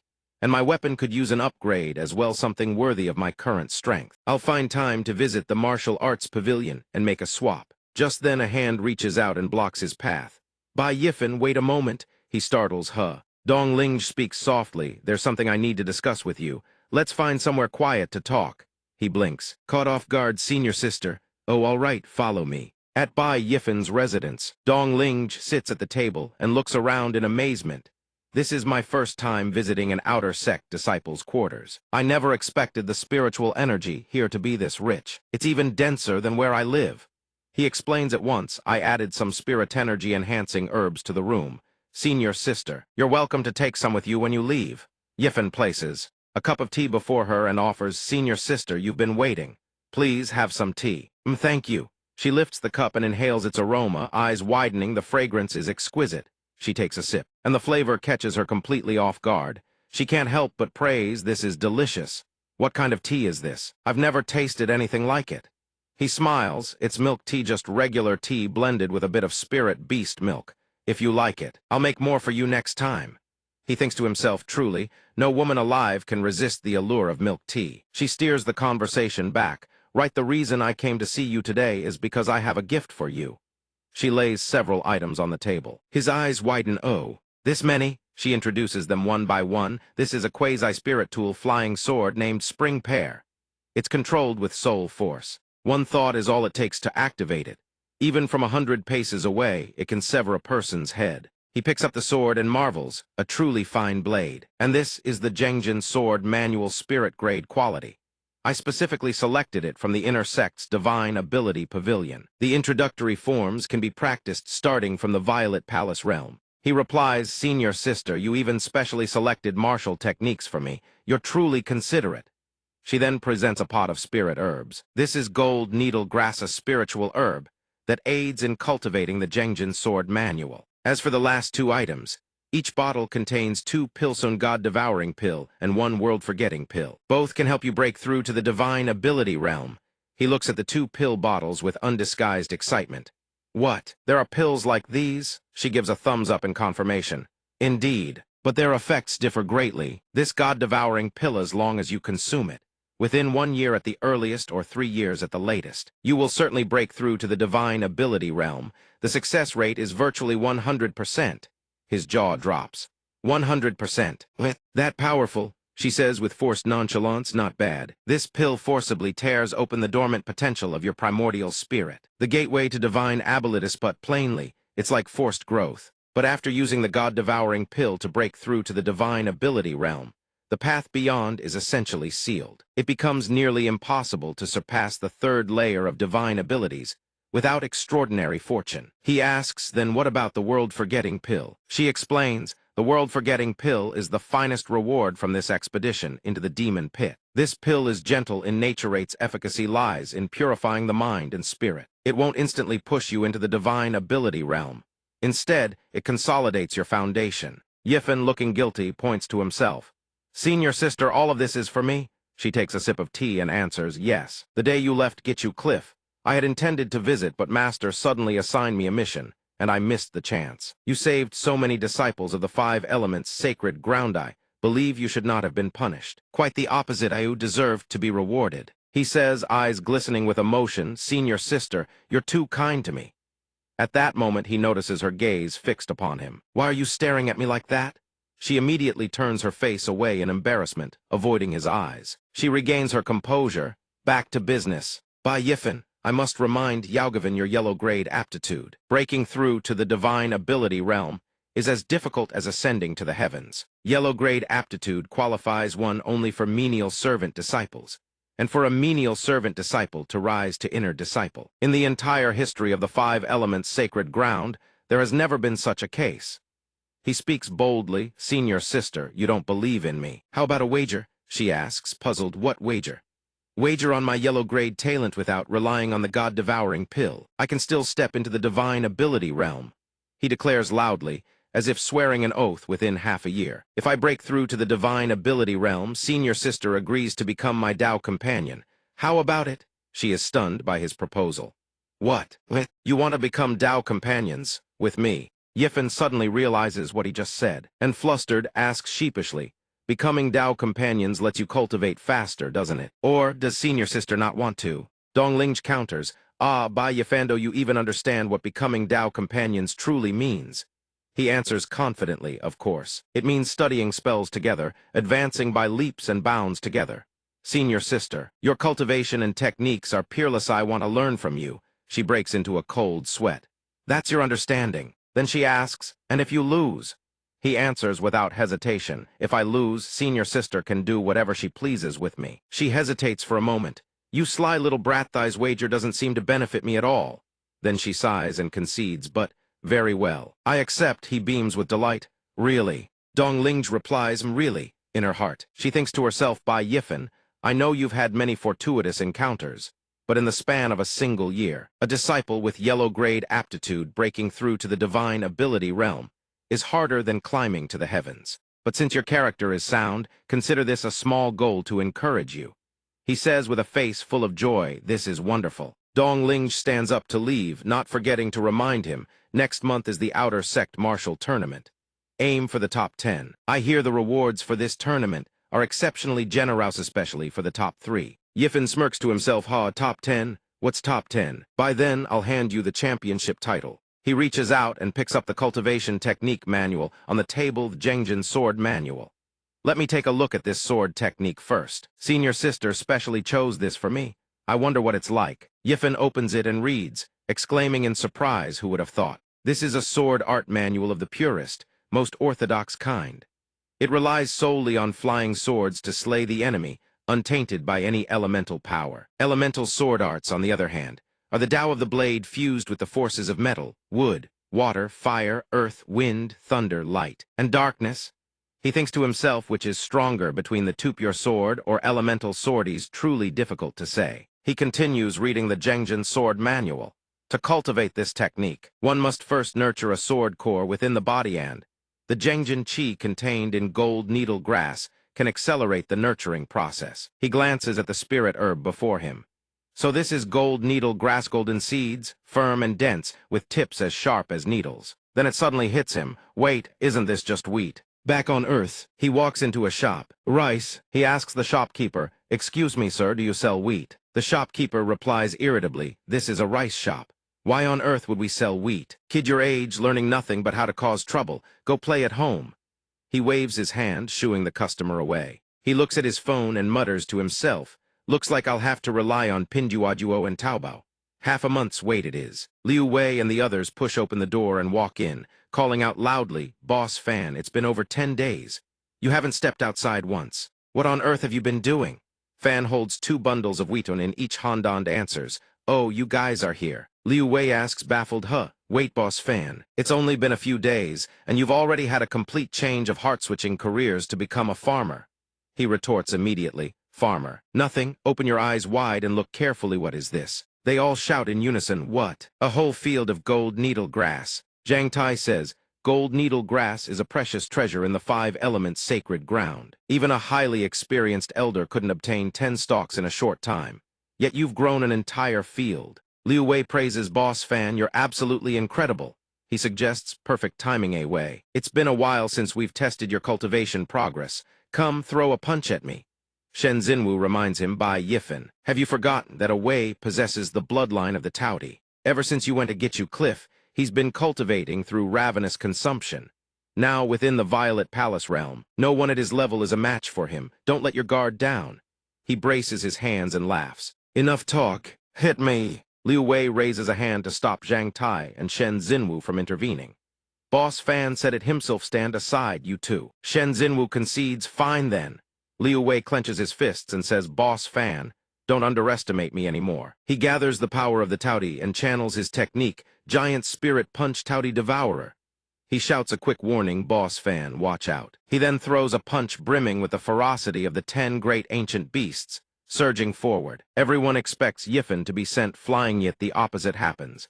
He effortlessly catches Liu Wei's colossal fist with a single hand. He taunts Wei, why so sluggish today? Liu Wei is stunned, you blocked that.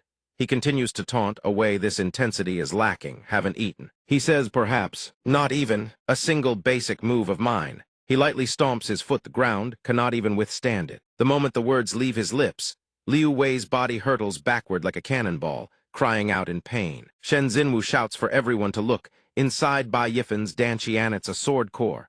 Floating above his Danchan, a tiny golden sword glimmers in midair. Liu Wei lies sprawled on the ground, utterly defeated. He wipes the cold sweat from his brow and mutters, don't tell me he's already condensed a sword core. Boss Fan, do you even leave anyone else a chance to live?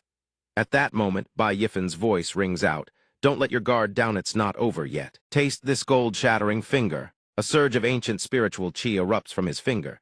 Liu Wei screams, ah, I surrender, I surrender. Enough. He opens his eyes, and looks behind him. The ground is riddled with holes, still billowing with smoke. The smoke curls upward.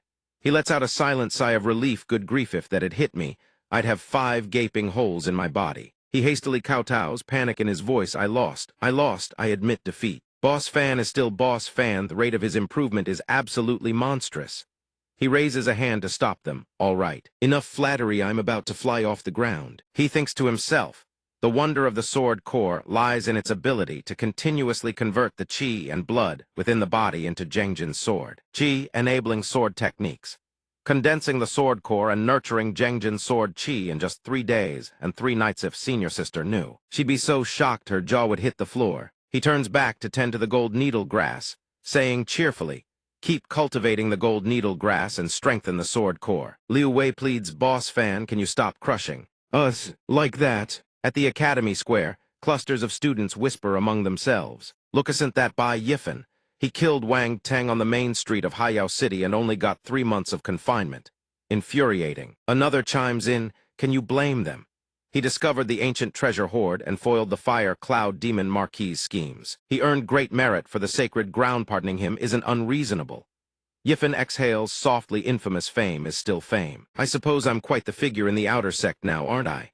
At that moment, a voice calls out, Junior Brother Bai, please wait. Zai Yuanbai ranked 5th on the Violet Palace Realm Power Rankings. Peak of the Violet Palace Realm. He approaches with his saber slung over his shoulder. Long time no see, still as spirited as ever. He asks, with your strength, you should easily secure a spot in the top 20 of this martial tournament, right? Yifan is taken aback and exclaims, top 20. Senior Brother Zai, are you joking? Zai Yuanbai chuckles encouragingly. Your performance during the trial at the Wangu Demon Pit was witnessed by everyone.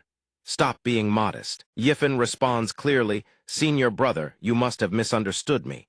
When I said top 20, whom exactly are you underestimating? Zai Yuanbai is stunned speechless, jaw hanging open. A man with a tattoo near his eye steps forward and rebukes.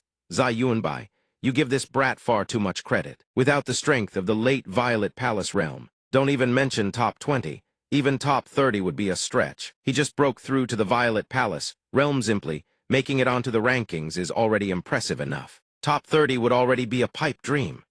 A male disciple recognizes the newcomers and exclaims, that's Zhao Rui, ranked 7th, and Wu Min, ranked 5th. Zai Yuanbai frowns with displeasure and quickly speaks up, Zhao Rui. Wu Min, you can't say that. Had Junior Brother Bai not been confined at Gichu Cliff for 3 months, he could certainly have broken into the top 20. Wu Min calls him out. Zai Yuanbai, don't think I don't see through you. You're only speaking up for this brat because you want the world-forgetting pill in his possession. Indeed a mid-grade world-forgetting pill.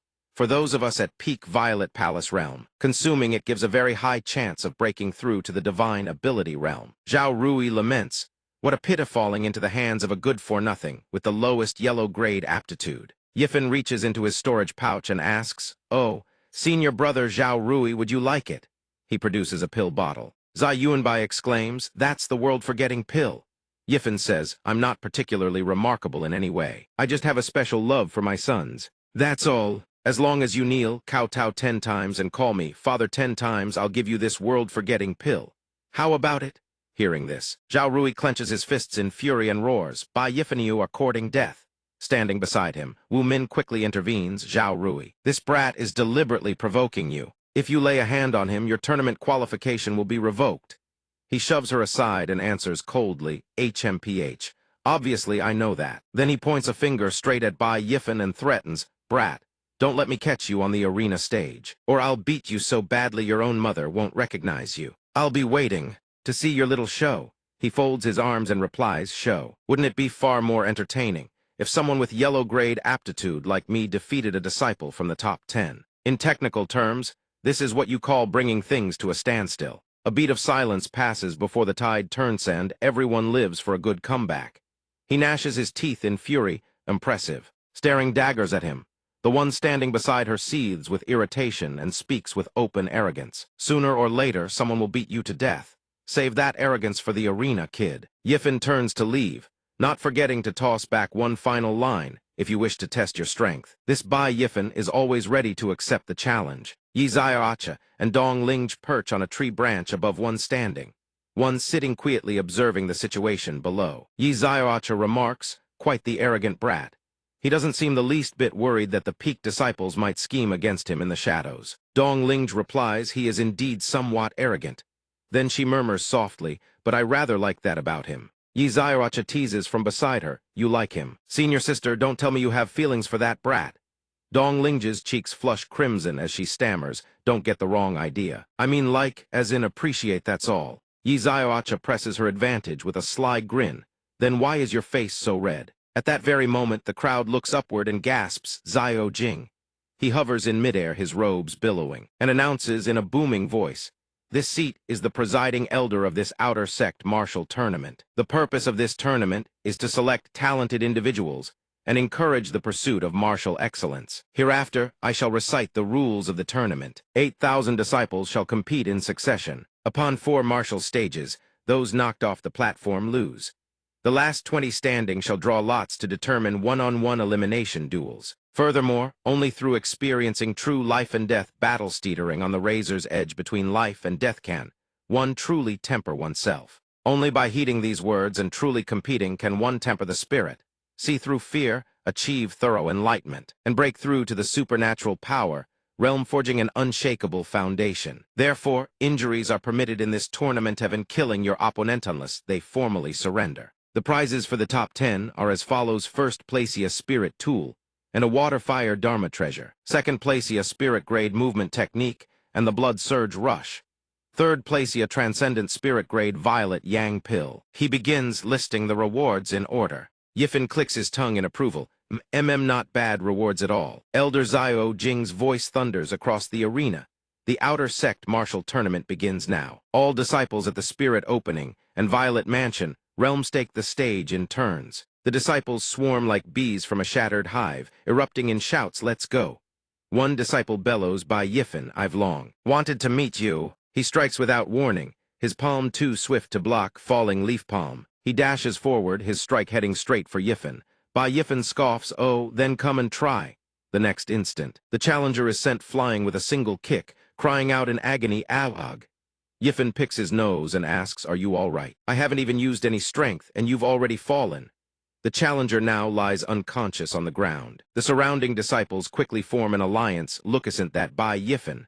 "Let's gang up on him and eliminate him first," one shouts. Another chimes in, "Right. Take him out first, then we can compete amongst ourselves." At once, the group of disciples advances and surrounds him. Their voices cold as ice, "HMPH, Bai Yifen, you've been surrounded by our group. If you don't want to be beaten half to death, surrender now." Another in the group sneers, "That's right. Surrender and crawl off the stage while you still can."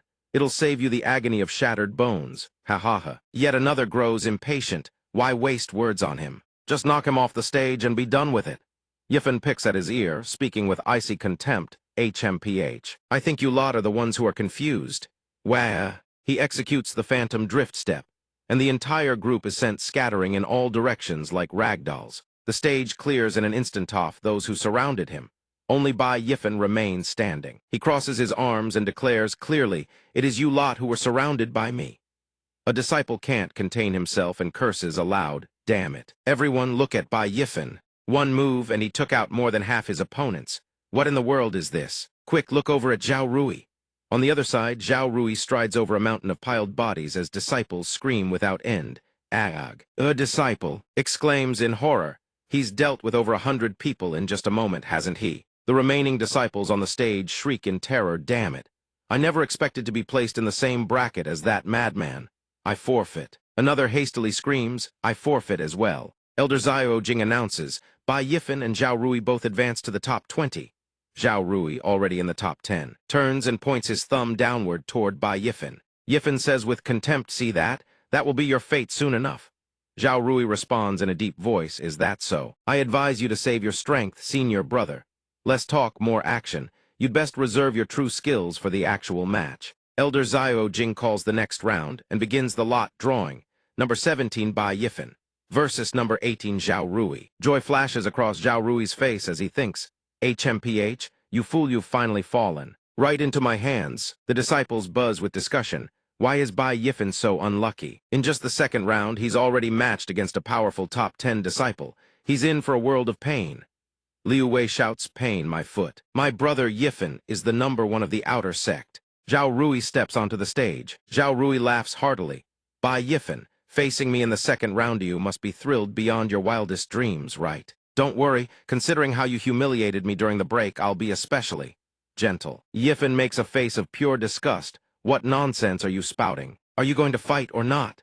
Zhao Rui lowers his center of gravity, assuming a charging stance, and speaks in a deep voice, so eager to leave the stage.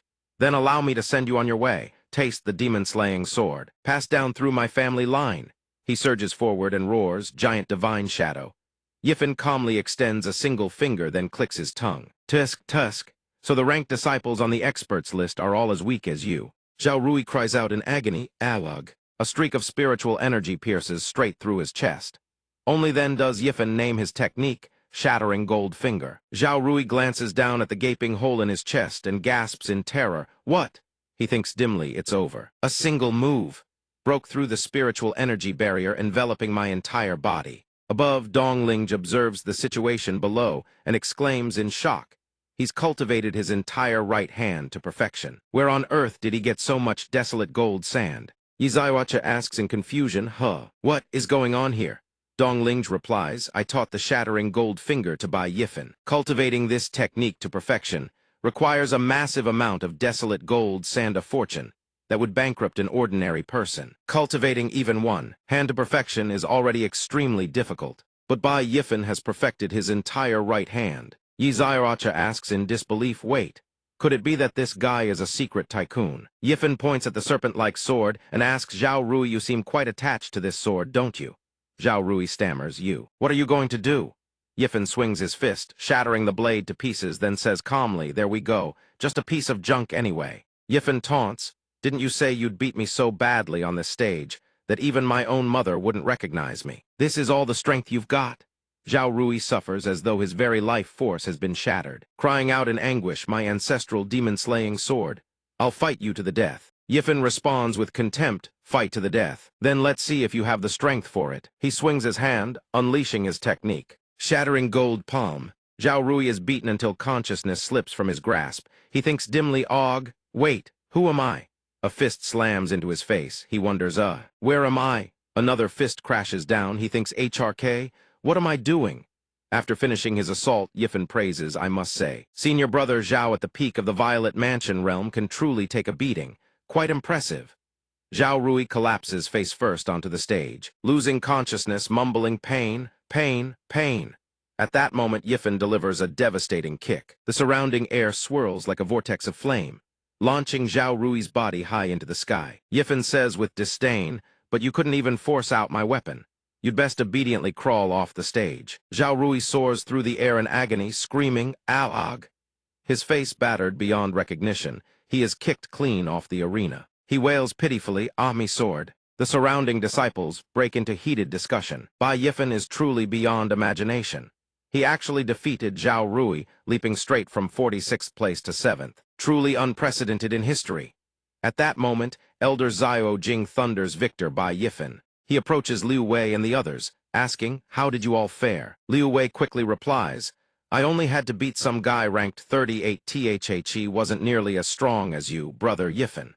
I made it into the top 20 directly." Zhang Tai and the others exchange shy glances and reply, "We stopped at 50th place. That's already our best result ever." At that moment, a pained cry echoes from above Ugha. The crowd looks up. Liu Wei exclaims, "Who is that? How miserable." The figure crashes face first before Bai Yifen's group. Yifen lets out a soft "ah." He recognizes the young man and murmurs, "It seems to be senior brother Zai." Shen Xinyu rushes forward to check on him. "Senior brother, are you all right?" The spectating disciples erupt in shock. Look, Zai Yunbai has lost too. Another disciple hears this and shouts, "What? Zai Yunbai, ranked 3rd on the power rankings, actually lost? How is that possible?" The one who fought Zai Yunbai was none other than the first-ranked outer sect disciple Zioshi. At this moment, Zioshi stands with a fan in hand, his bearing elegant as a jade tree in the wind, supremely aloof.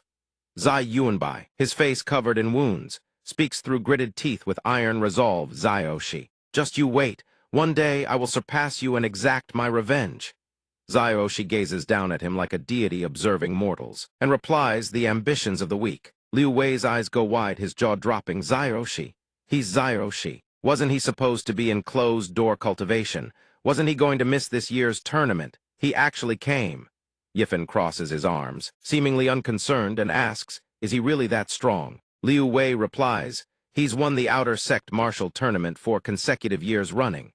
You tell me if he's strong." Growing more interested in this man, Yifen appraises him with a nod. It seems he truly does possess some real skill. At this moment, Zioshi has also taken notice of him. Zioshi looks at him and asks, "You are Bai Yifen?" Yifen asks nonchalantly, "Do you have some guidance for me, senior brother Zio?" Zioshi speaks, "I recently emerged from seclusion and heard of your accomplishments. Truly impressive. I would welcome the opportunity to cross hands with you." A purple-haired man calls out in a booming voice, "Zioshi." He speaks in a deep, commanding voice. "Your only rival in the outer sect is me, Zaihu Zhen." The entourage following Zaihu Zhen bellow, "Everyone out of the way. Move, all of you make way." Liu Wei shouts in disbelief, "That's Zaihu Zhen, he's back." The surrounding disciples take notice and say with excitement this time, "There's truly going to be a spectacular show." Zioshi maintains his dignified composure and steps forward. "Oh, Zaihu Zhen, I hear that after I defeated you last year, you never stopped training hunting down dangerous wanted criminals across the land to temper yourself. I wonder what is your strength now?" Zaihu Zhen strikes down a disciple and challenges in a deep voice, "Why not try and find out?" Looking at the newly defeated disciple, someone murmurs in doubt, "This corpse is..."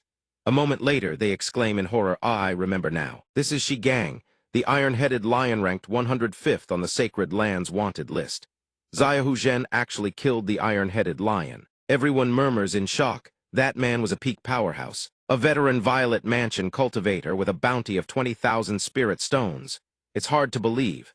Is it true, Zaihu Zhen? You really killed Shigang? Zaihu Zhen gnashes his teeth and snarls. "It took me 7 days and 7 nights of relentless pursuit to finally kill him. Quickly, carry him to the contribution hall and bring me my contribution points." The surrounding disciples rush forward to carry Shigang's body off the stage, replying respectfully, "Yes, senior brother Zaihu." At that moment, Zaihu Zhen's voice rings out, accompanied by a powerful pulling force, "Junior brother, come here for a moment." The disciple is swiftly yanked over, exclaiming in surprise, "Huh?" Zaihu Zhen asks, "You're the disciple whose match is next, aren't you?" He speaks in a low, threatening voice. "You must be feeling quite unwell right now, aren't you?" The disciple's face drains of color as he stammers, "Why, yes, I'm not feeling well. Could senior brother take my place in the match?" The man softens slightly, placing a hand on the disciple's shoulder. Then Zairoshi folds up the fan in his hand and praises, "Not bad, Zaihu Zhen. It seems you haven't wasted your time this year. Perhaps in the upcoming matches, I won't find myself bored anymore." 2 hours later, a disciple goes flying from Bai Yifen's strike, crying out in pain. Bai Yifen cups his fists humbly, you held back. The spectating crowd erupts into chatter. It's that Bai Yifen again. Him making it into the top 20 was already a miracle, and now he's cutting through one opponent after another like this. Another disciple asks, hey, he must be in the top 10 by now, right? A third replies, at this rate, he might even crack the top 5. Bai Yifen sends a disciple flying with a kick and says, senior brothers, please don't go easy on me. Zhang Tai's group is overjoyed, shouting top 5. Don't you dare underestimate our brother Fan. Then Elder Xiao Jing steps forward and announces, next, I shall declare the 3 finalists. The top 3 are, he begins calling out the names Bai Yifen, Xiaoxi, and Zaihu Zhen. Both step forward together. Up on a branch, Yi Xiaochuo leaps to her feet in shock. Bai Yifen actually defeated that many powerful disciples, and made it into the top 3. Zaihu Zhen remarks with a hint of appreciation. I didn't expect that after not returning to the outer sect for a year. Such an interesting figure would emerge. Elder Xiao Jing announces loudly, the finals will be held tomorrow. First, lots shall be drawn among the 3 finalists. One of you shall receive a bai. Afterward, the 3 reach out and each grab a token plate, responding in unison, yes. Bai Yifen opens his token and sees the character for battle inscribed upon it. A flicker of disappointment crosses his face, battle. I was planning to conserve my strength. Xiaoxi holds up his token with a smug grin, looks like I got the bai. Zaihu Zhen crushes his token in his grip and snarls, Xiaoxi, just you wait. I'll crush that kid bai in just 3 moves. Then you and I shall have our match. A decisive duel. Zaihu Zhen fixes his gaze on Bai Yifen, letting out a cold grunt. He clenches his fist and declares he'll fall right here. Bai Yifen picks at his teeth with a toothpick and replies dismissively, senior brother is merely at the peak of the Violet Palace realm. He may not necessarily be my match. A disciple asks in disbelief, did I hear that right? That brat in an instant. Bai Yifen channels his spiritual power, splitting a bamboo board into evenly sized splinters and launching them into Xiaohu Zhen's back. A female disciple gasps he dares to provoke Xiaohu Zhen. Is he courting death? Xiaohu Zhen speaks in a low, threatening voice, you've got real nerve, brat. But tomorrow I'll show you whether your mouth or my fist is harder. Shen Xinwu rushes over with concern, Bai Yifen, are you all right? Xiaohu Zhen, he really isn't someone to provoke. You've already angered him before the match even begins. If you're not careful then, he replies calmly, it's fine, I know my own limits. Liu Wei brims with confidence in Bai Yifen and says cheerfully, HMPH, how could Brother Fan be scared? This time, with the outer sect betting pool open, I'm putting all my savings on the line, betting on Brother Fan to win. Bai Yifen grips Liu Wei's arm tightly, beaming, good brother, you trust me that much. Liu Wei replies, of course. Trust in Brother Fan and there'll be meat to eat in the future. Bai Yifen responds generously, no need to wait for the future. Come to my place tonight me treat, a grand feast for everyone. Under the veil of night, moonlight filters through the canopy of trees, painting the scene in a dreamlike glow. Xiaohu Zhen's voice echoes, Junior Sister Wang, calling me out in the dead of night. Here I am. What is it? Wang Meng hurries over and warmly welcomes him. Brother Xiaohu, you've come? Please sit down. Xiaohu Zhen is a man of straightforward nature who despises beating around the bush. He cuts straight to the point, spit it out. She hastily pours him a cup of wine, then lays out her proposal. A pseudo-spirit grade cultivation technique, plus 20,000 spirit stones. I want senior brother to help me kill Bai Yifen in tomorrow's match.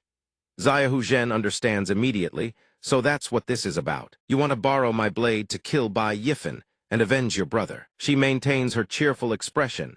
It seems that despite wandering outside all this time, senior brother hasn't forgotten the affairs of the sacred ground. That's right, I want to avenge my brother. He sneers contemptuously. While a pseudo-spirit-grade cultivation technique is indeed precious, I've been wandering the outside world for years. It's not as though I haven't obtained things of this caliber. This still hasn't caught my eye. A junior sister, Wang, if you want to make a deal, you'll need to show a bit more sincerity. She produces a blood-red ring. What about this? A divine power ringgit can significantly boost one's chi and blood. This is a top-tier treasure my master personally bestowed upon me. Add this to the deal. He takes the ring and examines it for a moment, then says, this ring is a fine piece, but it's still not enough. She asks with a smile, what does senior brother want? Inwardly, her expression twists with vicious fury as she curses. This damn Xiaohu gentrally taking advantage of the chaos to extort me. At that moment, he suddenly lifts her off the ground. He confesses, to be honest, I've been accumulating my strength for 3 months now, too. Defeat Xiaoxi. It's been far too long since I've touched a woman, especially one as beautiful as junior sister Wang. She replies shyly, all right. He sets her down. As long as senior brother helps me get my revenge. Once everything is settled, I'll let senior brother do as he pleases with me. He laughs heartily, ha ha ha, deal. Then he turns to toy with the other women nearby, his voice dripping with mockery. Come here, little beauties. The girls scream in terror, ah. They dodge frantically and flee. Wang Meng calls out, wait, what are you doing? Zai Huzhen hoists two girls onto his shoulders, grinning, why? Enjoying the appetizers, my dear junior sister, prepared for me, of course. Appetizers first, the ha-ha. The two girls scream, senior sister Wang, save us. Their cries ring out desperately, no, don't. Wang Menged. Veins bulge across her face in fury, but she steadies herself and says, take your time. Tomorrow's the match, don't let it affect your stamina. He replies confidently, relax. One Bai Yifen isn't enough to make me break a sweat. The two girls scream for help, senior sister, please save us. The next day, Bai Yifen and Xiaohu Zhen stand facing each other on the arena stage. The surrounding disciples chatter among themselves. Do you think Bai Yifen can actually win? Another replies, is that even a question? Xiaohu Zhen caught the attention of the Earth Hall 3 years ago. I hear his cultivation base has already reached the pseudo-spirit grade technique, and he's achieved minor completion. A disciple butts in. As for Bai Yifen, he only broke through to the divine ability realm by relying on the god-devouring pill. His foundation is fundamentally unstable. When Xiaohu Zhen fights him, it'll be like a father beating a child. Another disciple nudges his companion. Look, the elder representatives have arrived. Look, the elder representatives have come out. A tall, imposing grand elder stands at the elevated platform, a dignified old man with a salt and pepper beard. The hall elder of the Wood Hall. He remarks, this year's Outer Sect tournament is livelier than ever. The Earth Hall's elder representative, an old man with brown hair, strokes his beard naturally so. I hear there are quite a few outstanding newcomers this time. The Water Hall's representative is a strikingly young woman with delicate features and long, lustrous brown hair. She speaks up, let me say this first, Zio, she is someone our Water Hall has already claimed. No one is allowed to compete for him. The Metal Hall's elder representative is an old man in a golden robe with streaks of gold in his hair.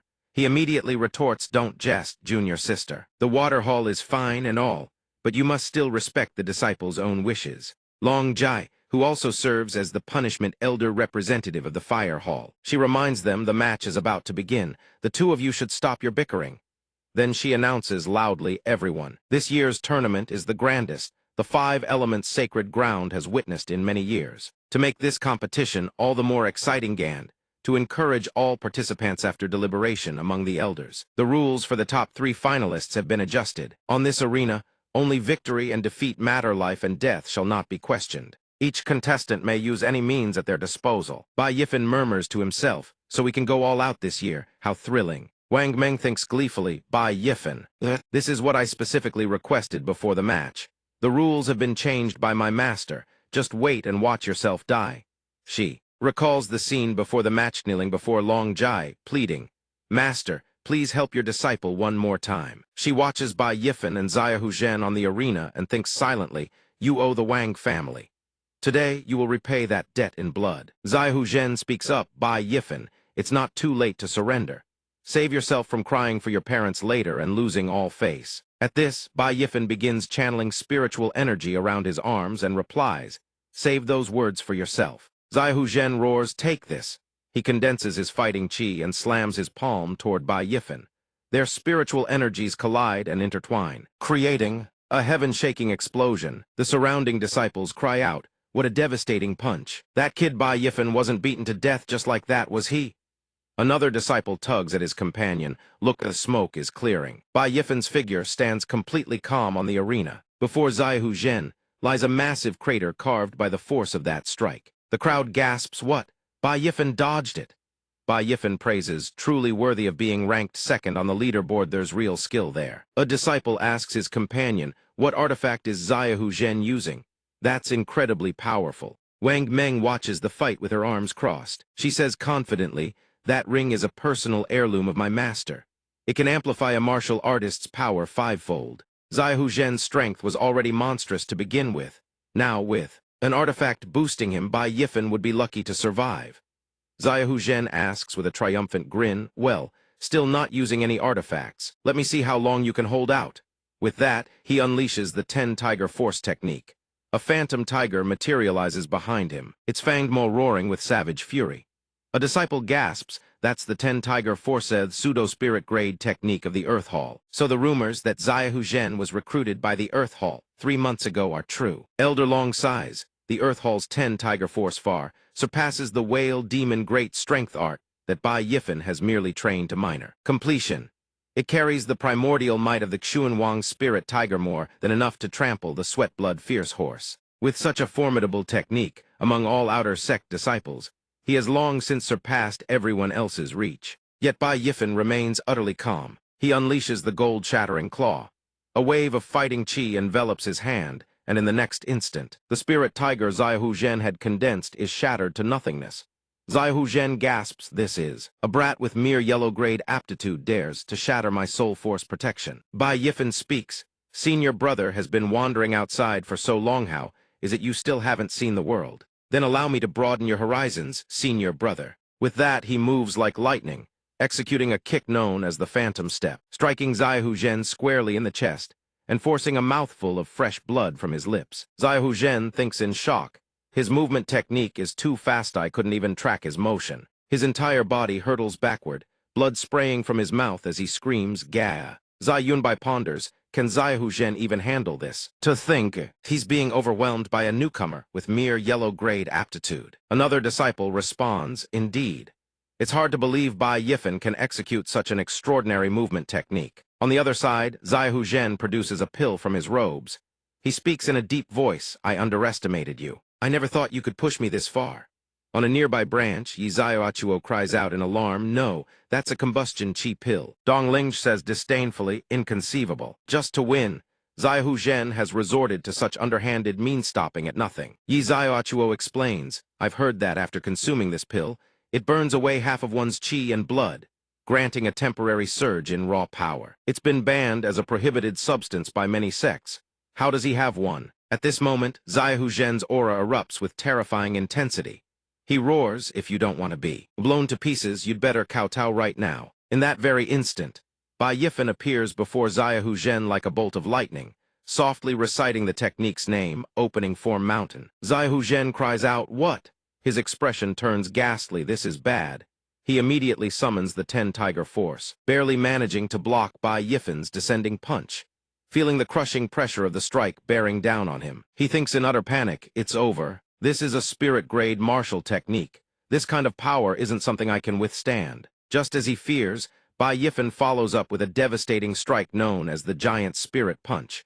Its overwhelming momentum crashes down, sending Xiaohu Zhen flying backward like a broken kite. He screams in agony, arg. His body is sent crashing off the arena stage, landing in a crumpled heap on the ground.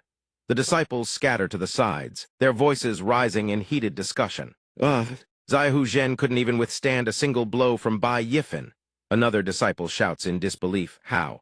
How is this possible? Bai Yifen retracts his spiritual energy and asks in a deep voice, Soho's fist is harder. The spectating disciples cry out in shock, what just happened? Wasn't that technique Bai Yifen used a spirit-grade martial skill? Spirit-grade techniques can only be activated within divine ability secret realms, can't they? Bai Yifen has no spirit power, how could he possibly activate one? On a nearby branch, Yi Xiaochuo turns to ask, wait, I never seen that technique before. Have you ever seen it, senior sister? Dong Ling ponders for a moment, then replies, it doesn't seem so. This doesn't resemble the cultivation techniques of the 5 elements sacred ground. The Water Pavilion Elder turns to the Wood Pavilion Elder for confirmation. Senior brother, Elder Mu. He confirms with certainty, indeed. That is a martial technique of the true martial sacred ground. Wang Meng shouts in fury, how is that possible? Xiaohu Zhen has been knocked unconscious. The atmosphere around the arena falls deathly silent. Liu Wei scans his surroundings in bewilderment and exclaims, what's going on? Didn't Fanji already win? Why hasn't the presiding elder announced the victory yet? At this moment, an elder's voice thunders, if this old man's eyes do not deceive me. What you just demonstrated is a spirit-grade martial technique of the true martial sacred ground, giant spirit punch. Bai Yifen's expression turns solemn as he meets the elder's gaze. Elder Xiao Jing speaks in a deep, grave voice, explain yourself. Another elder turns to the disciple beside him, What? That's a cultivation technique of the true martial sacred ground. Has this brat eaten a leopard's gall? The disciple steps forward and replies respectfully, Elder, this brat is most certainly a spy planted by the true martial sacred ground. This demands a thorough investigation. Bai Yifen openly admits without hesitation, that is correct. It is indeed a martial technique of the true martial sacred ground, Elder. Allow me to explain if I may. He begins his account during the previous trial at the Demon Pit. Wang Teng and Gao Yang conspired with Su Chun to scheme against me, causing me to plummet into the abyss. Apart from discovering the profound heaven-fierce Yang, I also stumbled upon an Asura locked in fierce combat with a golden robe inner disciple of the true martial sacred ground. My cultivation base was far too low to allow me to assist in slaying the Asura. That golden robe disciple imparted several moves of a spirit-grade cultivation technique, so I could combine our strength. Unfortunately, that Asura's power was overwhelming. The golden robe disciple suffered grave injuries before drawing his final breath. He had no choice but to impart the essence of the secret, the giant spirit punch technique to me. Though I possess no spirit tools, my soul force is naturally potent.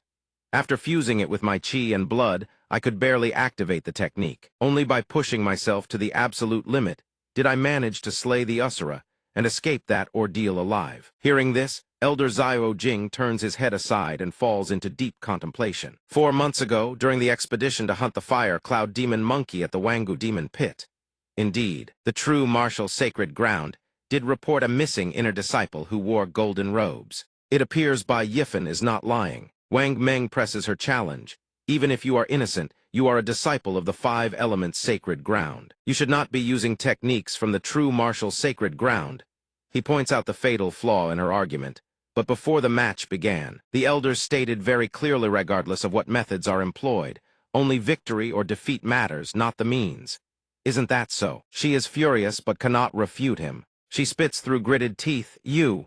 The disciples below erupt into hushed chatter. This brat sure has stumbled upon a lot of fortuitous encounters. How is he so lucky to think he obtained a spirit-grade martial technique from the true martial sacred ground?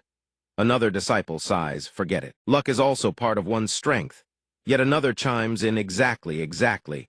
It's his own karmic fortune. Elder Zio Jing declares, Given the tournament's rules, you have committed no violation. Elder Long also grinds his teeth in resentment, thinking this damn brat. How does he have so many karmic encounters? Elder Zio Jing admonishes sternly Bai Yifen. The elders have reached a decision. You are a disciple of this sect. You should focus on cultivating the sect's own supreme techniques. The giant spirit punch is temporarily permitted for use in this tournament, but afterward, once the tournament concludes, you had best refrain from using it.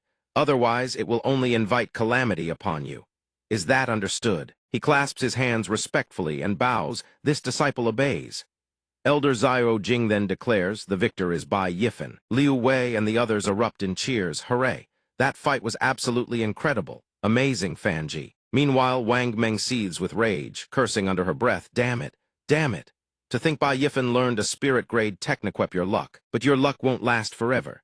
The day will come when I take your dog head and offer it as a sacrifice to my brother's soul in heaven. Dong Linge says with relief, Thank goodness. Beside her, Yi Zio teases, Senior sister, you were that worried. Dong Linge blushes and retorts, You were worried too. Watch the match, Elder Zio Jing loudly announces. Next, the championship match begins.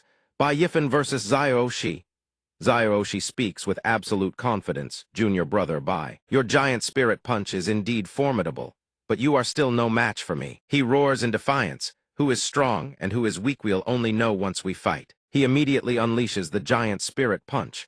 Zio Shi casually raises his fan to deflect the blow. He sneers, spirit-grade techniques may be powerful, but they devour energy at a tremendous rate. By my estimation, 4 or 5 punches at most, and your soul force will be completely depleted. If you don't believe me, he hurls his fan aside, then bellows, Then let's put it to the test. He executes the spirit dispersal technique. A torrent of emerald spiritual energy erupts forward, launching Bai Yifen's body through the air in agony. He cries out in pain. The disciples below erupt in confusion. What is happening? Isn't Zio Shi's weapon a fan? Then why did he throw it away?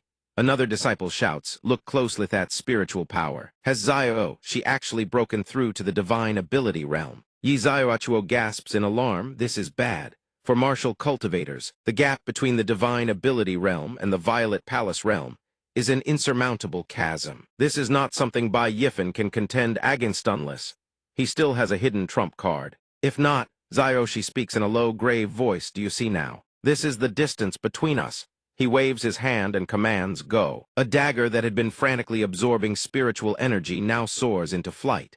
The disciples cry out in astonishment, the word sword art. That's the inner sect's supreme technique that only cultivators at the divine ability secret realm can possibly execute. A disciple shouts, everyone, look, that's a first-grade magical artifact. The crowd below the arena declares it's over. The daggers, crackling with spiritual energy, charge straight at Bai Yifen. Liu Wei cries out in alarm, Fanji. Bai Yifen crosses his arms to block the strike.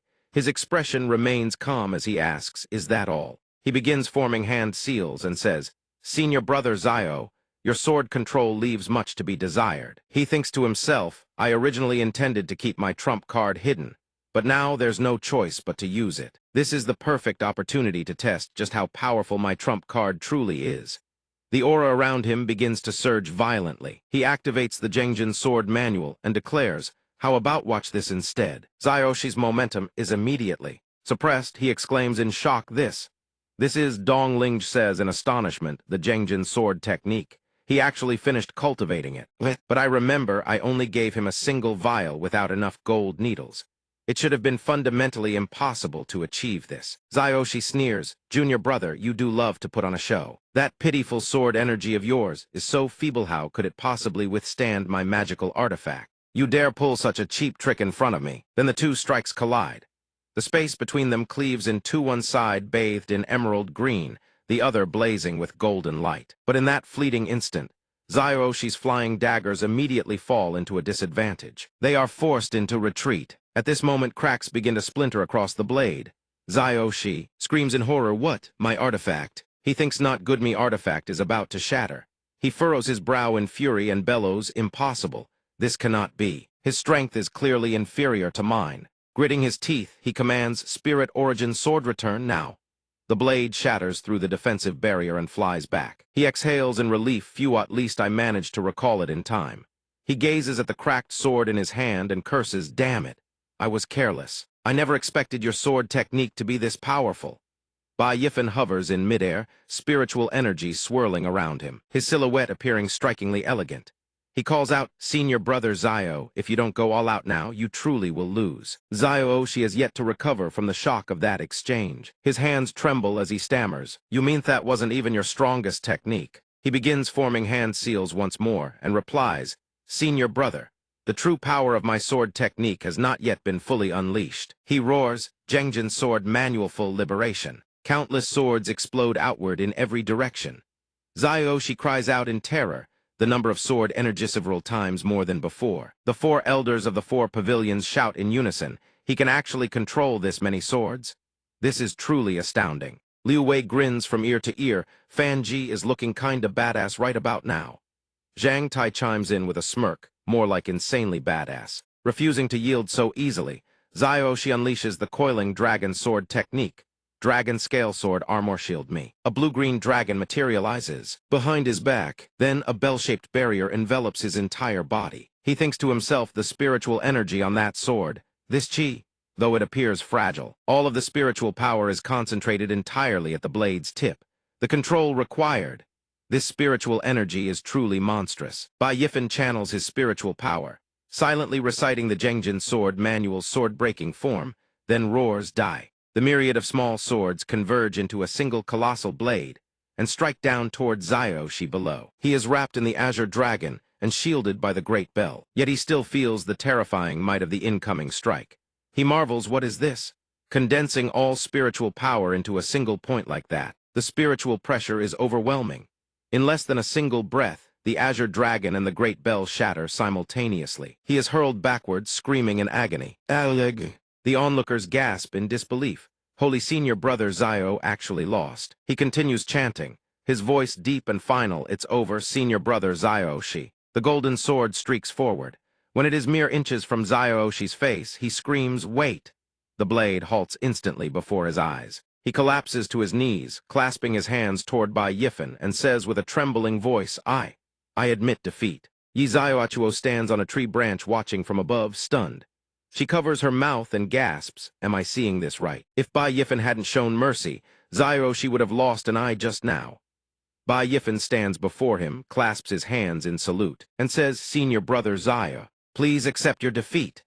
She remains prostrate on the ground and says, Junior brother Bai truly lives up to his reputation. There is no need for such modesty. Liu Wei and the others erupt in cheers. We won, boss won. The surrounding disciples shout in admiration, incredible. Truly a spectacular match. Elder Zio Jing declares in a booming voice, the champion Bai Yifen. The crowd erupts, ha ha ha, I knew it. That brat Bai Yifen definitely had hidden tricks up his sleeve. He actually defeated Zioshi and claimed the #1 spot among the outer sect disciples. Unbelievable. The power rankings need an update. The Wood Pavilion elder strokes his beard and remarks, no one could have predicted that this tournament's champion would be a newcomer who has barely been here for half a year. Zioshi held the championship for 4 consecutive terms, only to have the #1 ranking on the power rankings snatched away from him. It seems our 5-element sacred ground is about to give rise to new storms. Liu Wei and the others rush over, beaming. Fanji, you were way too strong. Ha you lot don't all pile on at once. An elder approaches carrying a box in both hands and announces, Bai Yifen, this water-fire magic robe is your reward. Take it. He accepts the box and replies with a smile, thank you, elder. Bai Yifen thinks to himself, I've heard that the top 3 on the power rankings have the privilege of being recruited by the 5 pavilions first. These elders will probably fight over who gets to take me as their disciple. They might even come to blows over it. Heh. Contrary to his expectations, the elders are currently crowding around Zioshi instead, each calling out, Zioshi, let's have a word. Another elder chimes in, what? Don't rush, let's all chat together. Meanwhile, he stands alone with not a single elder coming to speak with him. The crowd shouts excitedly, Zioshi, would you consider joining the Earth Pavilion? Your physique is quite frail, training your body under the Earth Pavilion would greatly benefit your future cultivation. The Water Pavilion elder quickly lures him. You should come to my Water Pavilion instead. Our Water Pavilion has plenty of beautiful women, you know. The Gold Pavilion elder refuses to be outdone. Let me state our advantage, Zioshi. You practice the sword, and the sword Dao is precisely the Gold Pavilion's greatest strength. The Wood Pavilion elder doesn't bother with persuasion, simply declaring the gates of the Wood Pavilion are always open to welcome you. Zioshi hesitates, unsure how to respond. Meanwhile, Bai Yifen stands alone as if a crow just flew over his head. He thinks, wait, aren't I the tournament champion? Then why are all these elders fighting over Zioshi? Do these elders have something wrong with their heads? Zaihu Zhen steadies himself and binds his broken arm. He then strides up to Bai Yifen and sneers. Bai Yifen, are you truly so surprised? Without waiting for a reply, he presses on. Let me enlighten you. The 5 Elements Academy values one thing above all else, aptitude. Zioshi possesses high-grade Chuan-level talent, while you are nothing more than Huang-grade. Yellow, in the future. You will never compare to him. He lets out a mocking laugh. Shen Xinwu cuts in sharply. Bai Yifen, pay him no mind. He's merely trying to provoke you. Zaihu Zhen responds in a cold tone. HMPH, the truth is the truth, he explains. Fortuitous encounters are finite. A man cannot always be so blessed with luck. But the gap in aptitude, that is eternal. Furthermore, you only managed to raise your cultivation so quickly because you consumed the God-devouring pill. That kind of forced, accelerated growth. No wonder none of the representative elders deign to take you as a disciple. Bai Yifen crosses his arms and bursts out laughing. And when, pray tell, did I ever consume a God-devouring pill? Zaihu Zhen scratches his ear, utterly unconvinced. Stop making excuses. I've already done my investigating. If you hadn't taken the God-devouring pill, how could your cultivation possibly have surged so fast? The surrounding disciples hear this and murmur amongst themselves, suspicion spreading like wildfire. So that's it, Bai Yifen's rapid advancement was all thanks to the God-devouring pill. I knew it. How could someone with mere Huang-grade aptitude ever break into the top 3? No wonder the elders refused to take him in. If I were an elder, I wouldn't want such a reckless hothead as a disciple either. Yifen throws his head back and laughs uproariously.